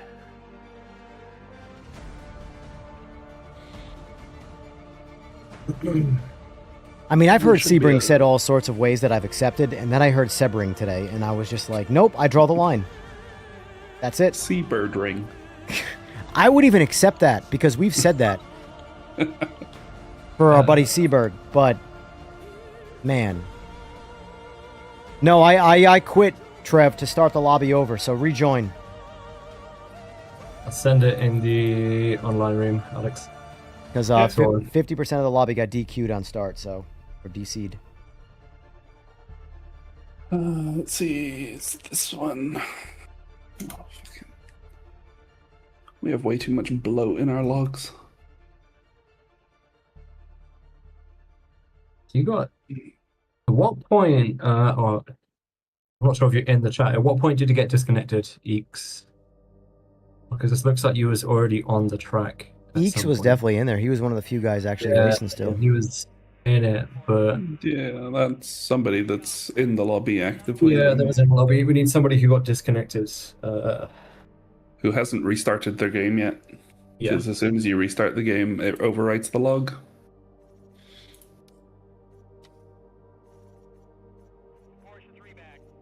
Should really add in a button somewhere to just send the log as a bug report. Oh yeah. Oh, okay.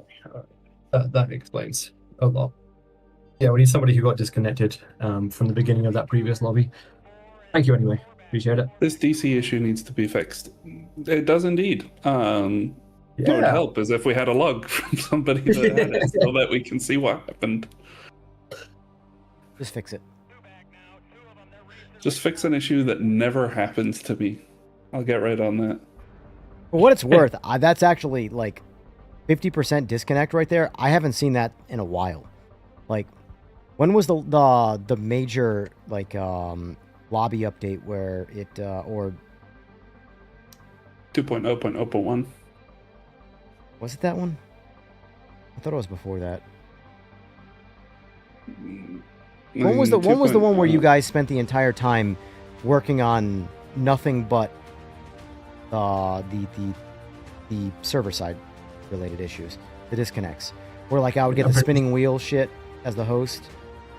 I think that was 1.6. Oh, I mean, so much of like release to 2.0.0.1 is such a fucking blur. I know. I don't think I could tell you the specifics of what went into I think each it was. patch. I think it was the 1.600 update that was the big server one, because I think 1.6001 was the GT3 tires, which was following the server fix, the major server fix. Yeah, the first major server. That could have been. I'll take your word for it. It's. I mean, got so little honestly, sleep during that time.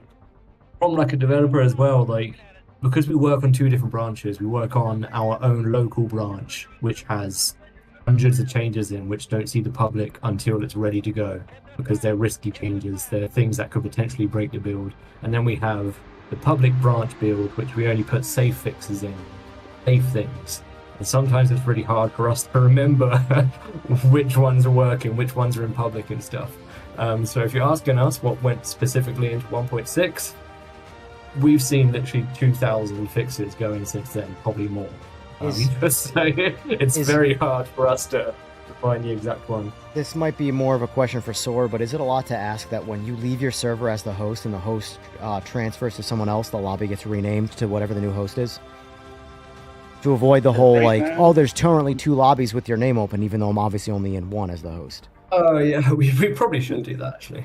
It is on my list of things to do. It is... So get off the toilet. Behind join in progress. Oh. Once join in progress is in, I have, I think, 3 major features which are being pushed as quite high. A lot of it will depend on if I decide to spend my weekends working on stuff that isn't top priority. So, what you're saying is your personal life doesn't matter and you need to get to work. It hasn't mattered since release, so... I'd say release didn't matter before then either. Yeah, it was a good 2 or 3 months before release. Since we've had like a year or 2. Freaking. Yes, it is a change that will come in, along with actually being able to name your lobbies. The reason that is the way it is at the moment is due to console restrictions and me not wanting to have to deal with a couple of restrictions that consoles apply to us while so much other stuff was broken. Hello, Hellcat. Ryan, something actually I forgot about that just popped into my head, so I have to say it now before I forget again. This is from way back. We were talking about the tire temperatures for qualifying. Yes. I think you should program it to basically whatever it takes, the outlap doesn't count. So whatever it takes to get your tires up to temp by the end of the outlap is what your tire temperature should start at. Sure, yeah, that's kind of what we're thinking internally as well. We're just finding a good little middle ground, which whether it takes pumping them up to 50 degrees or 40 degrees or whatever it takes for them to get optimal temperature within one lap. That's kind of our understanding of what we want to do with it. That makes the most sense in my opinion from just a quality of life standpoint, as it is still a game. I don't want to have to do 3 laps before I qualify, or 2 laps, whatever it is, because of my tire temperatures, because it's already hard enough with the full grid of people in the way. So having to get 2 full clean qualifying laps in because of tire temperatures and avoiding people is going to be that much harder. Yeah, and speaking on doing 2 full qualifying laps as well, something else that I push for a change for that we've just tested in the last few days is opening up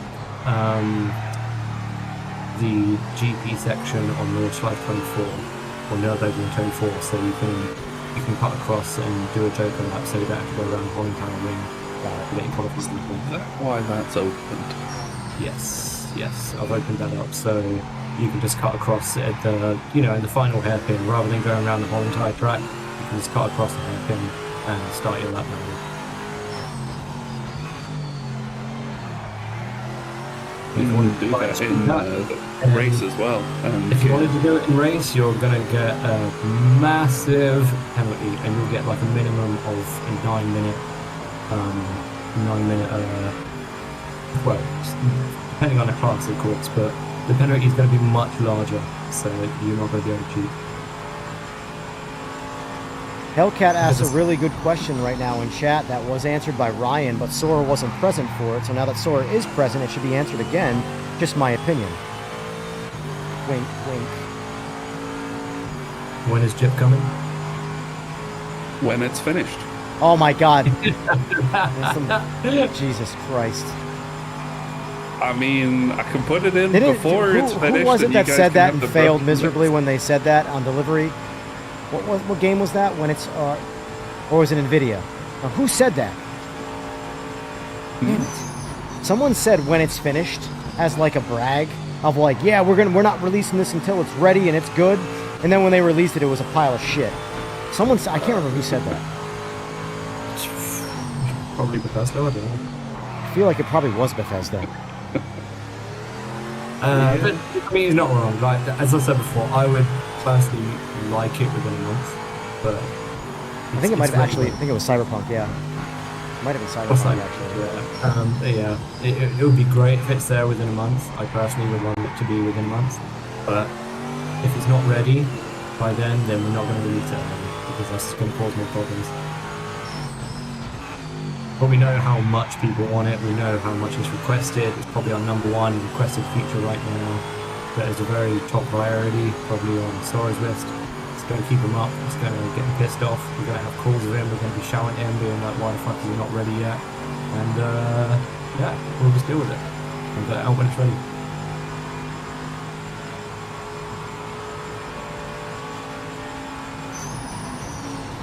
Within a month would be great. But until it's not showing any issues,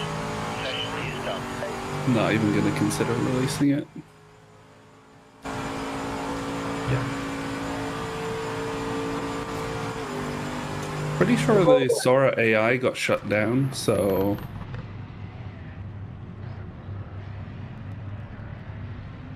Considering I haven't been shut down yet. See, like this is. I don't know if you guys can see it on stream. It's hard to see through the fucking stream. I mean, again, I know you guys obviously know about it, but I'm just letting you know. It's like you can't get any closer to the car than right now, and I can see the shadows moving, like that issue that's on the wiper blade. It's not really coming through the stream very well. But on my game, it's like clear as day. And under the tire in the back here.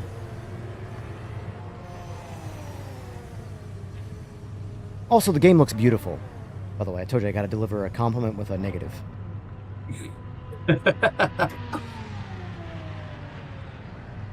No, it's unfortunately it's a defect of my eyes. When you fix the shadows, I will be like, cool, they're fixed, thank you. But then my eyes will just divert to the next problem. Nice one. What happens in, like, legit every aspect of my life. I hate it. I want to gouge my eyes out. I wish I was blind. Well, that's a lie. I don't wish I was blind. I just wish I wasn't perceptive to defects. I think it's already on the list. It's why I don't ride my bikes. No, Andy is very aware of it. You Yeah. raise it quite often. That and the milk. Yeah, that and the milky screens. Uh-huh. Someone's got to stop opening up whole milk before my races on my windshields. But, you know, we know your dad went out for milk, so we just Wow. give you something to remember him by. Oh, You just went to the next. Oh boy. All right. That's it, folks. Cancel Sora. Pretty sure they already did. Sora's basically on this whole, like, you know, what do you call it? I got nothing left to lose sort of track.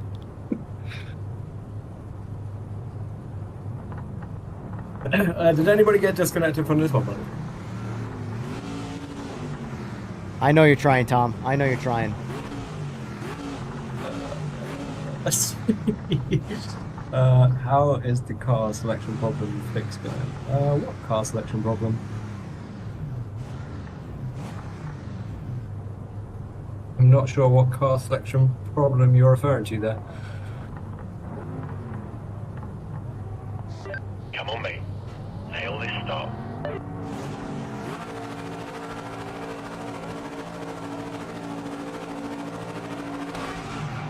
Clean, nice and clean, boys.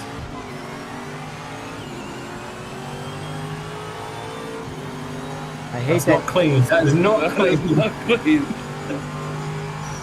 That's as dirty as it comes.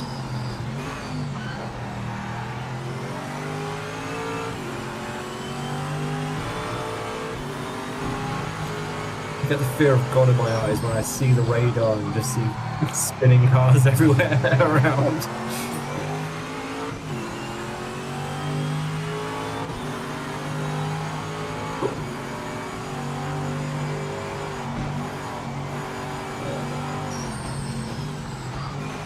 Something about downloading one car in a minute. Oh, he's knocked me off. Revenge. Don't know who that is. I'll see. Probably some twat. Oh, that was definitely a track that I don't know why I just drove that. Was that you? Was Yes. say. You know, Eagles, I'm about to block you. You're too fast, and I don't like it.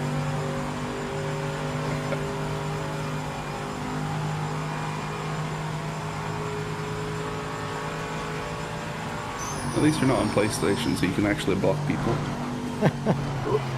Oh, I see what you're doing there. Taking jabs at yourself. Yep. Well, I can block people on PlayStation. I just can't block PlayStation people. True. So it's like halfway working.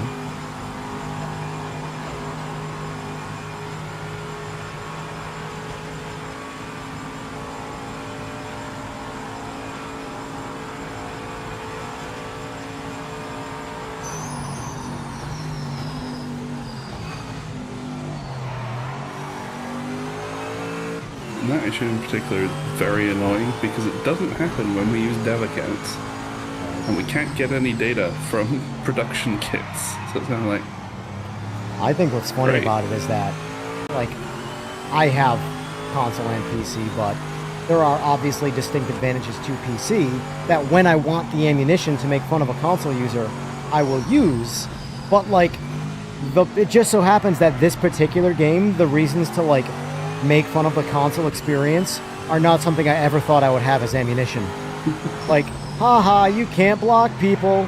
Haha, you can't save replays. Like, these are not things I ever thought would be in my my toolbox.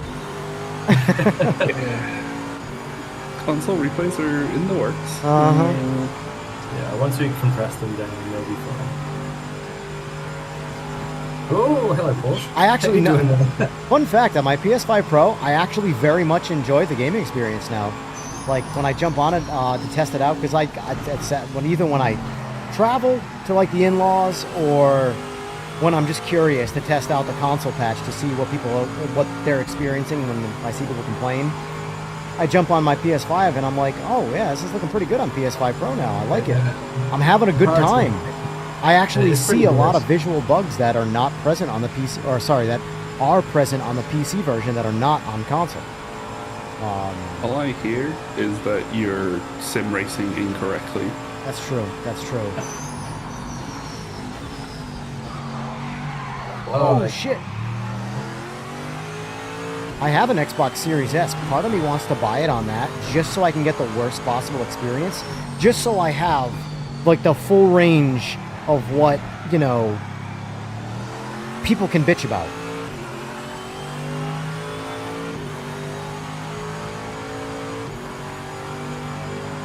Which one's is it X or S that's the S. potato? S. S. In my opinion, it should have never been made.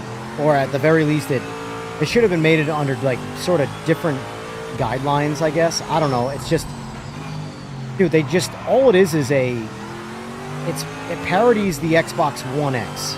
So it's got a more powerful CPU but a less powerful GPU. So it just moves the bottleneck from the CPU to the GPU. But ultimately, performance-wise, it's the same fucking thing.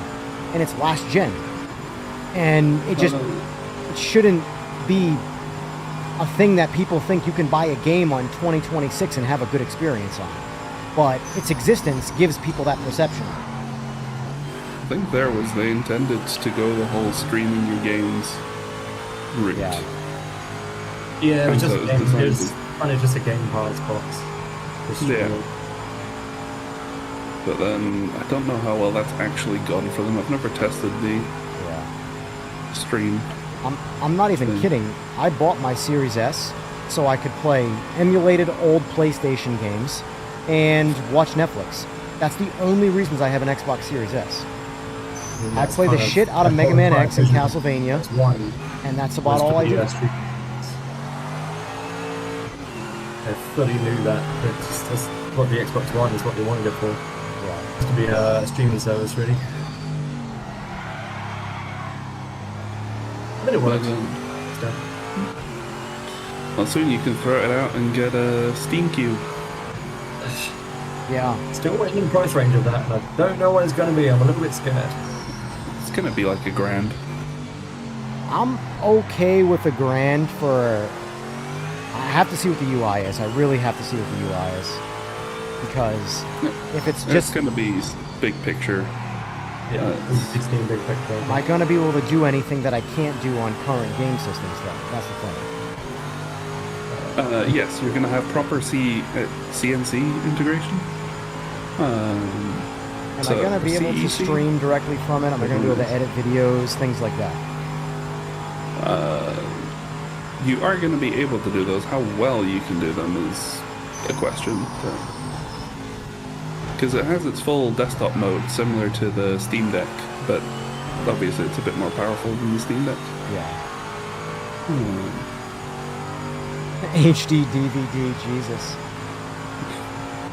I still buy 4K Blu-rays when I like on new movies. I'm that guy. Because I mean, you can't beat the quality. Like, the streaming services will never give you that level of quality. do y'all remember when we wanted to push for 8K and that just sort of became not a thing anymore? Yeah, no one could afford an 8K TV.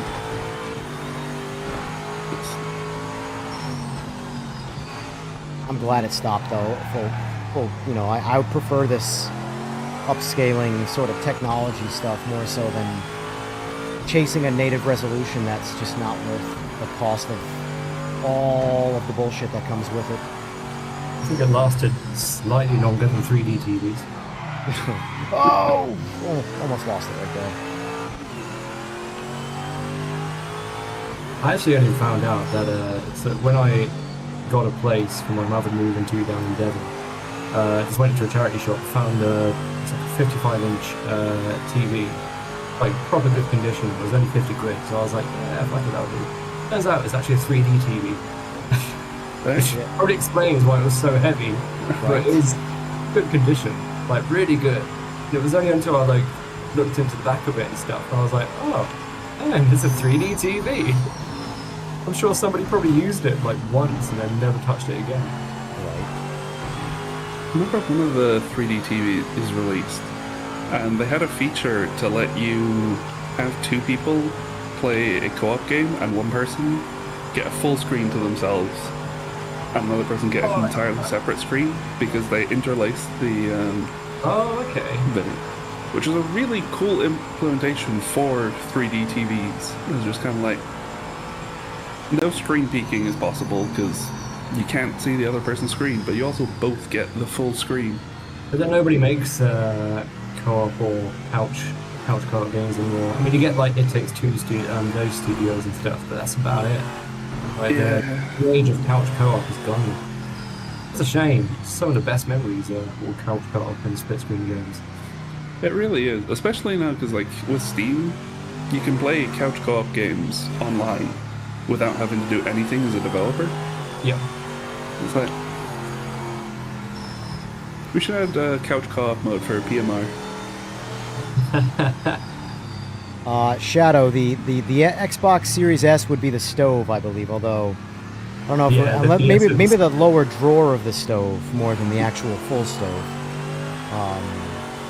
Ironically, stove is something that I commonly call something that's really slow. So that also works in that regard too. Like I refer to slow cars or slow bikes as this thing is a stove. A roach, a stove, you know. Although roaches, you would think, would not be categorized as something slow because of how fast they scatter. But then again, the motor could be a roach. It scattered so quickly because it was built horribly. Anything.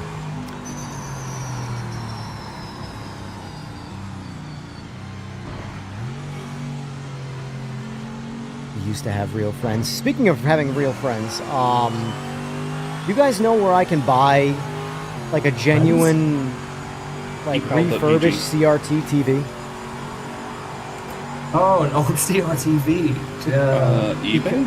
Because, well, that's not, I don't trust that. That's what I'm saying. Like, if I can, like, I mean, then again, you guys are in different countries, so, but like... Go to like a yard sale or something, right? Or do you guys not have any like vintage boot markets or we do, but they're so, there's, I don't, I mean, we probably do something on the internet like that, but like, I couldn't tell you where that would go other than just hitting Google. Yeah, but like... Tom loves the CRTVs. Because like I want to go to a website where they like actively refurbish or remanufacture CRTs that I could just order and have one shipped to me, so I can hook up my like N64 or my older game consoles and get a real native, real good crispy experience. Because, you know, putting my N64 or older console on this TV is going to look like a well, what you would imagine.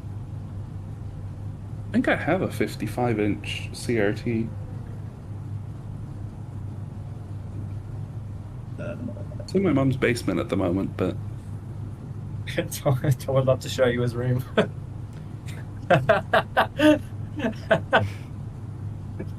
that's funny. You just missed out on the top spot. All you gotta do is send me a picture. Well done. P2 is a great result. Send him a picture and then he can show it on stream. You can show what Tom's room is. I assume he has a Discord. Although I have, I guess, other ways he could send me it, but still. Yeah, there might be some other ways, I don't know. I don't know what those things would be called. Yeah. LinkedIn or something, Or, I don't know. Or he can send it to me and then I'll send it to you. Either way. Yeah.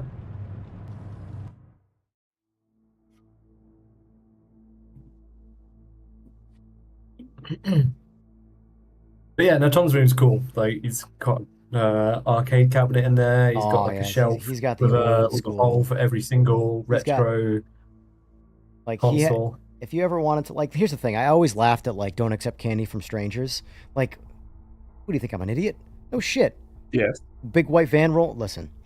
Big white van rolling by with a Snickers. Like, yeah, I'm going to take that. I'm going to take the Snickers and run the fuck away.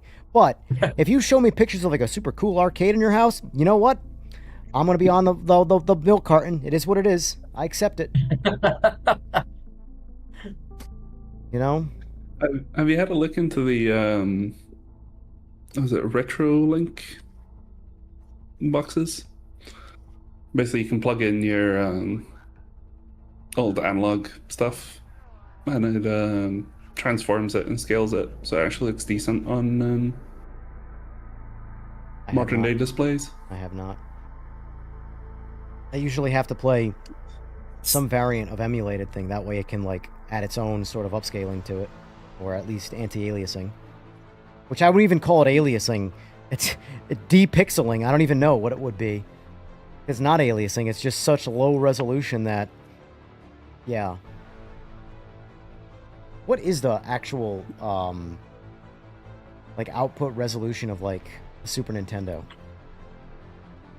Well, it's I'm sure I could Google it. 480i.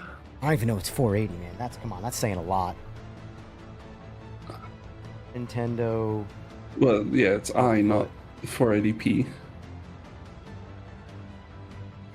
Like I said, it's saying a lot. So the Super NES typically outputs a resolution of 256 by 224 or 256 by 239. Designed for system technically supports higher resolutions. So, like, according to this, yeah, it could go 512 by 448 on some games. There. So you're not wrong. Check your Discord messages, EJ. I think Tom might have sent you a message on it. I'm in it.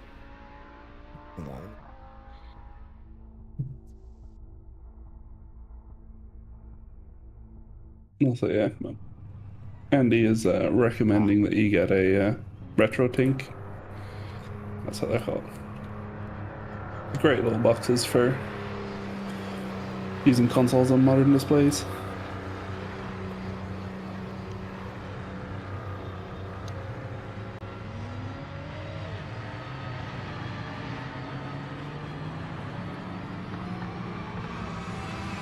It's like I could just look at every single pixel of his office and just see something else in there. It's like one of those images that are just like made of all this old pop culture stuff, and everywhere you look, there's something else to spot.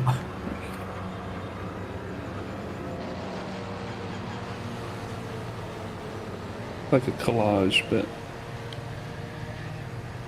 What's the direction that PMR take in the future? More towards LMU or Gran Turismo?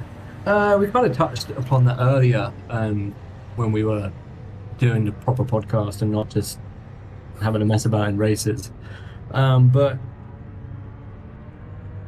it's something that we find ourselves in a bit of a middle ground in at the moment, just in the way we've kind of put ourselves in our position where we're not quite 100% hardcore, we're not quite simcade either. We're just kind of in that weird middle ground. As to where we go with that, still up to debate. It's up to other people's opinion as well, but we have our vision of what we want to do, and yeah, the problem that we have is we know that we have a very large console market, which are coming from GT7 and Forza and games like that, and they're not entirely adept at hardcore simulation. So we need to find that way that we want to be hardcore simulation, which is what we wanted to begin with, but we also need to appease to a crowd from a GT7. They're used to having fun, and Yeah. So yeah, this is Tom's room. Tom he's my manager, I guess you can call him. But he's one of the top dogs in Straight4. This is his office that you are looking at right now. Hold on, I have it on that picture for a reason. So, if we had to pick right now, as people watching, which would you rather have if you could only have one? Would it be this guy?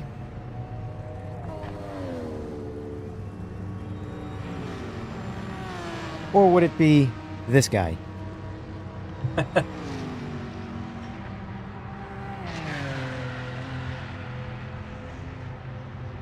Hey, you got it's got to be the OG Game Boy. Like, This is the OG Game Boy. Hold on.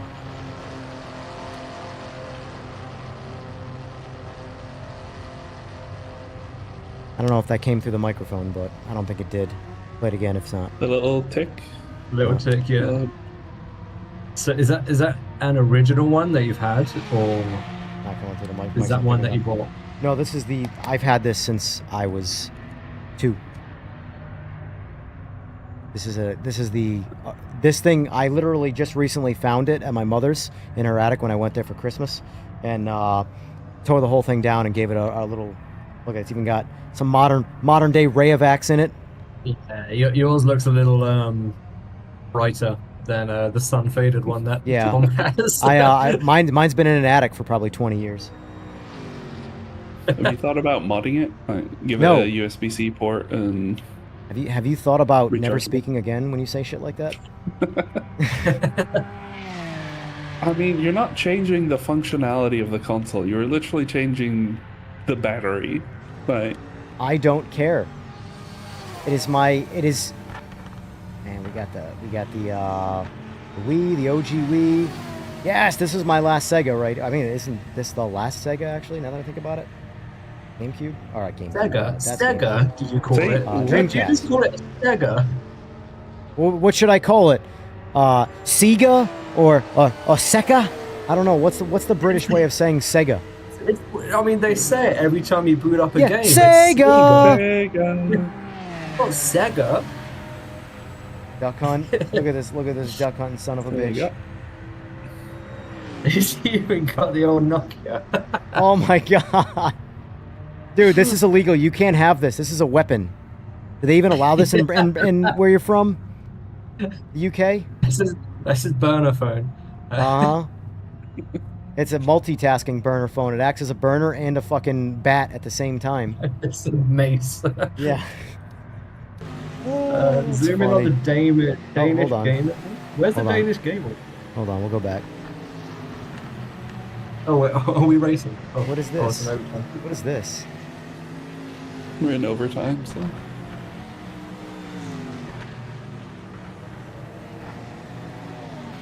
Oh, Shift 1 award.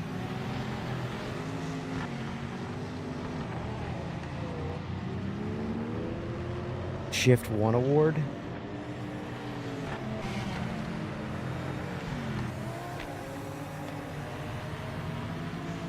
Oh, I see a Daytona edition. It's hard to tell in this form, but it's either a Challenger, a Superbird, or a Charger. Oh, to the left a little bit.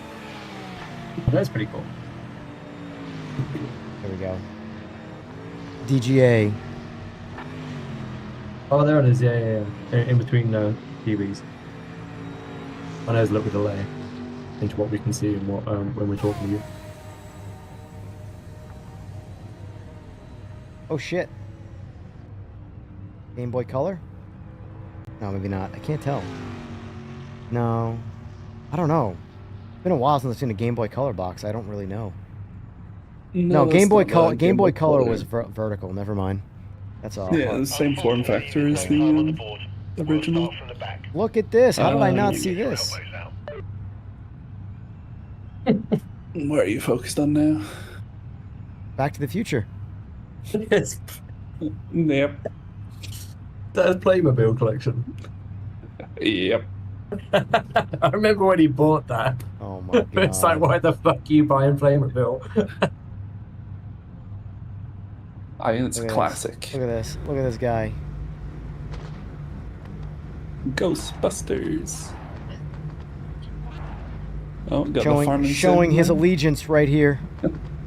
All right, we do actually have to race.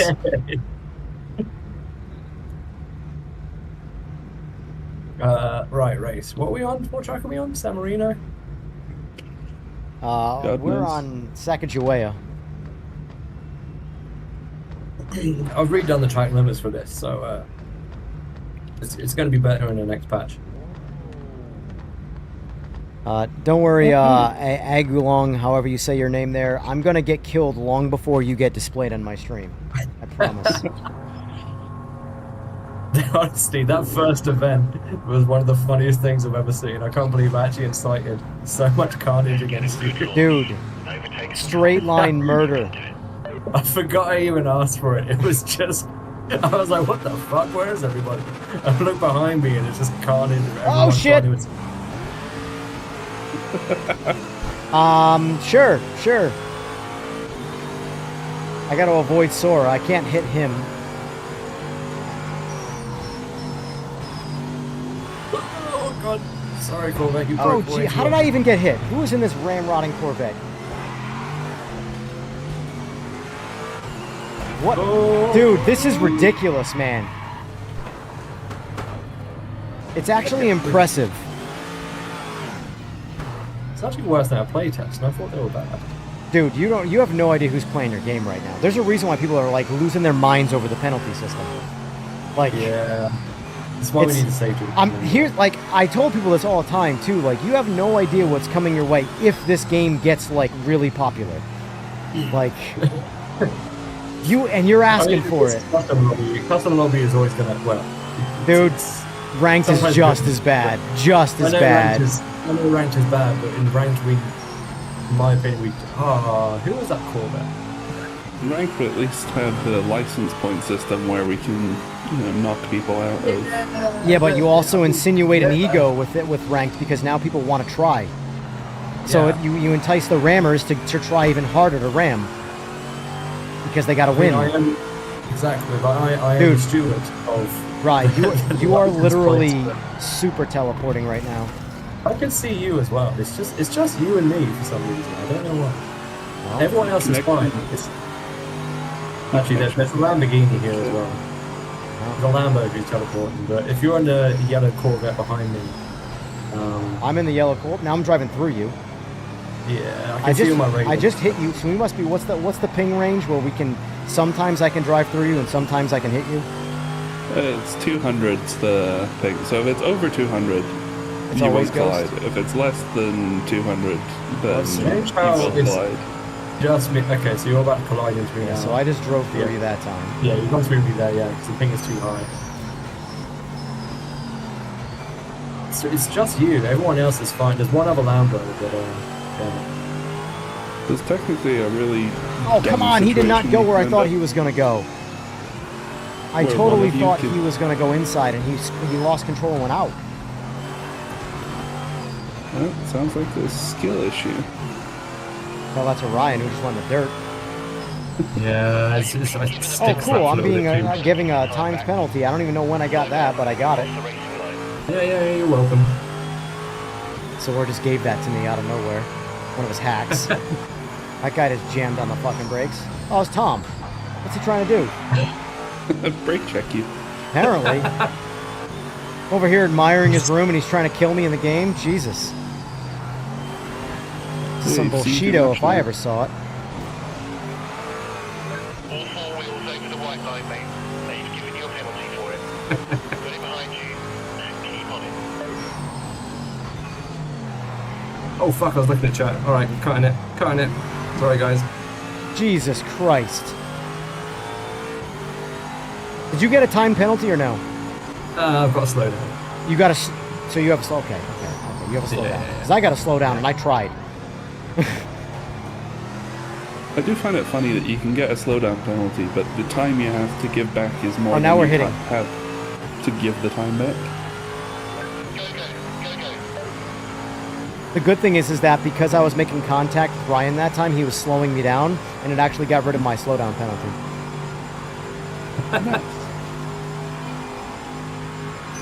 You can technically end up in a situation where on your end you are. Sora, way to not somehow colliding. make me crash from whatever the fuck that was. No, that was a skill issue. Oh I saw look, it. There was no one that there. time you were able to pit me. Right, this is ridiculous. This is just totally ridiculous. Sounds Why just is like it that a when skill I issue have to the me. opportunity to crash Rye, I just ghost right through him? But when Sora loses control in front of me and I have to go off track to avoid him, giving Rye some pace behind me, he's able to hit me off the fucking track. This is some team bullshit. Tom's brake checking me. Like, man, this is one giant troll session right now. I'm fucking crying. Someone has to put you in your place. I'm cutting every corner now. I'm taking full advantage of your guys' system. Fuck it. Race director has judged that you've got a lasting advantage. Use the time back. Slow down now. Slow down now.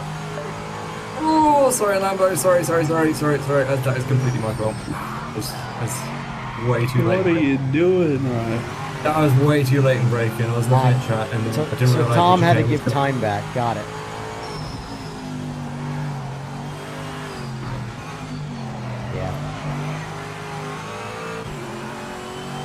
Yeah. Phantom, I'm sorry, but I'm totally gonna cheat right now. I don't really give a shit at this point. So you do your best. I'm just gonna go straight. I don't even care. Oh, here's a question actually. A question for you and a question for chat. How do you feel about voice chat and text chat in lobbies? I want No. proximity chat. I want proximity chat so fucking bad you have no idea. I don't care about anything else but proximity chat. I want to get on your bumper and taunt you the whole fucking time. But I'm also a very toxic person, so you can't go by me. I think that's exactly why we don't have it. No, we don't have it because there's a bunch of regulations in the US It about is. what you have to implement if you implement voice chat. And it's such a fucking pain in the ass. You can't just implement voice chat. If you implement voice chat, you need to implement text to speech and speech to text and things like that. But there might be ways to get around it. But it's also just something that do we want to bring this potential toxicity into our lobbies and things like that. But it's something we're discussing and haven't come to a definitive conclusion to yet. You've been given a penalty. I like that nobody's discussed it with me. Slow down and move off the What do you racing think about line. you? Considering I'll be the one implementing it, you should. Yeah, well, we don't know if we want it yet, so we're not going to tell you until we know we want it. I do think, then here's the I'll tell thing, you if you, and genuinely, if you're worried about the whole toxic chat thing, I do think there needs to be like a general queue system, like maybe like certain word selections like ready up or something that they can just click on to send a message being like, hey, pay attention. Because like the biggest drawback to not having that is when the host is like not sure what people are, if they're ready or not, so he's just sitting there. Obviously when I'm streaming that's not a problem, but for someone who's just playing the game and hosting a lobby with people he's not on comms with, there's no communication for readying up the lobbies or anything like that. So there needs to be at least like Yeah, just a little quick prompt chat or whatever. So you could even like, you know, you can pre-program some swear, like, you know, ready up, cunt, like just something, you know, take all the toxicity power away from the user. Yeah, so that's another thing we could potentially. But again, these are all things that we've had discussions around. We just come to no definitive conclusion to that. I think the quick chat thing we have agreed fuck this. to have at some point, and then it just got forgotten about. Yeah. Either that or a decision was made about it and information didn't trickle down. I don't know. Oh fuck.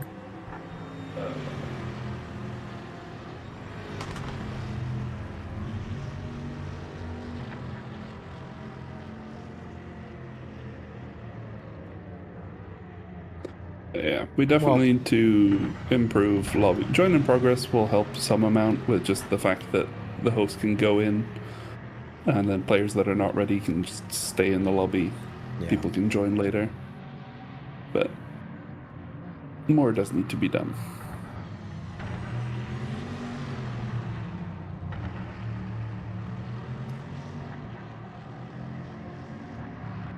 So it seems the biggest culprits in this lobby right now, it just so happens to be you guys. Like, the Usually ones primarily ruining my races more than anybody else are You the say people that just as I making hit the this fucking Lambo. game. Fuck's sake. There's Sora. Sora's brake checking people. I got that on film. On film, here we go, right? Actually, I spun out there, but You spun out in a straight line? Weird. yep. I have never claimed to be good at driving. Yeah, what are we? Like racing sim developers or what? Man, let's hope you guys got some good consultation. That's all I'm saying. Nice work. You guys are just punching in the numbers. We make the game, we don't play it. I don't have time to play it. Yeah, that's a problem. Too busy breaking it. Rye has intermittent ghosting on. It's a special feature. It's bullshit. Yeah. When he sees someone about to punt him, he binds it so that basically he goes ghost and you drive through him, and then he gets to reverse punt you by just hitting the button, and boom, all of a sudden he's not a ghost anymore. It's total bullshit. Yeah, I don't know what's going on there. It's You're basically at the limit. Yeah, of you're towing the bouncing. line, one leg in, one leg out. Bullshit. Bullshito is what that is. What is your... Romanian internet? Yeah. Something that... I hate this with ISPs, but like the only thing they advertise is like the data rate, which is one tiny portion of how good your network connection is going to be. I can promise you this connection's better than my UK connection though, so... I mean, sure, but that doesn't mean it's good. Shadow, you can absolutely send a picture of the Nokia. Send it through Discord. If you're not in the Discord, it's in the description below. Join that, and I'll add you to it, and send me the picture. Will there be a stream or lobbies hosted tonight? Oh, that's one for you, EJ. I want to say yes, but I want to say we said we were going to do Wreckfest tonight because we needed a stress reliever from this shit.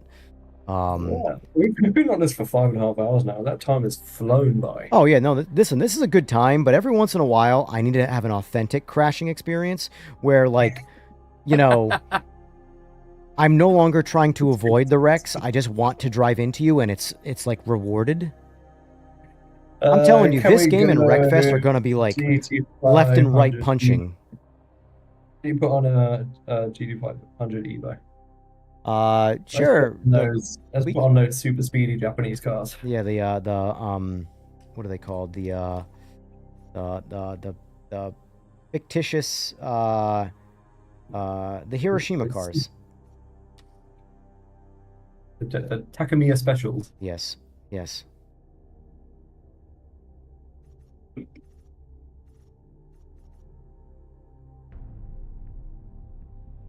I think I'm actually going to switch over to one, actually. Means bye-bye round.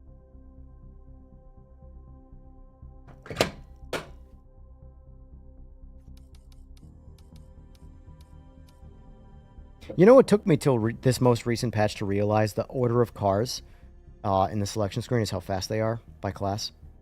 Or generally how fast they are? Yeah, they are by order of how fast they are. Yep. I think when we first put out the Japanese pack, the Evos were slower than LMDHs, and then we had to update it to make them faster than LMDHs, or put them in the ordering list because they are faster than LMDHs. Yeah. Still remember the first race we did at Daytona when EJR was hosting a lobby with And them. I was the only LMDH? Yep. And Yeah. just got smoked, irrelevant of how good of a driver people were. It was just like, Yep. yeah. It was literally the meme of, you know, the small little white chick on the couch, the casting couch. That was that was my experience in that race. I was the small little white chick. It's terrible. Yeah, it was. I got away briefly. Briefly.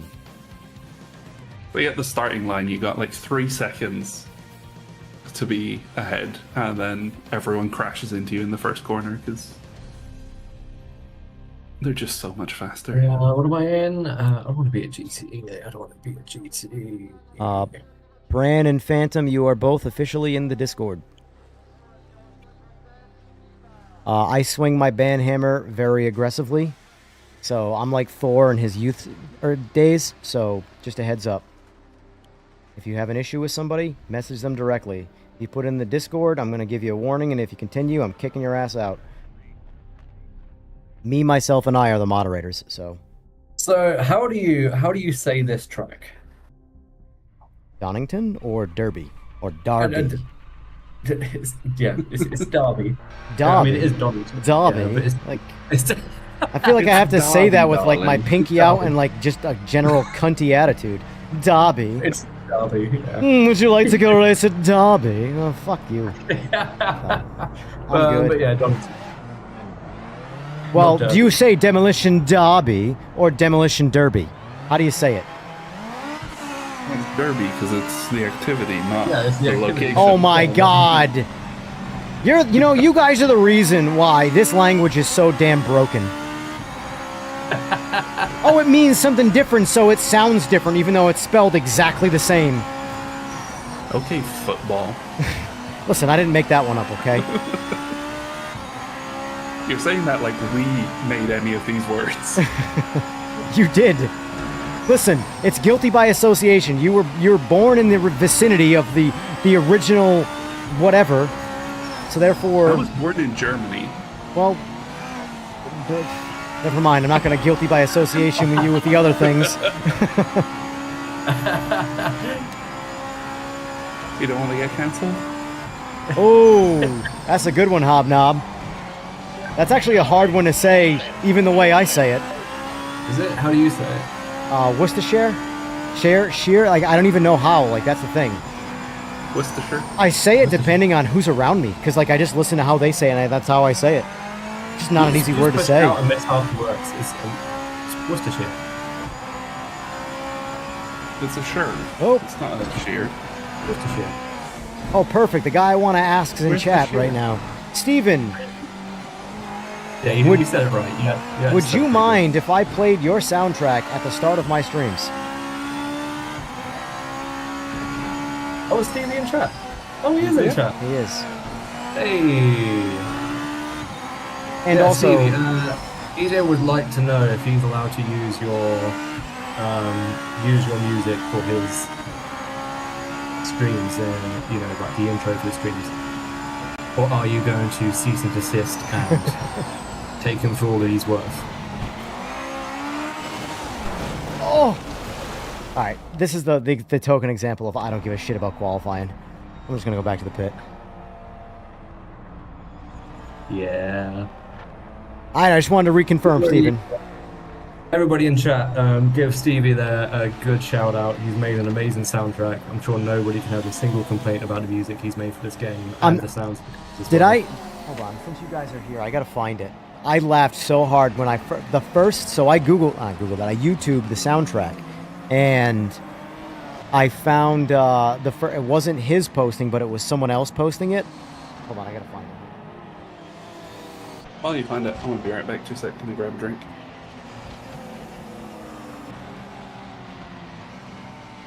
Rare game music. Okay, so check, dude. I died so hard when I read this, so hard. So it's the full upload in one video of the soundtrack from Rare Game Music, and so I'm like, oh, okay. Well, I go to read the description. PMR OST, the only thing good about this game. Posted November 27th. I was just like, oh my god, this fucking game can't catch a break. I mean, it's back when we did release. Honestly, the audio was pretty much the only good sentiment we had. It was everybody was saying, "Oh, this is all shit." The music's great though. I fucking love that. Right. And I was like, "Yeah." But the starting description is literally PMR OST, the only thing good about this game. Like, could have just put PMR OST and that was the end of the description. Oh, it's hysterical. You prefer the AC Eva? What music? It's elevator music in the lobby.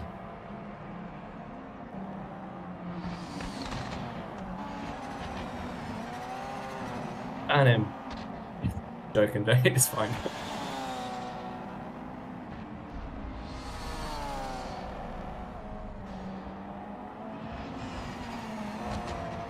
Right, I need to actually put in a good lap. Oh, no, I'm not going to do it like that. Oh, fuck it, depend it. Oh yeah, there you go. Is it WEC or WEC for World Endurance Championship? WEC sounds snobby and cringy. I call it just say WEC. But the thing is Yeah. though, is like you don't say IMSA. Names it. IMSA, true. Yeah. It's so weird how the English language is with acronyms. Some we say out, some we say the letters. Whack.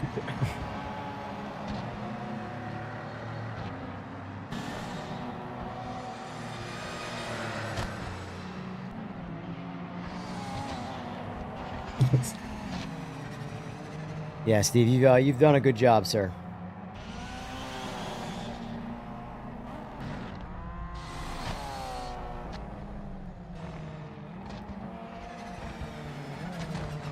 Weak. Weak. That works. Well, that would be what do you call it? That would be PMR's rendition of the WEC. It would be just weak. Since you guys can't really do anything right anyway, you know. From the back of the group. We're going to have to pass a lot of cars to get some points. Do I send a photo around? Oh, the. Yeah, you could send it random chat, or you can DM me directly on whatever this shit's called, Discord. Either way, Just slide on into his DMs. slide into my DMs. But if it's a dick pic, just letting you know you're not gonna make it through the Discord. That's all I'm saying. Tom is technically my boss, so he can call me Ryan, but I prefer Rye if anybody else is asking. Just in case people are wondering who that arrogant guy in chat is, that is an S4 dev.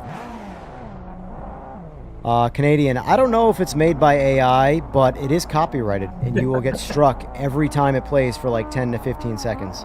Not struck, but just straight up copywritten. I feel like calling Tom a dev is Yeah. like, Tread dude does lightly, so fucking tread much. lightly. No. He's does putting so more fucking pictures much. than Tom. Like, dude does so fucking much for the company. EJ Like, is. This is what it's like when I was talking to EJ before, and he was like, "So what do you guys do?" And I was like, "We're the janitors. We're the like our team are the janitors of the studio. We just deal with the shit all over the place wherever we're needed most. yeah, pretty much. We don't have a singular title anymore. We just our team is so hybrid and reactive to wherever we need to be. It's hard to put a single title on us." Focus on the lights. Just do fucking everything. It's Right, pinball time. Let's do this. I'll try not to hit anyone this time. Just don't be in my way. I'm gonna try and hit one specific person.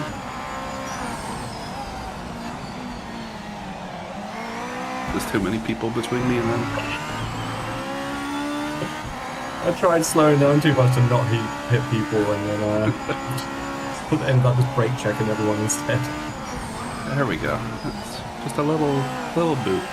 See if we can do this without completely murdering you. Yeah, it's gonna be good. Right? I've been so used to having the relative board in our local versions. I don't know what to do without it now.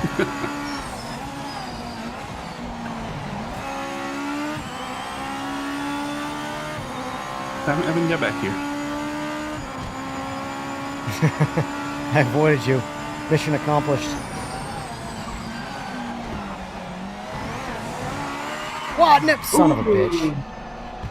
You spun out all by yourself. That's the first. You know what? It feels good. I don't even care. I'm going back to the pits though, because I'm like one mistake mode right now. Second, the most minor inconvenience happens. All right, retired. So the usual then. The usual.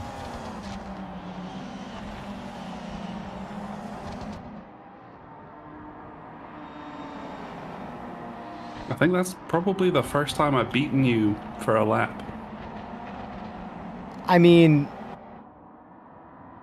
sure. Without Sure. the obvious cheats. I mean, sure. Sure. You were in front of me at the start, and I drove around you, but then I spun out at the very last turn. I was behind you on the starting line. Maybe, I don't know. Who fucking cares?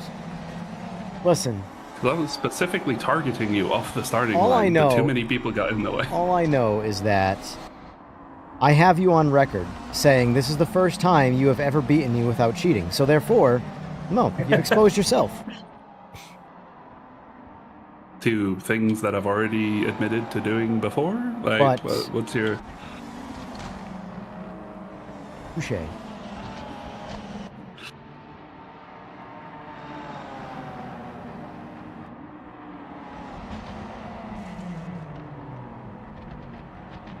I do think once we get some good refinement on the spec. So, you know, you hacked this for Sim Racing Expo? What do you mean by you hacked it? The spectating? Fucking... Yeah. Spectate. Oh yeah. So when for Sim Racing Expo, we had like a public event thing going on, and we wanted to be able to show off the racing between I think Ben Collins and Misha and all this lot. And we at the time we didn't. Oh, I have think I any- remember that.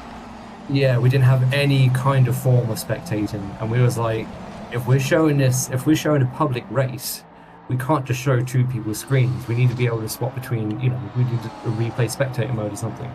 And we had to come up with the spectate mode in like a matter of days, literally like days.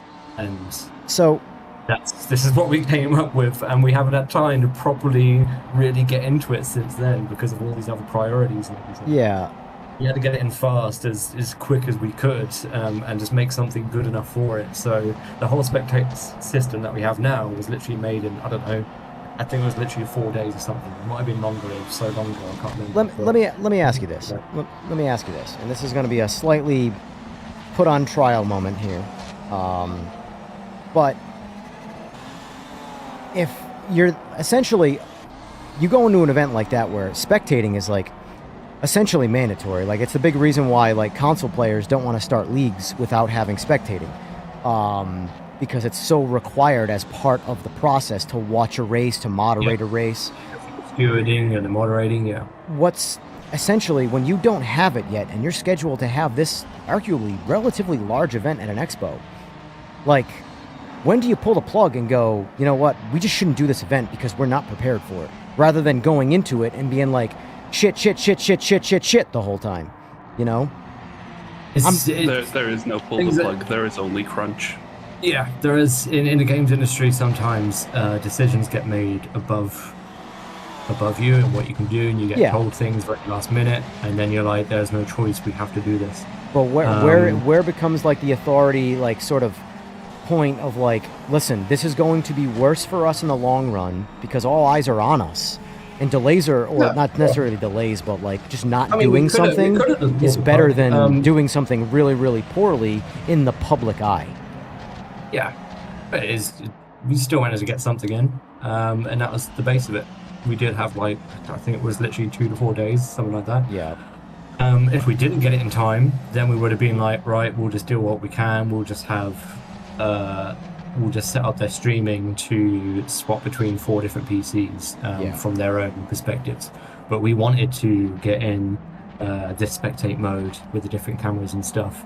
We managed to get it in. We was like, it's not perfect, but I feel like it's better than just swapping in between 4 different cockpit views. Yeah. At least then we actually get a view of the actual, for sure. the actual race. It did look pretty shit back then. Even replays still now don't even look as good as it should. I mean, you could say that the replays don't look as good as they should, but at the same time, if you look at the replays that I'm looking at right now, by comparison to even this game on release, let alone the Expo stuff, it's like, it was I'm not looking at a game that's being driven by the same engine anymore, you know? Yeah, we looked, for that event, it done the job. We managed to get something in very quick, but that is just the games industry. Things can happen incredibly fast-paced. Yeah. And We just didn't have the pace. you just need That to event was a nightmare. Yeah. I feel like I It would happens a lot. just be such a bad, like, politician in the gaming space from that side of things, because like I would make decisions that would be what would be along the lines of rationale rather than what you have to do, and I feel like I would just lose the business relatively quickly because of that.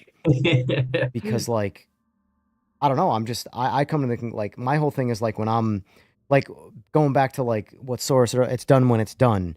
So like in the case of, you know, hey, we were supposed to do this at say this expo or this, that, and the other thing, whatever, and this particular thing that is basically a requirement for this event, you know, we're probably not gonna make. You know, I understand crunch time is a thing, and you guys did pull off something for it, but like, I don't know. I just know how people are and how, for lack of a better word, cunty they are, and like. A delay is no one's ever happy about a delay, but they're more or they're less exhausted from a delay than a poor sort of like, you know, because I know again, it comes down to like, all right, like I say all the time on stream, we're a little over 4 months. We're approaching the 5-month mark of this game, and where this game was only 5 months ago compared to what it is now, I could make the argument that it's really not even the same game. Like, yeah, it's got the same thing going on, but it's not the same game. And that was only a span of 5 months. So, like, what's this game going to look like in another 6 months? Exactly, in the next 5 months, you know?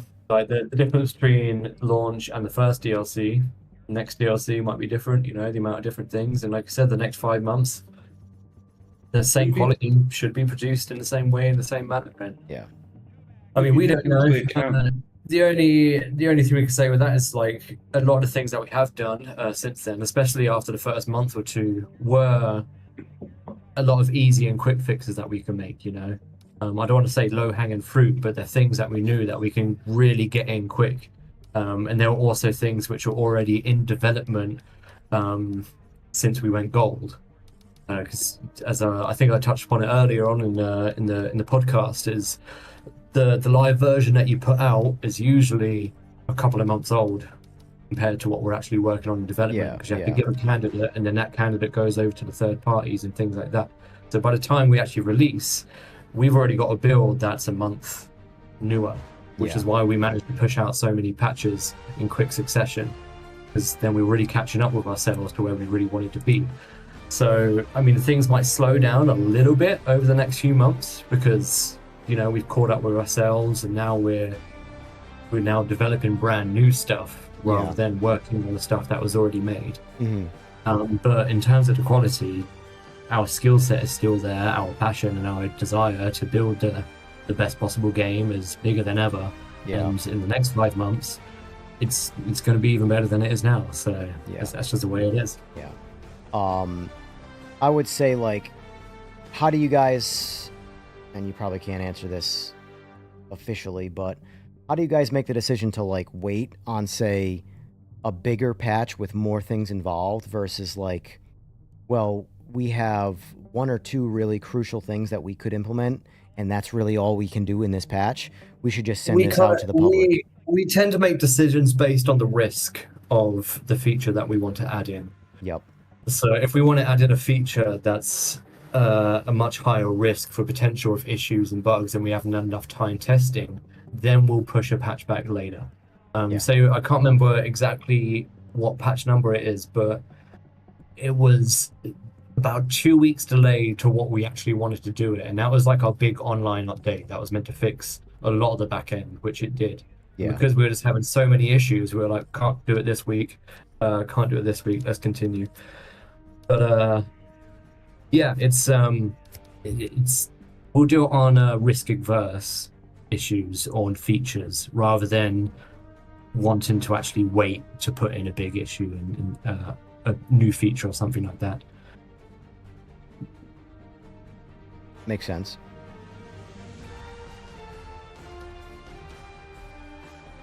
I'm trying to pick a track here that's got a full third. Here we go. Yeah, so our next... I'd hope for our next patch, as I mentioned earlier, is likely going to be our MDI system. We won't release that patch until we're confident in it. Yeah. We won't try to push other things in it. We might build other features that are ready, but we're not gonna double-decker on 2 different features without knowing we're going to push one at a time, or unless we're confident that they're all fixing each other. But we kind of work on one big thing at a time and then push it out, and then if the other one's ready, which we've been testing on another branch, then we'll push it out the next week if it's ready. So yeah, it's all risk adversement. And Do you ever see?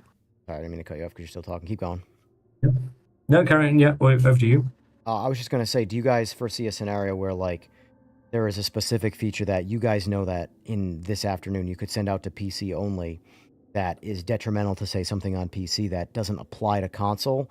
Or do you still have to run the process of getting approval through the console side of things and all their certifications for something that's really only going to benefit PC? Like, how do you, like, can there be a PC specific hotfix without bumping the build number on console? Or does it always have to be to run through all of these systems? It depends on what it affects. So if it's like going to be an issue that affects crossplay in any form, then we will need to push out all 3 platforms. So if it's something that affects online, then it can. But otherwise, we can. Like we can. You know, we've done it before, I think, or even wanted to. The DLSS one, when the DLSS bug happened, when you guys had to do a hot fix to fix, because the DLSS got like 480p resolution or whatever it was comparable to. I think that was a scenario where it was only PC got a hotfix and consoles didn't get a bump, but I don't remember. That's it, yeah. So it is entirely possible. We can do it. We try not to, because we would like to have parity with all 3 things, but if it needs to be done, then we can do it. Yeah. And have done it, in fact. Yep. Because I always wonder, because, like, again, my eyes naturally pick up on, like, visual bugs more so than anything else. Like, I'm not the guy that's going to tell you, like, the most thorough tire model on lateral or longitudinal and latitudinal grip and things like that. I'm going to tell you, yeah, the car feels like a real car or not. Like, that's going to be my, like, sort of, like, feedback on how a car drives. But, like, 600 meters away, there's a flicker that's happening with a certain shadow that wasn't there before. You know, like, that's the stuff that my eyes will naturally pick up, because I'm not paying attention to the super crazy things, but it's, like, specific to PC, you know, where, like, hey, somebody could, I'm totally speculating and guessing, but someone could fix that in 25 minutes and spam out a hotfix or a tiny little update to PC that no one even would have to get notified of. Because, like, that happens all the time on PC-specific sims that are on a console. I'll get an update for a game, and there's not even a patch note for it. It just was like a 1 megabyte file that fixed a tiny little incremental bug. You didn't see anything here. Yeah, exactly. Nothing happened. Exactly. You know? But I always wonder about things like, because, like, again, because I played on PS5 and I played on PC, I see certain things that are apparent on one system that's not there on another. And a lot of times, while overall the visual experience is better on PC, there's a much higher chance of a visual bug on PC that isn't there on, say, PS5. Yeah, and it's like Tom just alluded to there, fixes on PC can affect consoles a million times over. And sometimes this is something that always makes devs rage, is you can make a fix for PC or a fix in a really mundane area, and that will have a knock-on effect with something you would never expect. Yeah. And then, you know, you think you're just making a PC-only fix, and the next thing you go in, you boot up the next PS5 or Xbox build, you're like, how the fuck is this broken? Right. And then you're looking into it, and you're like, how is this affecting this? It's like, there's a lot of domino effects into a lot of fixes, and just dev work in general, and things that you really would not expect to be an issue ends up turning into be an issue. And that's the fun of game development. You know, this is the fun. This is a lot of things which it's a lot of things that the people just, you know, community and just general gaming consumers don't really understand. You know, when they say, oh, fix this is easy, it's not always as easy as you may think it is. There's a lot of intricate details into it, and a lot of knock-on effects that can happen to it. And there's just so many different things that go into it. That makes sense. There's also a factor of Like, a lot of the times we have to do not ideal implementations because we don't have time to do things properly all the time because we need to get stuff out to people, which means you end up with a house of cards because This card's a good way of putting it. there's so much tech debt from random things that you quote-unquote fix something and you've actually just pulled out a card and the entire thing's toppled over. Yeah. Oh, that actually is something that Bran points that out in chat that I've noticed that I haven't addressed personally yet, but I have noticed it because it does fall lower on the visual bug, but it is a thing. So a car that's not moving, it's got horizontal rain, like as if the car is accelerating through rain. It's got the water tracking down the pane of the car. So like it'll be on the hood, the front of the hood, and rain will be going backwards towards the windshield while the car is parked because it's a visual animation essentially for driving through rain, but it's also happening while the car is not moving. Yeah. I don't, but he brought that up, and I did think, again, that's not something that to me has made it on the, because I also don't drive in the rain often enough to like pick the, to Yeah, like really. that's something. It's in my bug database. It's there. I'm aware of it. Yeah. But again, these are the kind of issues which are they're there, but in terms of priorities, Far from game things breaking. that I get, we trust me, I really- get yeah, that. Yeah. it's pretty low. Like it's in my bug database. Yeah. It's there, and we're aware of it. And But again, I so commonly because- bring up like super low profile priority bugs, but I just see them. But like I always say, like I never know if this is something that has been or has not been addressed, so I like to bring it up. But at the same time, I don't want to sound like that dude that's like, again, crying over spilt milk, you know. But I do notice some things. Like one thing I've noticed specifically to rain that's been there for as long as I can remember is the rain that goes through the car. So like you're inside the cockpit, and there's the raindrops goes- going inside the cabin, like as if there's no roof. Yeah. I've seen that a couple. We- It's not bad. Again, it doesn't pull you out. The rain has come a long way. Everything's come a long way visually, but you know, Yeah, I mean, it all comes down to like if we had more time, would be great. yeah, Like, but we have to work to deadlines. We have to do these things, and it's just the reality of it as a game development company sometimes. And we do what we can, the best we can with the time we have, and then we continue going on forward after that. this is where I think like the transparency on the size of the team is like would only benefit you guys, in my opinion. I mean, I think a lot of people would align with like, hey, these guys are kicking ass for a small team, whereas a lot of people come into this coming from say Forza or GT7 thinking the same team or size-wise is developing this game, and they're like, I what's think going actually- on? I said that in a comment in the Discord the other day. Someone was like, "Oh, how come Forza Horizon 6 can bring out this massive thing and have this graphical fidelity and everything?" And I'm like, one, they've been working since Forza 1, which was like what, 16 years ago or something like that. And two, they've got Microsoft flagship game money. And probably about 400 developers on it. Yeah. There's a distinct difference about why they can bring out a game of that size compared to us. It can be pretty wild, but again, it just comes down to people's expectations, and there's nothing we can do to manage that really. It's not like we're going to put out a big social post being like, "Oh, just to let you guys know, we've only got 30 devs."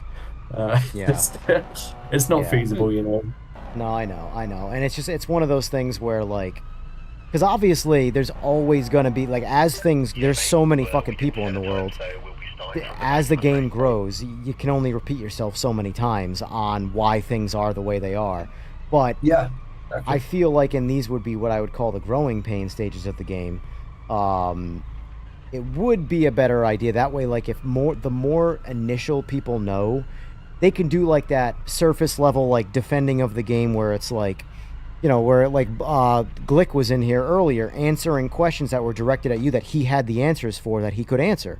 Whereas if you have a boots on the ground level of consumers that can answer the most basic of questions for the other newer consumers, Yeah, because but of this is kind of why I'm so active on the Discord as well, is Yeah. so I can go there and answer as many questions. I know once I do that, there's going to be people that will then answer for me. And if Yeah. I'm clear enough in my communication and honest enough and let out what I can know, then I know I can take a couple of days off from Discord and not look at Yeah. anything, and I know that people are going to answer the questions for me. yeah. And that's why I do it. That's why I'm very open and talk all the time and let these people know. So people like Glick and our mods and anybody else who are regulars can just be like, oh, a dev came in and said this and parrot anything I said. Focus on the line. And yeah, it just gives some clarity for everybody. Makes sense.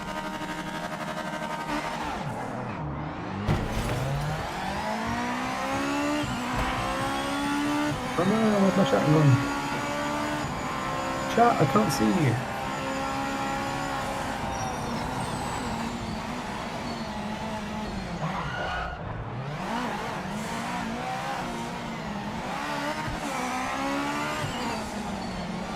Okay, go back. All I know is you're all fucked in a drag race mode. That's all I'm saying. I'm going right to the top of the leaderboards in every classic car. Surely, when you have to navigate a turn, I go right back to the bottom of the list, but that's fine. That's fine. I'm a one-trick pony. That's why you ride bikes. Fun fact, I prefer to turn a car and straight line a bike in real life. Oh, fucking Christ. I don't like drag racing cars. I love drag racing bikes, though. I don't know why. Although I don't mind, I don't mind drag racing cars, but if I had to pick one to do one with, I'd much rather road race a car and drag race a bike.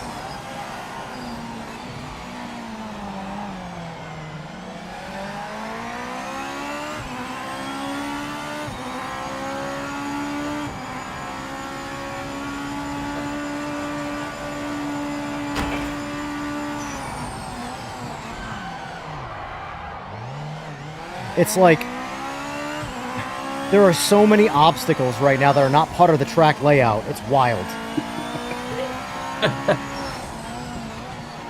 Look at them. They're coming out of nowhere.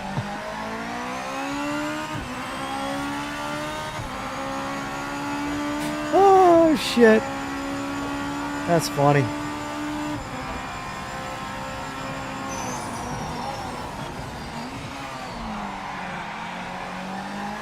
Well, I haven't been given a message saying I'm fired yet, so I guess I haven't said anything too out of line in the last 6 hours. Well, you guys can just fire me. Since I am a paid shill after all, so. Or a yes man, whichever. I've been called a yes man several times. Like, oh. Yes, I know.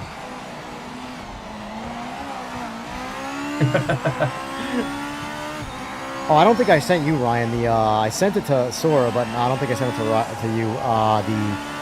The Instagram comment, the one I put up about enjoying the game on. Yeah, I just drove off the track. Oh, I think you said that. I can't remember. All right, fuck it. Like, oh, how can you say that when these other games exist? It's like, Oh, that's dude. yeah, something Hold like on, that. let me see if I can find it here. It's Yeah, actually I think you did send it to me. abysmally hysterical. no comment was made about any other game. Like, It no, was just it was the insinuation that I said it was only this game, and Oh yeah. and I didn't say anything about only. The word only in particular. So let me bring this up for the stream to see. Where did that go? Oh, right here. All right, so this is the Instagram post I made shit. right here. And I threw, Simagic a bone here too. But it was, my post was, say what you want about it. Project Motor Racing has some of the most adrenaline-filled racing I've ever experienced. Pair, which I clearly typoed and I didn't see until right now. Oh, never mind. I didn't. I just read a typo in my brain.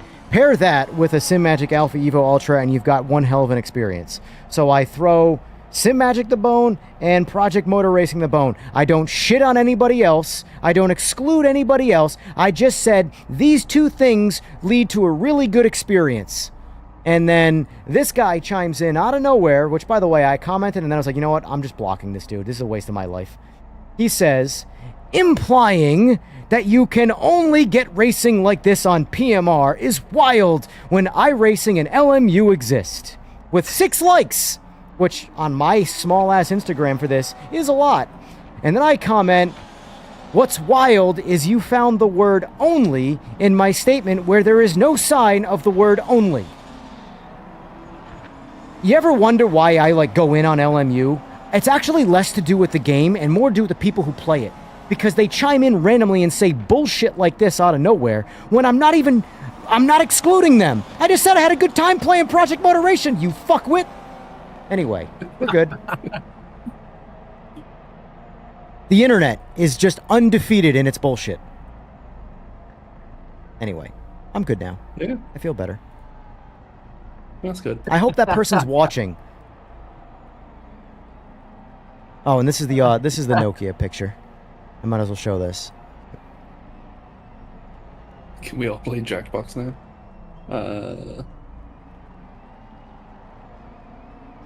Damn, that is an old-ass Nokia. That is an old-ass Nokia.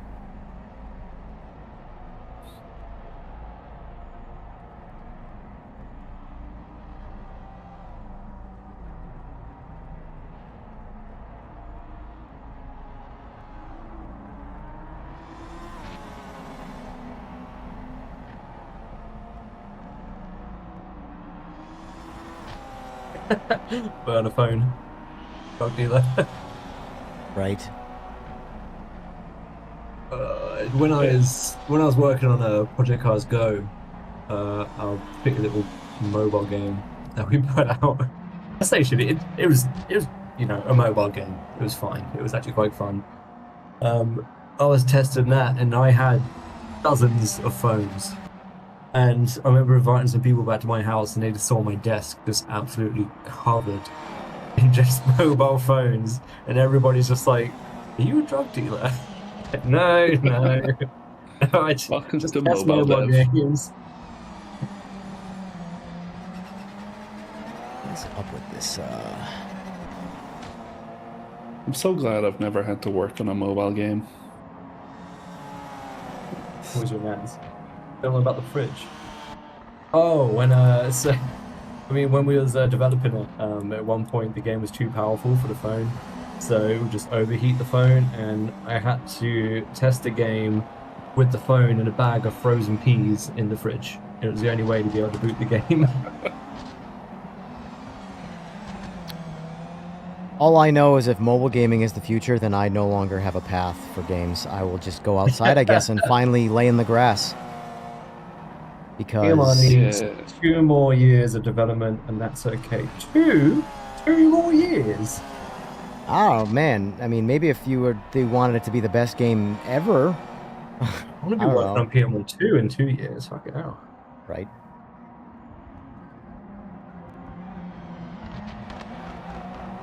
I think we might be on PMR 6 by then. Oh come on, you got to develop the Activision mentality. It's a game a year. Mm-hmm. New And then a phone, new mobile game. game Yep, in exactly. between. And then don't 9, forget the 9 skins. years. 9 years. It's, 19. Well, I have to wonder, too, when you guys, in general, the gaming space decides to pick a random number, that's the game they continue indefinitely. AMS2, for example, I don't think there's ever going to be an AMS3. I think it's just going to be AMS2 forever. 2 is the stopping point. To the point where, I would probably just call it AMS. And just, I don't know, do what with AMS1? I have no idea, but, a lot of things randomly do that, where they just stop, Destiny 2, for example. There's never going to be a Destiny 3, I don't think. Pretty sure that ship sailed a long time ago. Yeah, no, the way they've done it. It's usually whichever one introduces microtransactions that ends up being your. The end game.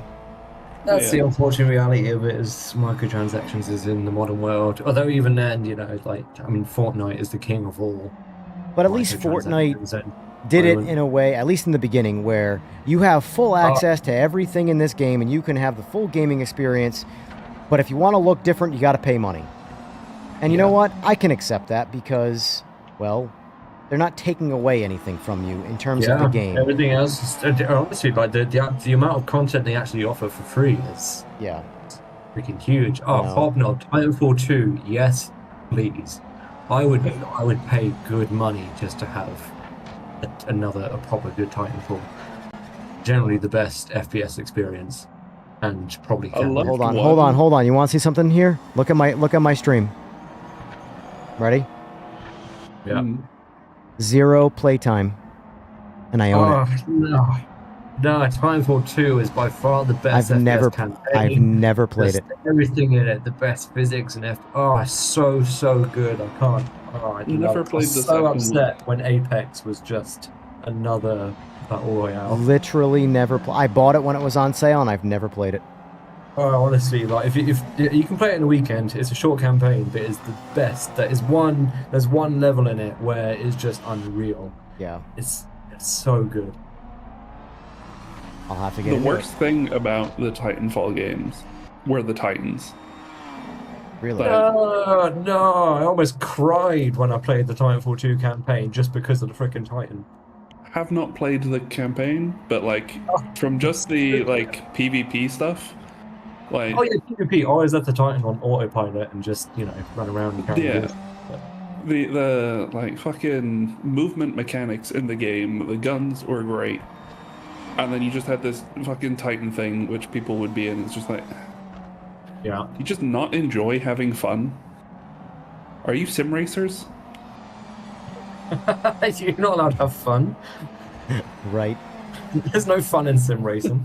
I do have to clip that mysterious YouTuber's quote that I've used many times during the video where he reviewed this game and the Japanese cars on the deceitful track, where he's talking about how much fun he's having and it's a strange experience for him. I just want to put that on a soundbite. Like, it's just so... This is a sim racer. This is what sim racing is. I'm having so much fun right now, and this is an unusual feeling. Like, yes. Yeah. Yes. Oh, we got an actual question again from Bran. What's the score with ghosting? To me, it seems as if if you were to have ghosting, then make it clear by making the car transparent so that it doesn't affect a player's race path time, or get rid of it. It was a temporary fix that became a permanent feature.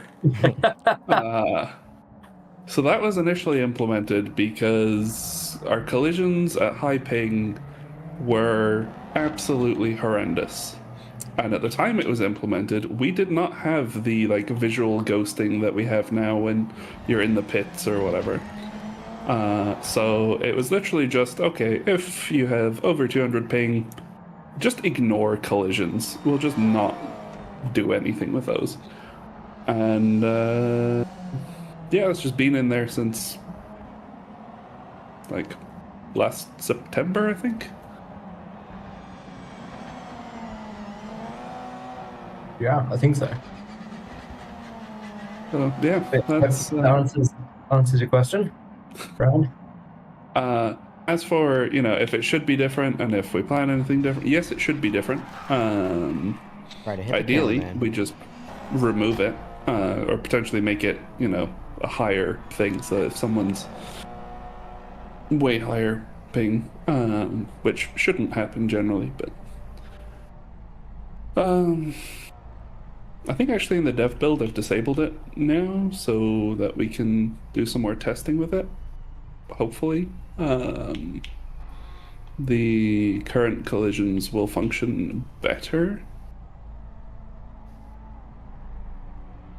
And we can just remove it entirely. Is there a chance we see Evo car updates for cars that recently got one? Would it be a quick, easy thing to do, or would it have to be its own car in class? I mean, we're always going to be doing passes. The thing about PMR is there's never going to be a time where we deem the cars or any class as perfect and finished. every month we're going to be looking at a different car, a different thing. Currently now we're going to be focusing on the next DLC.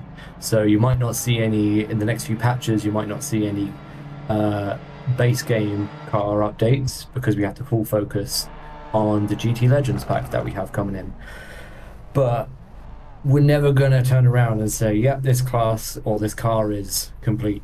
We're going to be updating it as we continue for months, years, and just keep going back to the next car that needs an update. We go through all of our classes, update them all, and then go back to the first one again and update it to what we feel like is the next current physics. So yeah, we're always going to be improving it.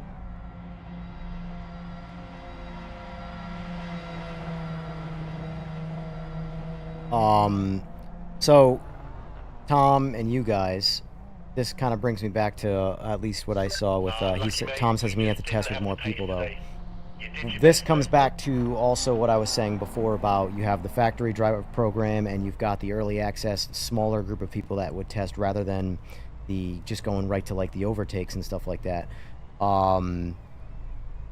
Would it be better for the game to have a certain group of people, more so than you already do, to just actively test? Obviously that's going to require a lot more, tight-lipped secrecy with a lot of things, which is going to make it always harder, but just expanding on the people testing so that things can get, because I can guarantee you there's probably hundreds of people with decent level of opinions that could give proper feedback to accelerate sort of refinement of, say, some cars and certain things and stuff like that. Or just, even if it's just not even so much that, but just like, for example, I'm looking for someone to send me a 6000 series graphics card just to test to see what can and can't break that I can't experience with my NVIDIA card. I know that was like a 72-point question. I was going to say, what was the question there? Exactly. Would it be helpful to have people outside of the team to help test? Oh, yeah. I mean, we do, in a way. We got the Giants partners. I'll utilize them for testing things. I've got them on the MDI system right now. We do have an external team of professional sim racers. Some of them have professional real experience in cars. But because of NDAs and mutual agreements, we can't announce who they are. Yeah. I mean, I can always... But I'm saying expanding on that. Like actively, like announcing like sort of like a system of like, hey, we're looking for... Oh, to actually say we have this and to get in more. We do, it is something, as I said before, we used to have the FDP. That flopped. That didn't go as we expected. I think a little part on both sides. The people... So we had an application process for that. We read all these applications and we put in people that we felt were trustworthy. A lot of them didn't do anything. They kind of wasted our time in a way, and we didn't get the value out of that we really wanted and expected it to. We did get some amazing other people in there.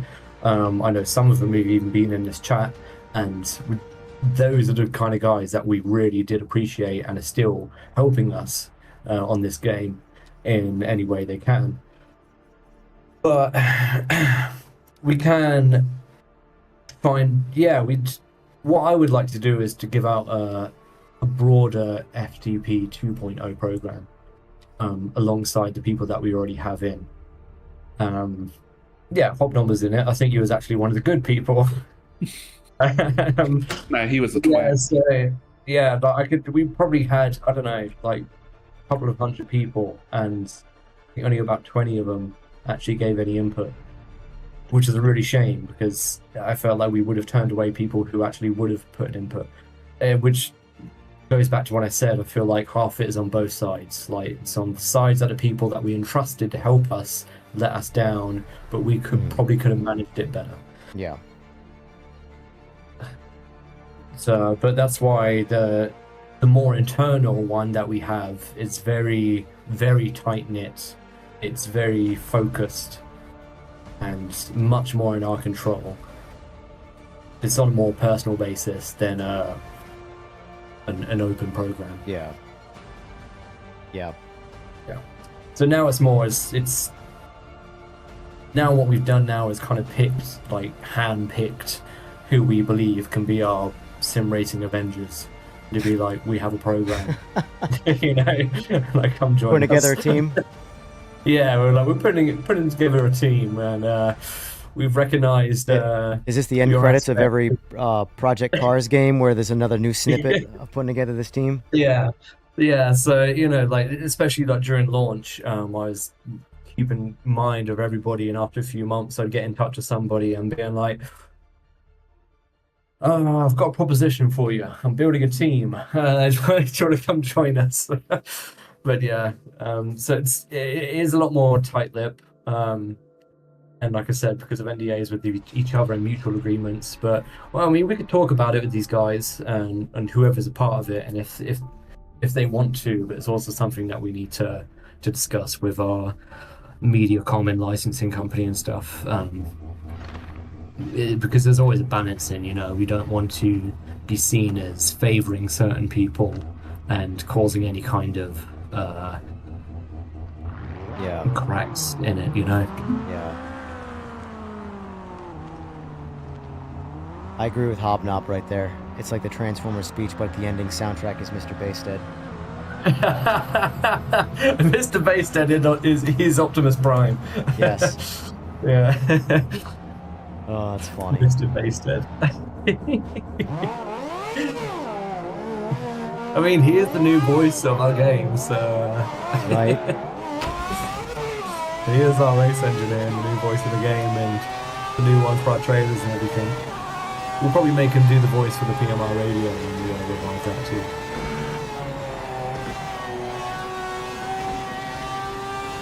I can barely run these damn Evos down. Oh no, get out of the weeds! I've been pushing for new PMR radio for ages. I might just do it myself. I might just be like, give me the assets, I'll do it. Well, I'll just fuck off. As you should. Ah, that was dirty. It's all dirty. All fucking dirty. Why don't qualify? You say that like you could qualify if you tried. Do you want a 1v1, bro? We're going to do it because then he's going to cheat. Oh, I know. That's the worst part about it. I was editing my game XML right now. I've got a few lines I can add. I'll show you what some real tires Oh, are. that's a thing I got to bring up to Bruno. Look, my steering wheel is just locked. That's something I got to bring that up. I've noticed that with some of the cars in the game now. Some of the classes of cars. Group C is one of them. So I believe the steering wheel locks before you even do a full 360 now. I know that was raised as an issue. I'm locked and I'm not at 180 over right now. So that's, I get to about 90 and then we're locked. Now, I don't know what the actual turn radius of this car is, but... Oh, which car is it? A Group C car. All the Group C cars. All the groups. Some of them do have a steering lock on. It might actually be. I think it is actually, isn't it? I can't remember because I remember raising something about it. I thought it was a bug, but it turns out it was a feature. I feel like that happens quite often. I feel like it was designed as a feature, but it's just not good. When it's because I'm locked right now, and the thing is, it not only does it lock, but it grabs my steering wheel and holds onto it. Yeah, I think it is a soft lock. I think it is actually something that was implemented in this car in a recent patch because that is how it is. Got it. We were talking about it and making an option and being like, can we not? Yeah. I hate the term soft lock for that. Because it just makes me think like, oh, the game's soft locked. Yeah, Right. so there's so many terminologies as a developer that we see, and we're like, it's triggering to us. I don't know if I've just completely forgotten how to drive these Group C cars, because this used to be my jam.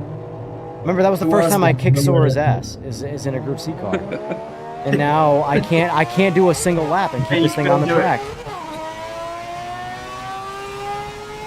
it's when we're in a playtest and somebody shouts out, "Oh, crashed," and we're like, "Oh, fuck, I crashed," and like, "Oh no, I meant crashed into a wall."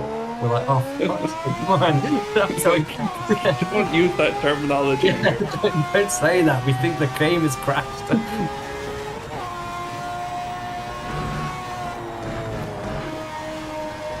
Just say that you're off track. Yeah. I've put my car into the wall.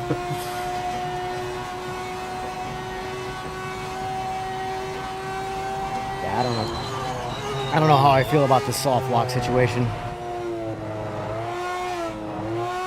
Soft locks I are don't. What's terrible. the actual turn radius of a Group C car? Is it less than 360 degrees? I think it's 360.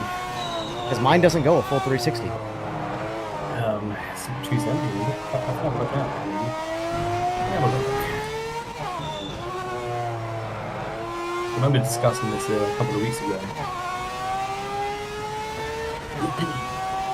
But yeah, it's comes up there.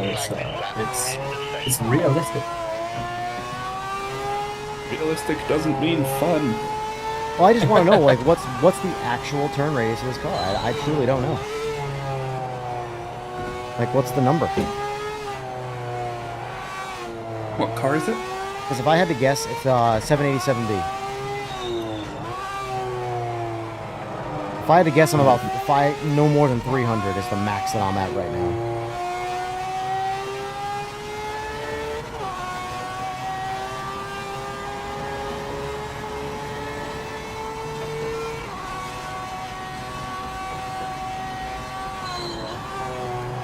Standard road cars. Steering rotations. 787B is suggested to operate with a steering rotation setting of approximately 450 to 720 degrees. So I'm nowhere for near that. realistic performance in sim racing. Zero, rather anywhere than- near that. Like, I'm locked. Like, I am full on locked right now with not even a 180 degree rotation from center. So that's it. Watch if you. On it. We're looking at. We're on it. There's a bit of live development going on here now. The chat GPTs,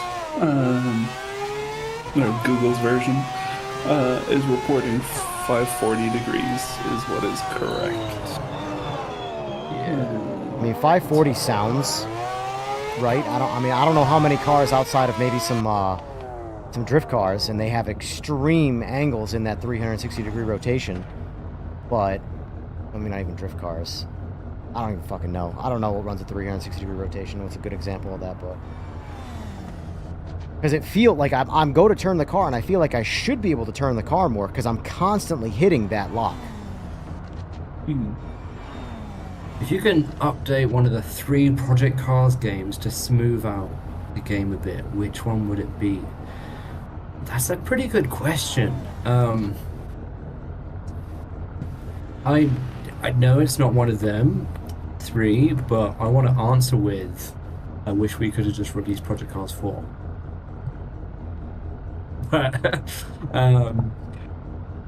But if we could smooth, yeah, 3 for 4 for sure. 3 if we were actually given. How do I say this? I don't know why, but I have the feeling Tom really wants you guys to sort out 2. 2 feels like the number that he's reaching for right now. Bad luck, mate. 3 would have been so much better if we weren't hold back. I would need to be very careful what I say here. Actually, to be fair, it's been many years, so it might be alright. But we were held back massively with our creativity and what we wanted to do. Our intention was not what we were allowed to do with 3. 3 ended up being Simcade, but it really was not the direction we wanted to do. Wasn't our intention.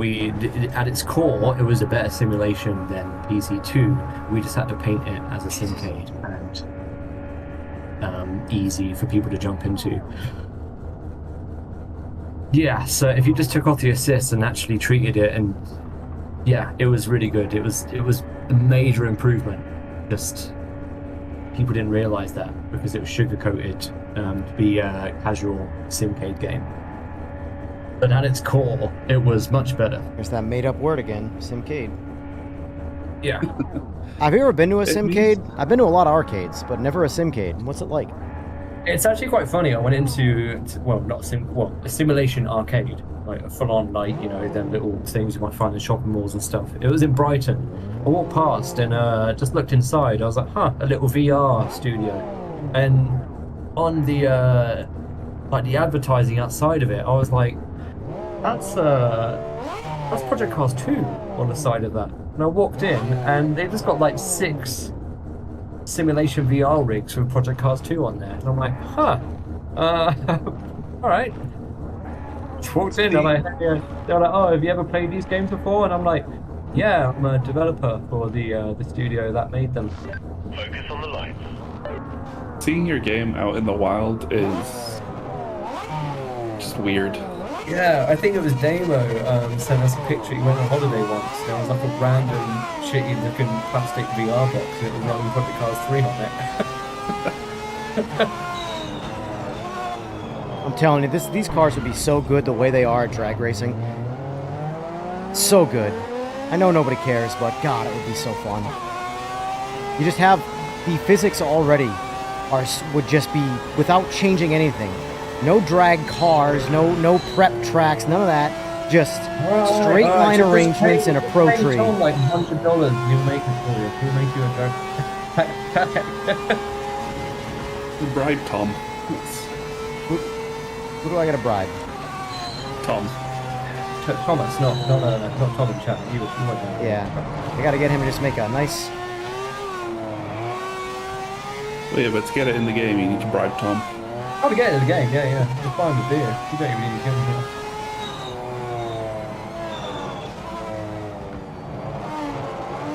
I'm only doing better because my wiper is going. Why is your wiper going?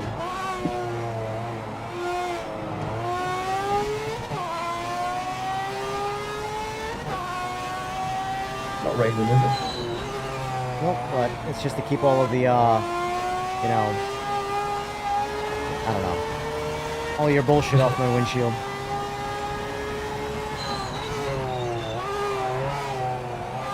I remember when wipers were first implemented in multiplayer. If you enabled wipers, it caused everyone else to crash. Oh, I really wish I can send my bug compilations out. One day I will. When we're in a better place, and we have got so much hate against us, I will release all of my bug videos from development. I feel like if you guys started trolling yourselves, though, that would actually be taken relatively well. I believe that as well, but upper management don't. So, I mean, yeah, there was so many that it would be so good.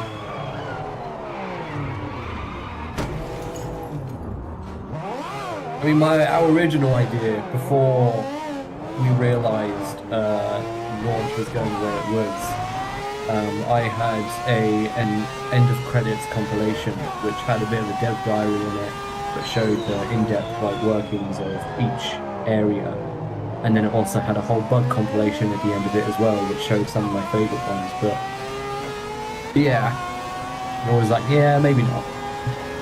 There were some Really, spectacular bugs along the I way. really wanted to add it, but I was like, kind of foresaw the way the public sentiment was going. I'm like, maybe it's not best at the right time to add something like this in. So I've held it back, and one day they will be released in Wild. It's kind of like a, you know, like Wow, the old school Sora. Jackie Chan movies. Wow, Sora.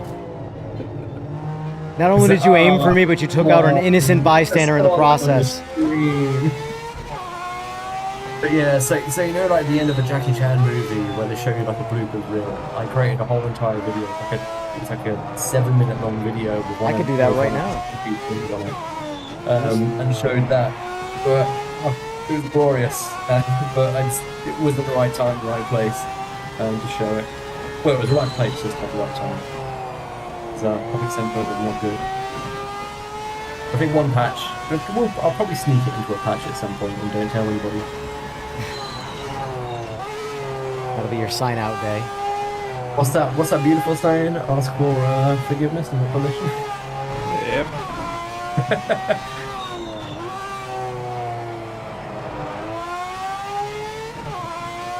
But I don't know what happened with me in these cars. I used to be decent at these things. Now I feel like a fish out of water.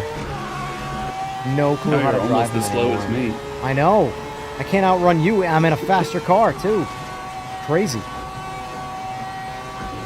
Skill issue. Yeah, I'm sorry. If anyone's slower than me, that is a skill issue. But Face is a skill issue. it is. This I don't even understand this turn anymore. Why I can't make this turn? I'm approaching it slower and skill slower every lap, and I cannot make it without spinning out. You need to brake a lot earlier. You need to release the throttle and brake a bit earlier. Take it wider. I just drove through Sora. The game is so broken. Game's so broken, Sora.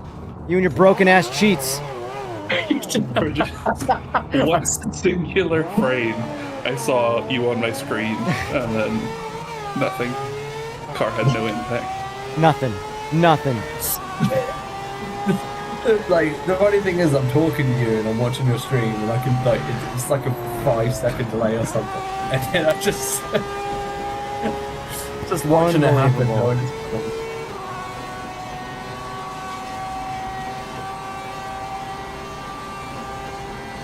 GT1 wet tires due to the update.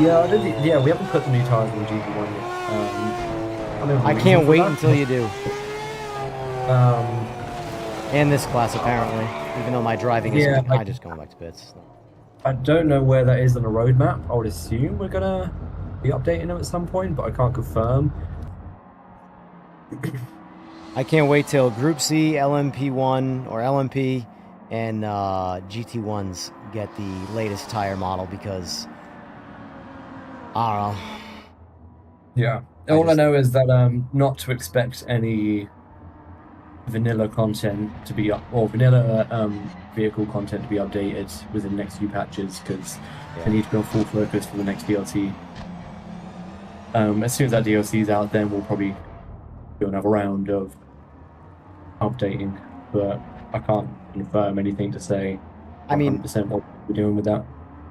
I feel like even if the next patch only brought, like, the only thing implemented was join in progress, I feel like everybody would, well, I shouldn't say everybody, the people that mattered would shut up. Yeah, Sora, so do you wanna No pressure, no pressure, Sora, or anything of that nature, but it's all on you. Again. Yep. And it'll be in when it's done. Yeah, This guy. when it's done, yeah. Like I said, I think I'm fairly confident that MDI will come in the next patch. I mean, that's a Again, welcome addition. Fairly confident, can't guarantee it, but I would imagine if Jip isn't in this patch, it should be in the next. Yeah. I mean, the, Jip will definitely MDI not be thing in is the next patch. well, that's Sora basically saying that. That's the big fat no. Patch after, maybe. Yeah, that's what I mean. Yeah, patch after. If it's not in the patch coming, the one coming next, it will be in the one after. But yeah, MDI should be. I'm pretty confident that will be in the next patch, whenever that may be.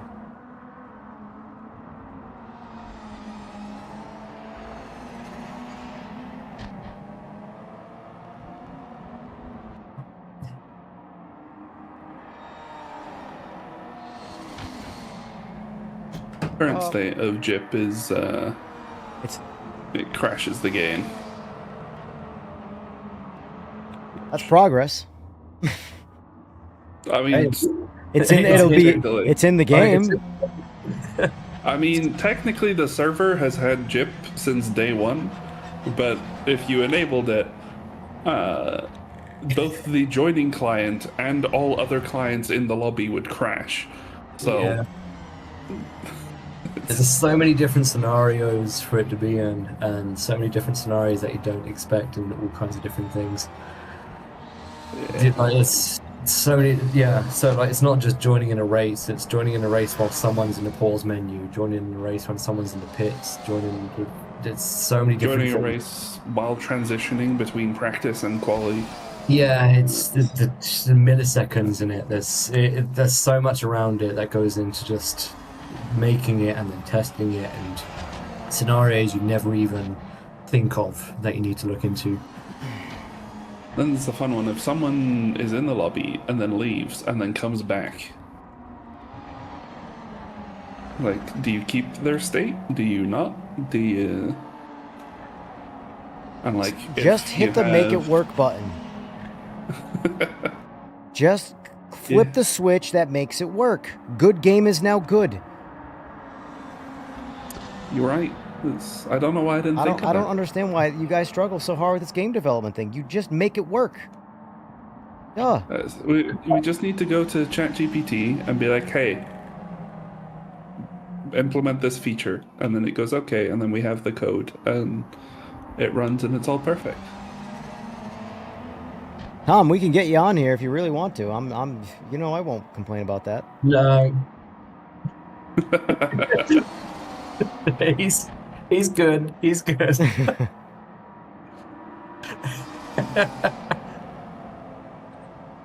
Sounds great. No, it's fine. It's fine. You don't need to find him to chat. Also, I've got time for one more race because I have about 20 minutes, or I do actually have to be, you know, a human being that's not streaming on the internet for people he doesn't know. Are we doing Nords nighttime in the rain? Well, definitely no to the last two. Maybe the first one. Lots. He's too lost. He's lost. If you're too loose, as in loose-lipped, or I Wouldn't be No, surprised no, one way no. or the other. No.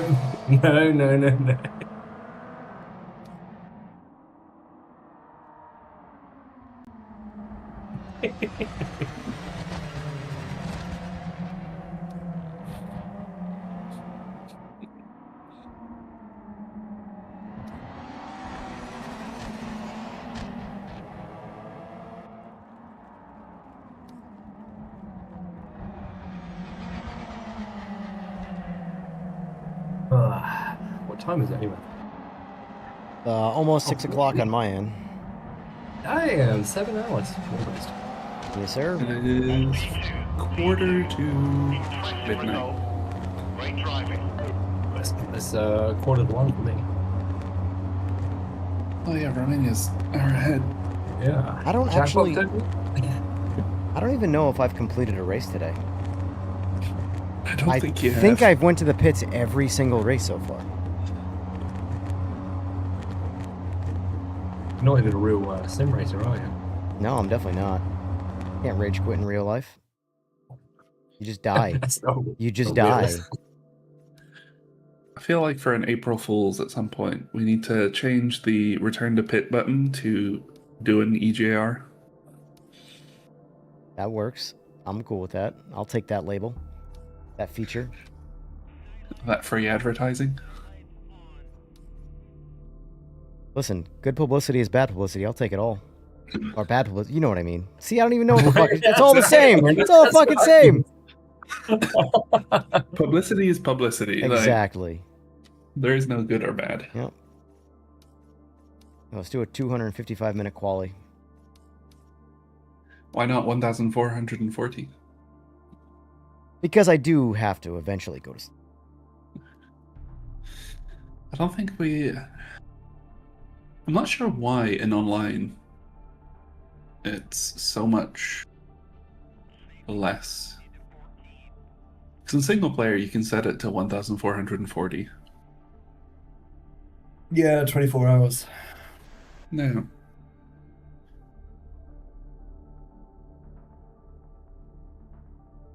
I have to talk to Demo about that.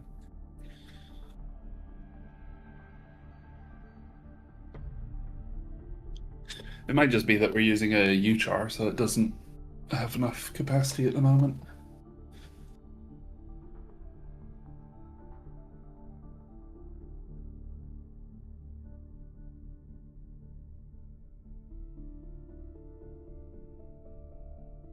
I imagine I'm when over we, here, if we like, do. sitting here waiting for this lobby to update, and I'm staring at the screen waiting for it to do it on its own.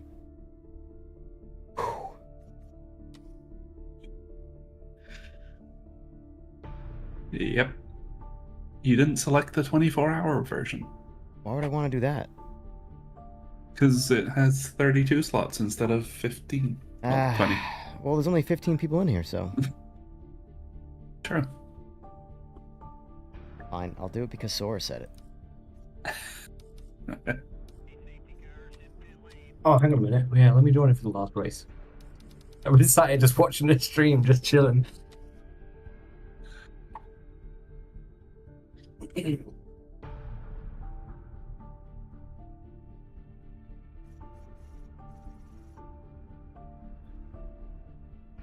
Oh, I all think the I've been in the buttons. stream longer than I've worked today. I mean, I'm not addressing the state of the game or anything, but I'm just saying priorities. Oh, I know what we'll do. No, I'm gonna edit these settings one more time. Oh wait, I don't know if we can. You know what? I think this track still stutters no matter what, right? When you bit return, stutter? yeah. Okay, so we'll just. Can I do be this. an AI? You might be an AI. What? Maybe an AI. How do Like the AI names and stuff. give a name, and if you donate, I'm joking. If you Everybody donate $500 to Ryan's personal donate fund, me $50, I'll make you an. Don't do that. But maybe I could put you in a game if you want. well, that would be a fun thing to have as like hold a competition. Oh yeah, whoever wins this next race, I'll put your name in a game. There you go. Hop in the race and win, Shadow. Are you joining, Ryan, or what? Oh, there you are. Yeah, I'm joining. Yeah. I decided to put it up again. Broke, I can't even get it. Didn't they just increase the meal deal? They did, yeah. I was gutted. I mean, that was increased loads of times. I mean, I spent 3 years away from the UK, and I come back, and the meal deal has been increased by £1.50. I don't even know what the hell that is. So it's your fault. I was gutted. The UK has this thing in a lot of the supermarkets. I think it started with Tesco. It's like the Tesco meal deal. But No, you you're get not a coming on voice, drink. Cole. You're a loose cannon. You can't come on voice. You get a drink, a sandwich, and a snack for I don't know what the price is What is now. this, elementary school? No, this is just like in all the supermarkets. But it sounds Because like you something you would dressed as a see, like a cow hot on lunch stage. at elementary school or something. Yeah, similar kind of. You have no idea what I'm even talking about. I've watched enough high school shit. Wow. Well, shit. I've watched enough real racing. I'm basically like, the smartest person in the world when it comes to racing. So, I've watched some Never dudes. said I Listen, was bro. smart. I watched some people's telemetry on what their feet are doing, so I know how to drive a car, what they can and can't do in real life, bro. I watched their feet. You've watched their telemetry, so you know what an accelerator is. Yes. That is the equivalent here, not. Don't you dare insult all these people who are clearly, they know what they're doing. They've watched other people do it. They've driven Imagine a if you go-kart. could, in real life, just watch someone do something and you immediately knew how to do it perfectly. Imagine if life was like that. We'd all be living on the Pretty sun great. right now. We'd have homes there. Or like we want to escape the really cold climate, we go to the sun. We were that intelligent. I hate the heat.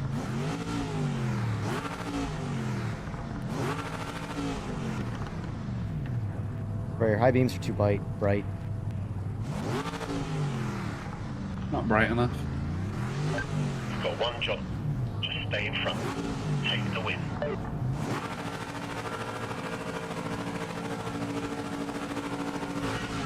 Oh, I fucking false started. Time your phone. It's rough, buddy.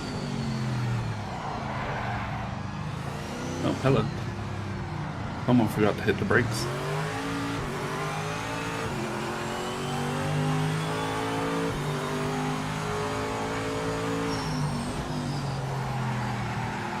I've done enough testing on this track recently to shouldn't be that bad.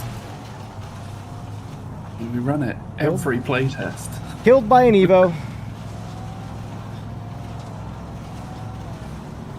It's only because I testing the shortcut for the Joker lap. Running it over again, so I kind of fucked it up. I gave myself a 15-second penalty to begin with.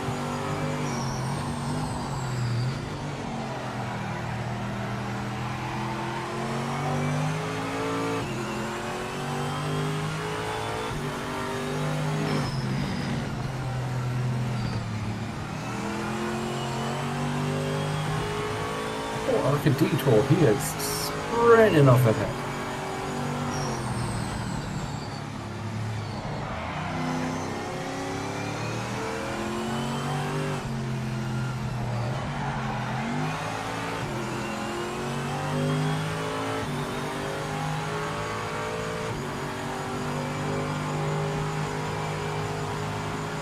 Oh, go on the inside, there we go. Oh,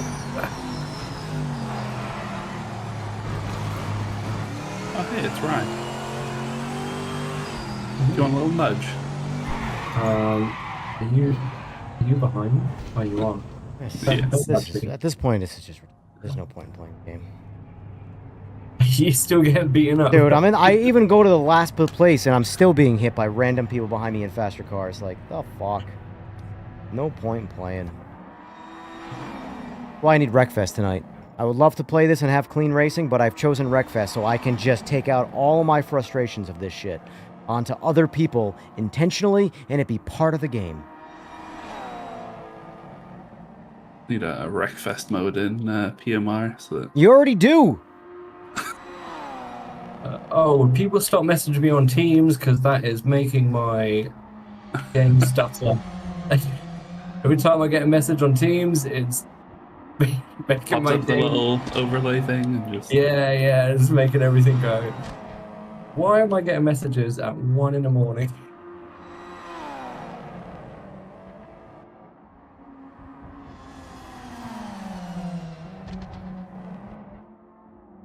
Tom. Is Tom now messaging you just random shit? Yeah, you mentioned something in French, so...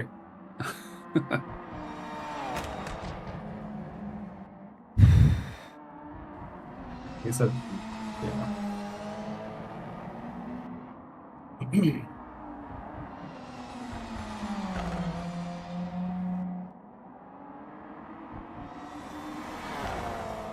But yeah, this is it's been really good fun. Thank you for inviting us. Yeah, no problem.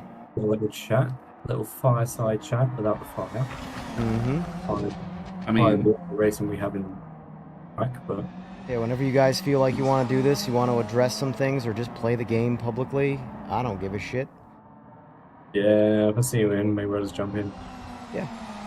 You know, just so you can rage bait and bash your track.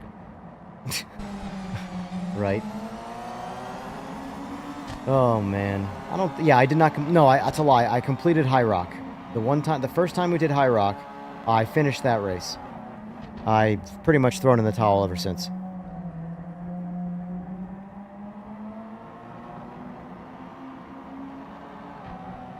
But like, I basically got punted out of the race early and just said, "Screw it, I'll just wait."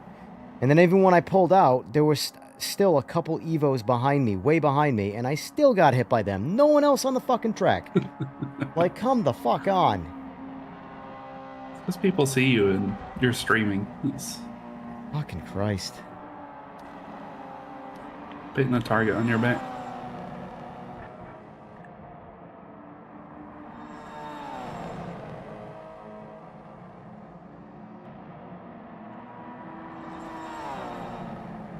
Jesus Christ, I'm gonna need to... I should have killed teams before starting this race. Kill teams before it kills you. Mm-hmm. What I mean, you know, game development, it's almost 1 in the morning, or, you know, 11 o'clock back at home, and people still up working, Yep. doing disgusting stuff. This is why I say, like, we will not sleep until this game is in a good place. Oh, hello. Who's this one from me? It's Killer. Oh. Oh, Sora's going to finish the race in reverse. It's faster. Excuse me.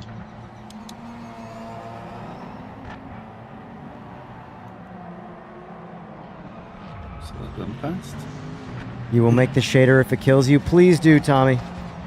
Please do. Shader. Deleting the milk from the windshield. Oh, the milky shade. Yeah, yeah. It is getting the main build version is getting better and better. But like, I'm pro just delete that shit. Like, Yeah. Realism can eat my ass at this point. I want a picture perfect windshield with zero visible reflection and dirt, and I don't even care. I just want to see everything forever and the beauty of the game. It's fine. I don't care either way. It doesn't even matter because I'm not gonna finish a damn lap without being killed. So it really doesn't matter how clean the windshield is. Well, don't worry. Soon, kicking will be in the game, and then you can just kick anyone who. I can't. I want to kick everybody. I'm gonna start the race as soon as the tree drops. I'm kicking everybody out. I win no matter what forever.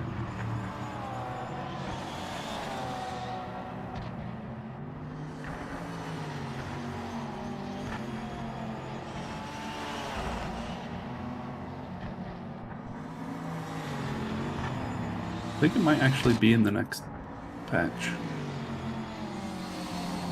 Kick or the shader? Kick. Big punch, it's all in the mind. But the real question is, are PS5 users going to be able to block PS5 users? That's the real question, Sora. Probably not. Considering I still have no fucking clue why it doesn't work with retail accounts. Have you had any experiences with Xbox? Like, not working? I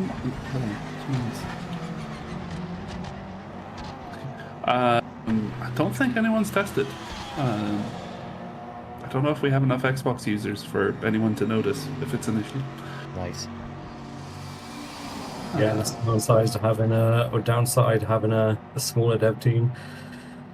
we have like, of course, like external QA teams and stuff, but when we need to do like proper dev testing, it's a bit of a fallacy. Oh, Tom has tested it? Okay. Yeah, Tom Bruno had tested, so. He said he's tested it. He didn't say it worked.